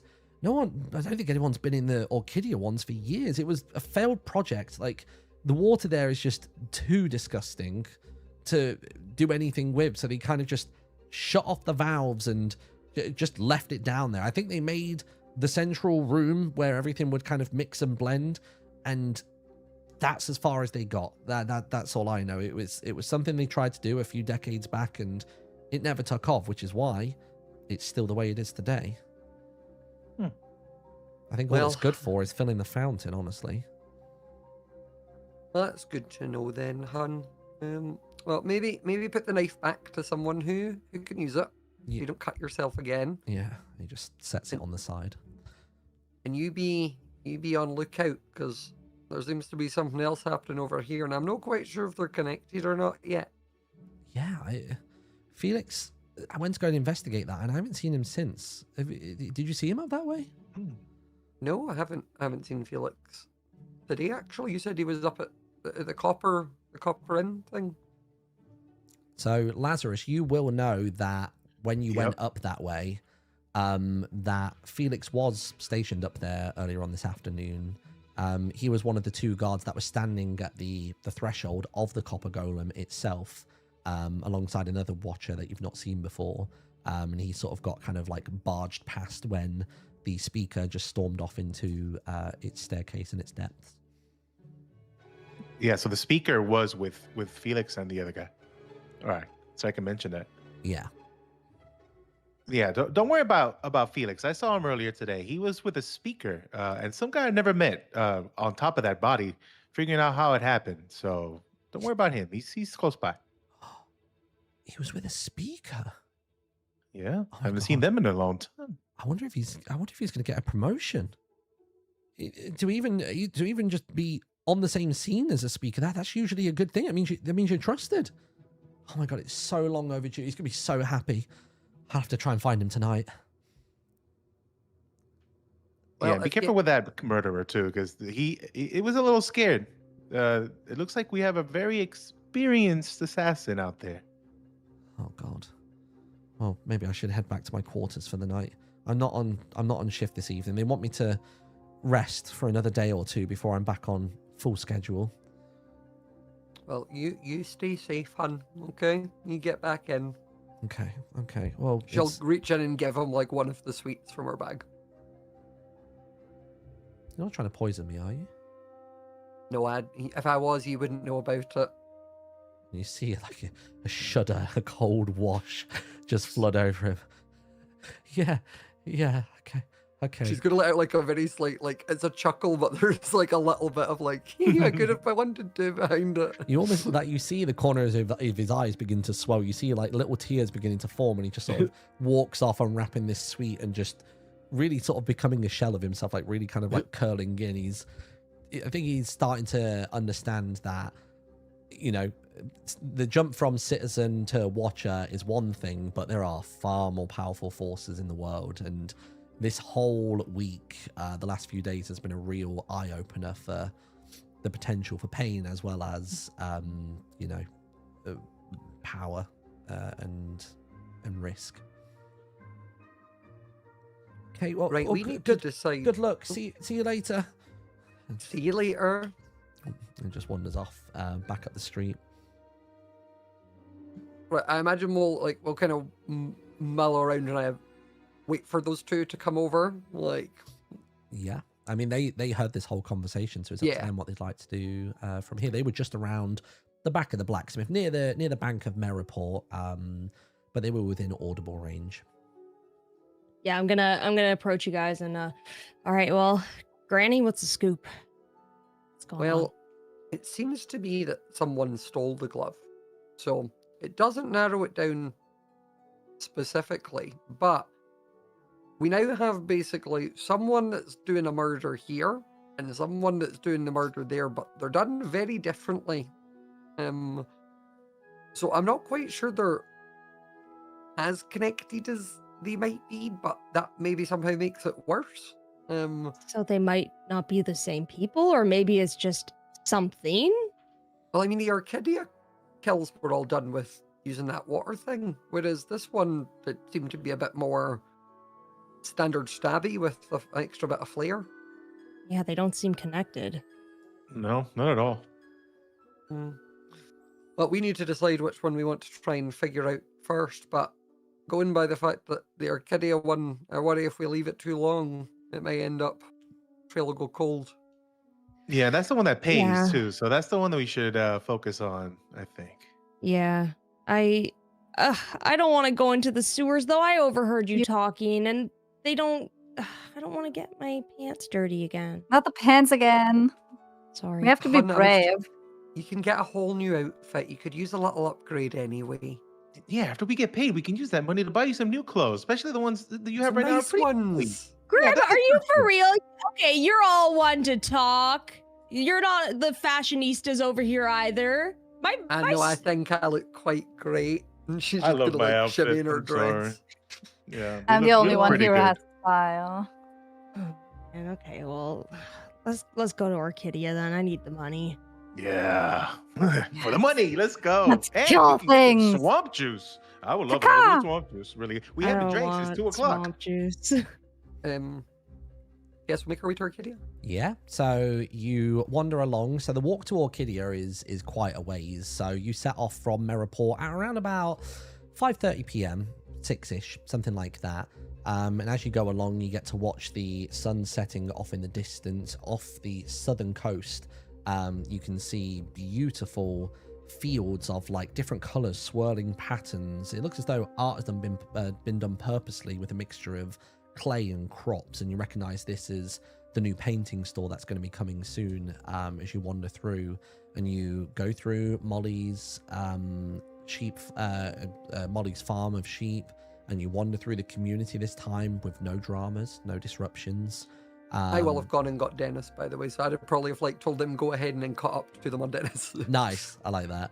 So you come bounding up and coming along, and as the sun just starts to drop behind the final very bit of the horizon to your left, so this is as you're coming over the bridge just after the community and before the bonsai tree home, you get a clean line of sight, straight shot to the ocean, and you just see this strange mass of like, we can only describe as gelatin, like green colorings. And as the sun sets behind it, it gives almost like almost like a cosmic explosion kind of mimicry, where the sun's kind of beaming through and you can see it's refracting in different directions and putting like a toxic hue on the horizon, which you don't really know much about, but it's just something you've noted. You wander past and you make your way to Orchidia, and by that point you're looking at probably the sun's pretty much down now at this point. It's about 7-8 o'clock, and you wander into Orchidia. So it's about what you would like to do upon entering the town. Bub. No, we kind of need to get on with this. If we wait until it gets even darker, we're going to have no time. Yeah, no, we can hit it up after, especially when we'll have more gold, you know? That's true. Okay, how do we get into this sewer then? I suppose let me go and have a conversation with some of the locals, and then instead of going towards town, I'm just going to like make a beeline to the water. Nice. Which is this the water to the like east? the actual water, yeah, to like where it goes down to the dock and to like the swamp water kind of thing. Okay, so you wander down the creaking dock. You've got one of the fish shops or the fishing spots on the right hand side. A really tatty bed sheet, if you will, is hung up on the front, and in red you can just see the words "New Hot Rod Location" just draping and hanging off of it. So much so that it's actually blocking the door to what would be the entrance of it. And you're walking along this sort of mangrove and sort of like jungle planks. And eventually you're looking out across the water. The sun is now fully gone, but you can see it glowing out on the water in the distance, which is a boat with a very colourful array of hues on the flag of this boat. You recognize it as being like a mobile music store, if you will. There is a music store inside of Orchidia, which is on the square right next to the tavern, in fact. But this is just like a mobile unit for that, from that outpost. And you're there looking out at the large body of water in front of you. What would you like to do? I basically want to kind of like catch or like find a fish or an eel or some sort of aquatic thing at the thing, like near the surface, that I can then use nature's tongue to speak to it. Nice. So you do manage to find an assortment of rods there. They don't look particularly great, but they should be enough for the job. Do you have a bait that you could pop on the end of that rod? No, I'm trying to talk to the fish. Like the fish in the water, I'm trying to talk to so you're not even going to try to catch it, you're just trying to commune with them. No, I'm just trying to commune with it. That's what I'm saying, have a conversation with the locals. Okay, nice. I suppose you need to get their attention to begin with, so I don't know if that works. Probably I'll throw some like seeds from my thing just to create something on the surface, like a ripple. Okay, so you do that and you see a few fish look around and you see a couple of flutters on the surface of bubbling water. And you hear food.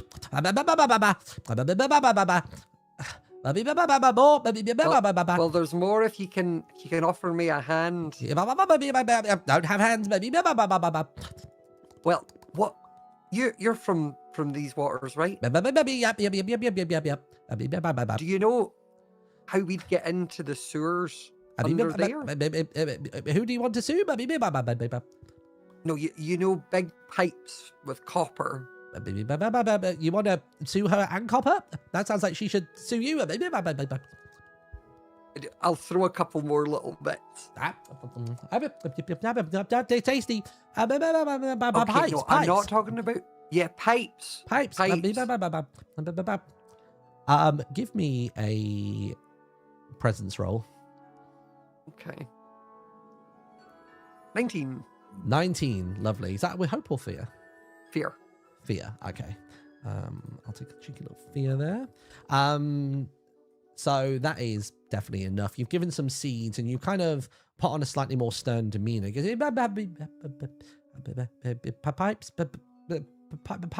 by pickles. Pipes by pickles. Pipes by pickles. Pipes by pickles. Where do I find the pickles? Pipes by pickles are particularly pointy, present. Particularly pointy present. Right, okay. Thank you. Pipes by pickles. More. And she'll throw a couple more seeds. Thank you. And go back to the group. And he just like swims away. Right, there's a pipe into the sewer near some pickles. I'm not even gonna question it, but sure, I'll follow you. Pickles. Isn't that where coral reefs are? Usually coral reefs and I was gonna pickles say, are usually hand in hand. Would I have a rough idea of what it's on about? Because like I'm from Orchidia, like I live around here. Yeah, you would. So you know that from your experience of living there. What side of Orchidia do you live on? If you come into Orchidia from like the south, like the northwest side, like where it's the swamp. Oh, okay, yeah. So the waters up there are more swampy. Obviously, given the nature of the fish that you were approached by, and also things like the puffer fish and stuff that are nearby, that eastern border of Orchidia near that dock area is significantly more coral reefy. You do see pieces of the coral growing out of the ground. There's a lot more in terms of tall grass and things like that. So that area of the water, more so than the northwest, is definitely where you want to be So looking. like the east side, okay. Right, I think that's probably... Let's head east and we'll have a look on that side, because definitely over that way, that's where I live. You live over here? Okay. Well, I live off in the swamp, dear. Oh. Can we come over sometime? Yeah, you have us over for Absolutely supper or not. something. No. Oh. Why? Hmm. I thought... Okay. Thought we had a good thing going here, and I'm your adopted son now. I've known you for 2 days, folks. Yeah, but we've done so much within these 2 days, you know? Like, we've Yeah. really I haven't even bonded. slept in the same room as any of you. That's true. Yeah, but that doesn't matter. We've shared candy. We've shared laughs. Good times. Never got candy. Mud I just got pies. seeds. Mud pies. Yes. You got plenty of seeds that you really liked. But the candy. Well, since you're saying this, she'll like pull out and be like, right, if I give you all another candy, will that keep you off my back for a little bit? Yes. Yes, more candy. Fine. Right, she'll give them all a candy. Woohoo. Nice. Yes. It's Right, okay, we'll let's pass get by going. later on. Do we have to get wet for this, by the way? Are we going into this water? I mean, probably, hun. That's what tends to happen when you're going into a sewer. Crow, why would you just laugh when I said that? What? Okay. I I know didn't where know. your head's at. Oh, okay. Okay. All right, Oh, well, let's get wet. who's going to go first? I'm not doing it. No, I'm not I'm doing it. going in. I'm going I was in. going to say, Agatha will have had no issue just like tripsing into the water. Because also at that side, I imagine it's not very deep anyway. Like, So you find yourselves knee deep in the edge waters around Suli Spot, one of the hot rod locations, and you're looking around and you notice coral and tall grass and things like that. Who would like to give me a instinct roll? I can do it. I know the area. Yeah, I'll give you advantage on this because you're so familiar with the waters around here. Can I use my one with the land experience? Absolutely. Spend a hope. You can add +2 to this roll. The advantage gives you a d6 added onto your roll, and your instinct is a +2. So this is going to be a belter, I feel. Okay. All right. You. +2 and advantage. 18. I actually 18. rolled really low. So Still good. you are looking around. You're blocking out the noise of the squabbling going on between Lazarus and Crow, and Rin's just kind of like looking around, pretending they're understanding what's going on, but they're not sure exactly what it is they're looking for. They're just kind of trying to follow your lead and mimic your behaviors. I was gonna say, in that case, like the way I was imagining it was like Agatha's gonna go to like one bit and then just like plummet her head under the water to like look around. And then under the water you hear but you do notice as you're looking around that given that it's nightfall, this has made this job infinitely easier, because obviously Coral has its own vibe going on, but Sea Pickles literally glow. And just out the corner of your eye to the right, actually relatively close to the coastline itself, you do start to see the faint glow, which you can maybe attribute to Sea Pickles, or there may be something in there that is more waterlogged and there may be torches that way instead. Sorry, wait, can you repeat? I've seen Pickles glow in the corner of my eye. You see, you see a glow from the corner of your eye that is likely attributed to Sea Pickles, and you can see that there is kind of a break in the mud there, whereas the rest of this slope that goes down into the depths of the waters here is pretty uniform and just kind of like almost step-like. But there is, you can see even just from the surface of it, you can see there's a break in the mud there. Guys, I think I might have something Ooh, where are we headed off to? over this way. And she'll like toddle through. So you wander over, the rest of the group in tow, and Agatha pops her head underneath, and you notice in front of you a long tunnel of mud. Mossy cobblestone, little flecks of black stone as well, and you see like very, very oxidized copper blocks are just scattered about, like, you know, sort of very sporadically embedded in the wall. So seems like this is a good lead to follow, but you can see it's quite the journey to go through here. So this probably won't be a problem for, let's see. Oh, actually, none of you are ribbits, are you? I was thinking of Gonglor. No. So yeah, this is, you may need some assistance in getting through this. Is that like, do I recognize it as the place I had my vision? Not currently, no. This is Okay. at the moment, this is just a muddy tunnel. Okay.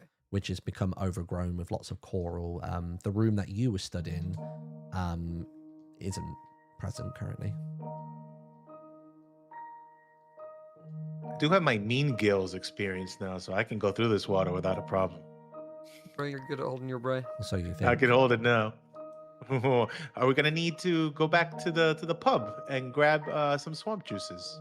I was gonna say, I was thinking, do we get a water breathing potion before we? Yeah, that's the Tackle swamp this juice. Mm, That might Yeah. be Swamp a juice gives you very that. good idea. Right, I think none of us are gonna be able to hold our breath for as long as that one is. Uh-huh. So yeah, I don't think so.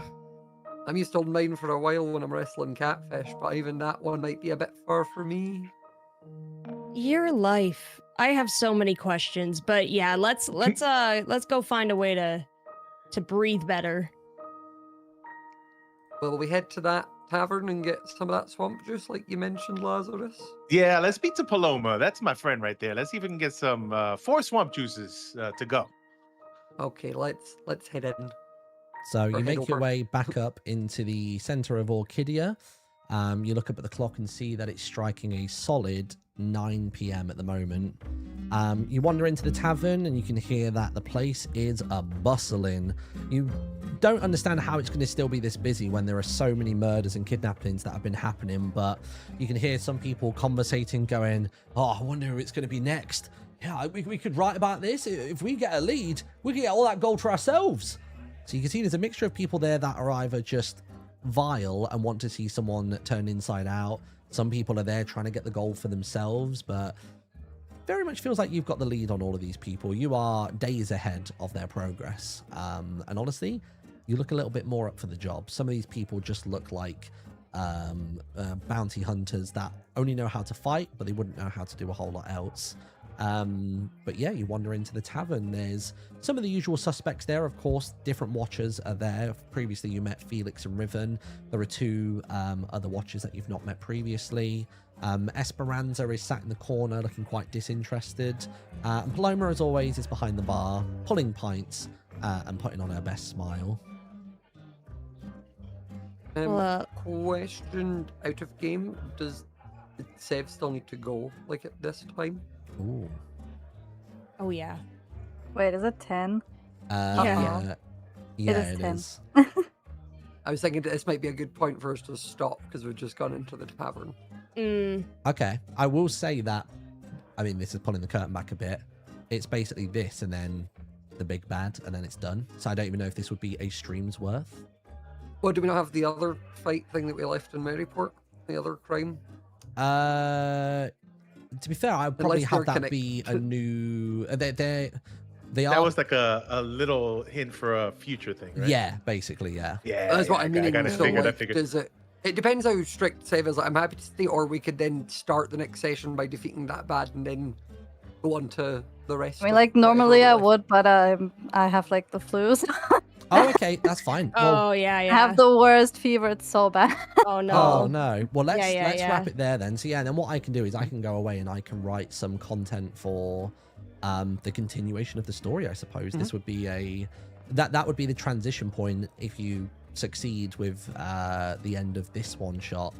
That would be the transition point then into the story where the other groups and the other players that play this, you'll all be inhabiting the same world finally, which would be pretty fun. Cool. Yeah, So- that works Yeah, for me. that's There awesome. we go. So we Yeah, wander into same. the We can- tavern. You are all stood there in the entranceway. A lot of eyes turn towards you. And we'll just take a solid freeze frame of all four of you there, stood looking pretty imposing, actually, looking like pretty powerful and regal. And we'll find out next time. I where you sorry, I wander off laugh to. at my head of you, like the way you describe as of like powerful and regal, and then my POV like Agatha's dripping wet from like submersion or somewhere. Everyone else is wet from like the waist down. The waist down. Like, we're just sitting in the door So dripping. regal. Like But very powerful though. We're like, So like Compared to, regal. compared to the rest of the riffraff in here, you certainly have more of a presence than even the watchers do. the aura's there at least. Yeah, Yeah. yeah. Laura. That's so good. I'm as regal as a potato. Yeah. And Esperanza was just sat in the corner, just looking really disinterested, and she catches you and goes, "What the bloody hell happened to you lot?" Yeah, she probably remembers me when I try Perfect. to rob her. Remember, right at the start, the first Oh, thing yeah. I ever did was try to rob her. So she's recognized you, and yeah, she does that little quip and roll credits. Nay. That was awesome. Nice. That was so much That- fun. that turned Yeah. out awesome. Very good. So Thank yeah, you for I'll, like keeping that one. going for us. yeah, thank you, Sev. I didn't clock the Yeah, time, but thanks, we're only 5 minutes over, thank God. I didn't even notice. But yeah, I will. yeah. I mean, I'm away now for this whole weekend. I will try if I Same. can on like Monday, Tuesday, something like that, to try and write up. To be fair, I kind of have it next where stuff. like next week I'm pretty busy and then I've got Shelby over. So like maybe if we come back the week of like the 10, Okay, figure cool. something out for that. That gives you like a Yeah. week to like write and Yeah. do stuff. I'll basically just It write a means whole also- other one shot, which will take Yeah. 4 streams. I was going to say it lets you get the other like group one in to try and catch up to anywhere near where we Yes. are because they're Yeah. so far behind us. Yeah, true. I guess Oh. if they run it next week, they might just about catch up to where you are.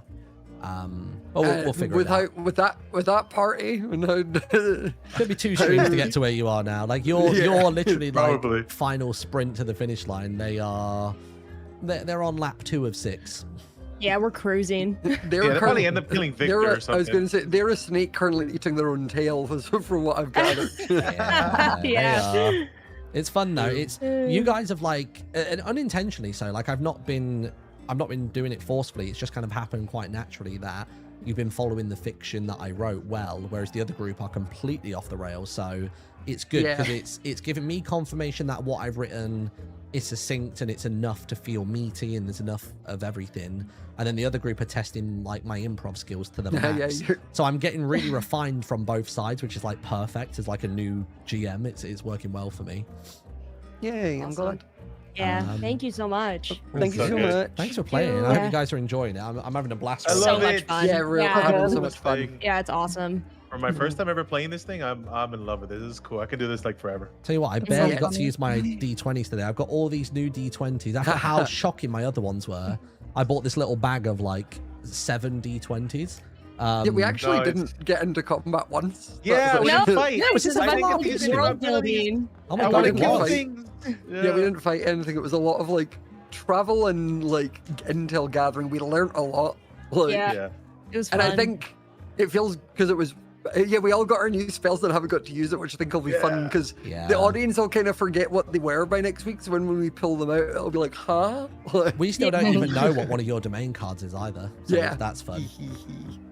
right, Good. well, Gonna be- I'm going to jump off, but I will see you all later. Have Thank a good you night, again. everybody. Thank you. Yay. Bye. Bye. Bye. Ah, well, there we go. I really thought we might be able to get it across the finish line today, but that's nice. I mean, the fact that they already are excited about it cresting into more story and more campaign and stuff is very, very cool. That makes me feel good. It makes me feel very happy. So there we are. That is tonight's episode of Daggerheart in Misadventures. All pulled together, which is good. Dude, so much of the stuff that I made up there, I'm like, oh god, I should have written this down. Like all the descriptions of the suites, the description of Sandy, a speaker appearing, Felix being in close range, honestly, everything. So much of that was just pure improv on my part. I need to like get the video transcript and see if I can like pull details and facts and bullet points from it. But yeah, God, I didn't realize that was a full RP stream. That sounds like the exact kind of stream that Ollie's wanting is a full RP stream. But no, it's good. I think there was a few moments today where I was like having to make it up, like all the descriptions of how Victor was basically giving the weapons their magic capabilities and stuff like that. Everything off the cuff. The only bullet point I had in my head was get moss, put it on weapons, and that's all I that's all I had planned. Everything else, total guessing game, because they could have had any weapon by that point, right? They may have moved over to some of the loot they may have picked up, like enchanted rings or, you know, returning blade or any of these kinds of things. The speaking fish bit was my favorite, but that was I don't know where that came from. I'll be real. I didn't even realize I would be being a speaking fish, frankly. That just sort of came out. I just always think of like the mannerisms, and I definitely leaned more into Gonglor's voice than the old like blah, blah, blah, blah, blah, voice for the sensei last time. But yeah, the fish, I just thought, I just thought it's frantic, and like when fish finds you, I'm just doing that. Dude, I tell you what was amazing. I was like excited for myself. I didn't even like, because this thing, I don't think these things and then go, yeah, that's good. I'll keep that and I'll change that and that. It just kind of blurts out of me sometimes. So like me going like pipes, pickles and pipes. That just like came out in a gush and in a rush. Which was fun because then it meant that the sea pickles felt like it had weight and purpose, and it was good.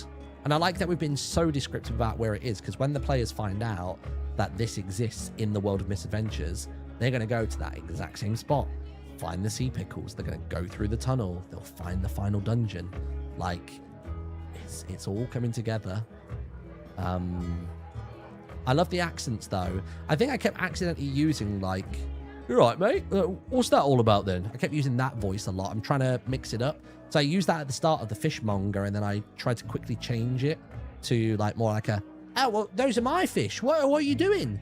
So it's the same kind of accent, but like a different resting point for my throat or my tongue, I suppose. I got such a big grin on my face when Sausage immediately made the connection to the swamp juice and water breathing like you planned.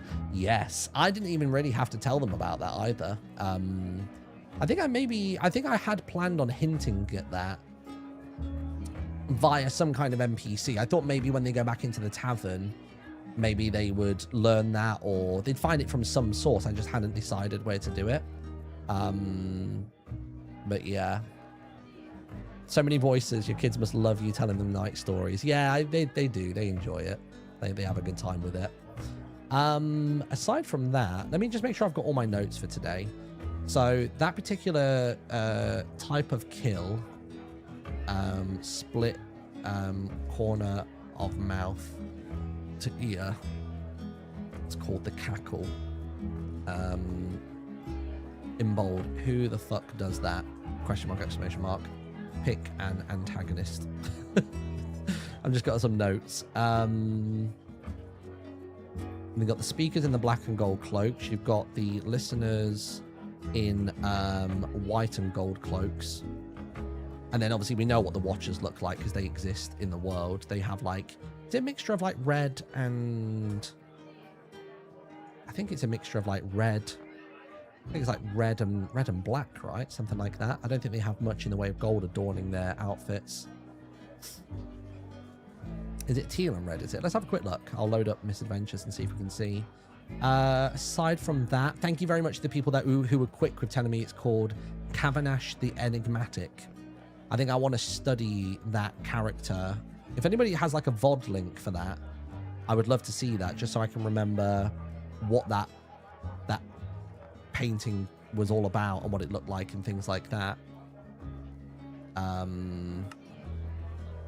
That would be good. Where am I? If I go to this screen, there you go. I just wanted to quickly head on over to...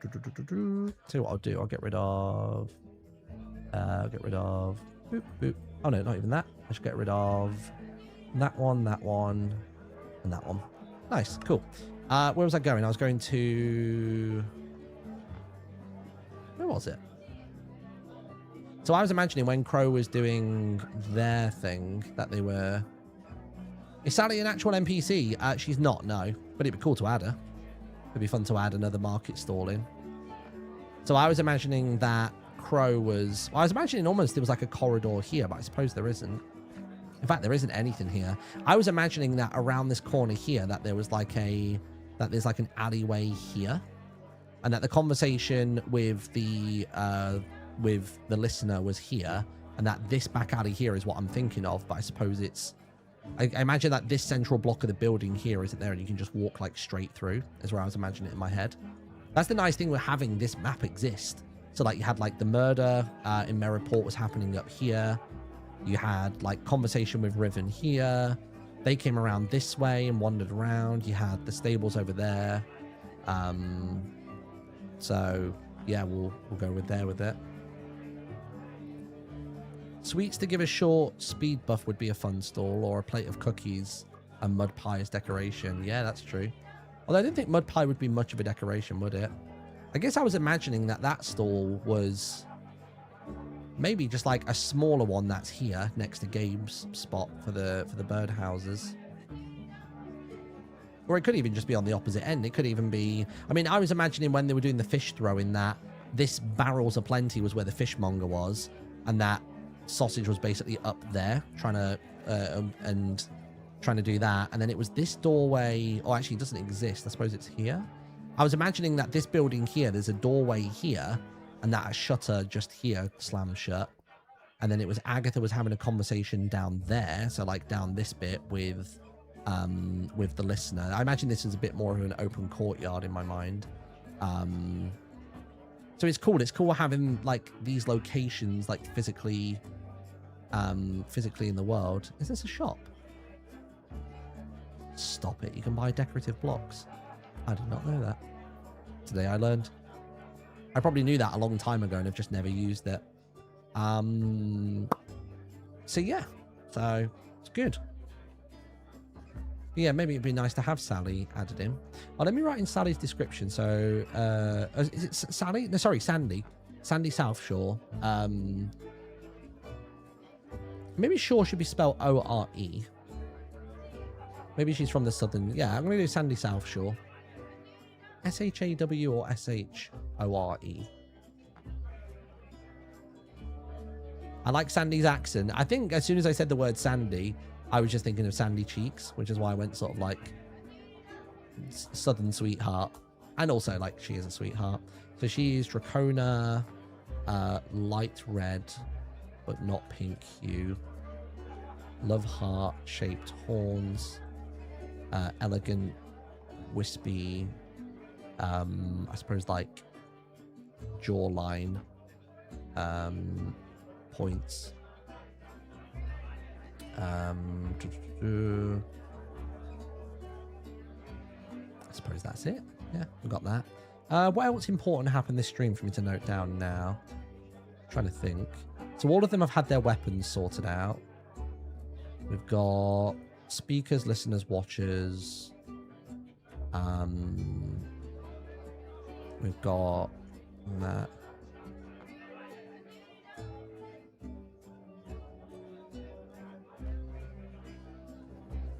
If the speaker returns in the cackle plotline, he needs to be a snobby arsehole named like Bartholomew.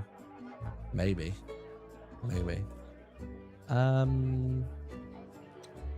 SunnySev, Dracona. So yeah, do that one.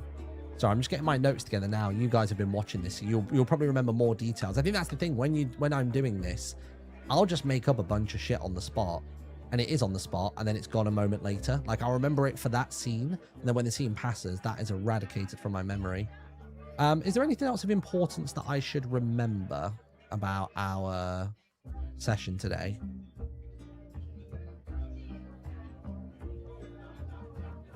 Can you think of any other details or characters and stuff? I suppose they obviously encountered, they had the dojo, they spoke to people there.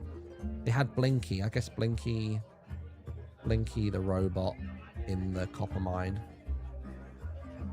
Didn't you want to check the Watcher's uniform? Yeah. Oh yeah, that was the thing. I was imagining the Watcher that they met on the gate. I couldn't remember what his name was for the life of me. That's it. It's called the Watchmaster. Oh, he is at least wearing a helmet. That's what I was imagining. I don't think I quite imagined it being full helmet, but that works. Agatha's vision at the beginning, I'd say. So yeah, so Agatha... Oh yeah, that's a good point, actually. So Agatha's vision of the Orchidia... I'll give you guys a spoiler. It was the Orchidia sewer room. Large, broad, imposing figure, but cloaked. Talking to a mystery person through their silhouette. Is that the word? Obfuscated? For some reason that word was coming to mind. Obfuscated. So that's fine. Good. Lily's description. Yeah, what was Lily's description again? So she was sort of like a lavender to blue hue, wasn't she? Small lily pad on the top of her head. Flower behind her ... ear? Question mark. Gifted by Rin. And leather armor with the tadpole's rest emblem on it. And then I'll put like a little italics ass sausage, what that might look like. Nice. I think that's it.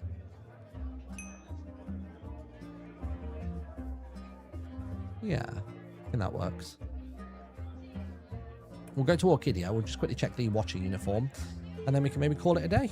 But that felt good. I feel good after that session. I feel like I GM'd well. I feel like there was a nice break from combat.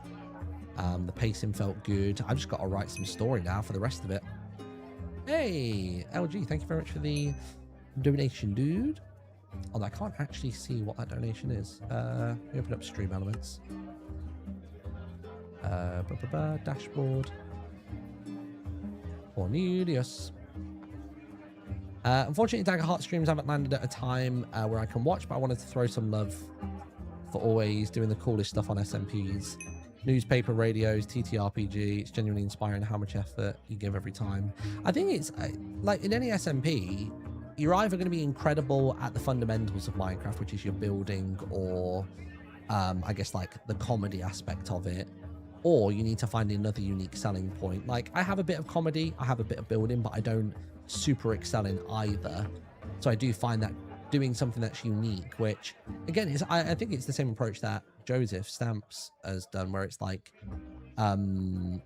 it's using Minecraft as a canvas for doing other things, basically, is kind of what I'm thinking. Okay, so their armor does have, I guess I'd maybe call that more brass than that. So yeah, it's like red and teal. Red and teal with like a little bit, if anything, I call that like yellow stitching, we'll call it. There's Paloma and Esperanza as well. I think this is a good place to log out. Nice. The cackle assassin being a clown from the circus would be a fun thing. Could lean into the funny, goofy stuff. Yeah, that is something that I've already considered for sure. That is a potential thing, because then we can have it that group 1 have a great time at the circus and have a fun time and everything's groovy, and then the other group find out that it is a horrible place to be if you're there at the wrong time. But yeah, right, let's go raid somebody, shall we? Let's go raid. So I'm actually away now until probably Monday, so I'm going away for a Halloween party. So I'm going to be away tomorrow and Saturday, and I'm traveling home Sunday but won't be live Sunday, and I think Monday basically we're back to business. So I will see you all on Monday. And we are going to go and raid. Who are we going to raid?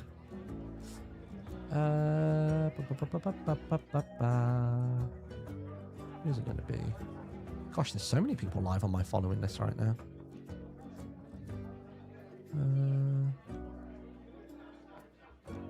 Who's it going to be?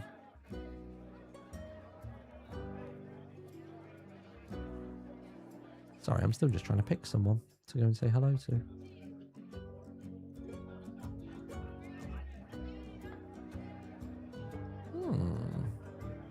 I don't know, to choose. Is there anybody? I'm just going to check the Minecraft category to see if there's anybody who I normally would raid. I tell you what, I've never raided Clown Pierce before. Let's go raid Clown. Met him at TwitchCon, lovely man. Raid Clown Pierce. Nice. All right. Have a wonderful evening. And I will see you all on Monday. Have a great weekend. Look after yourselves. Bye-bye.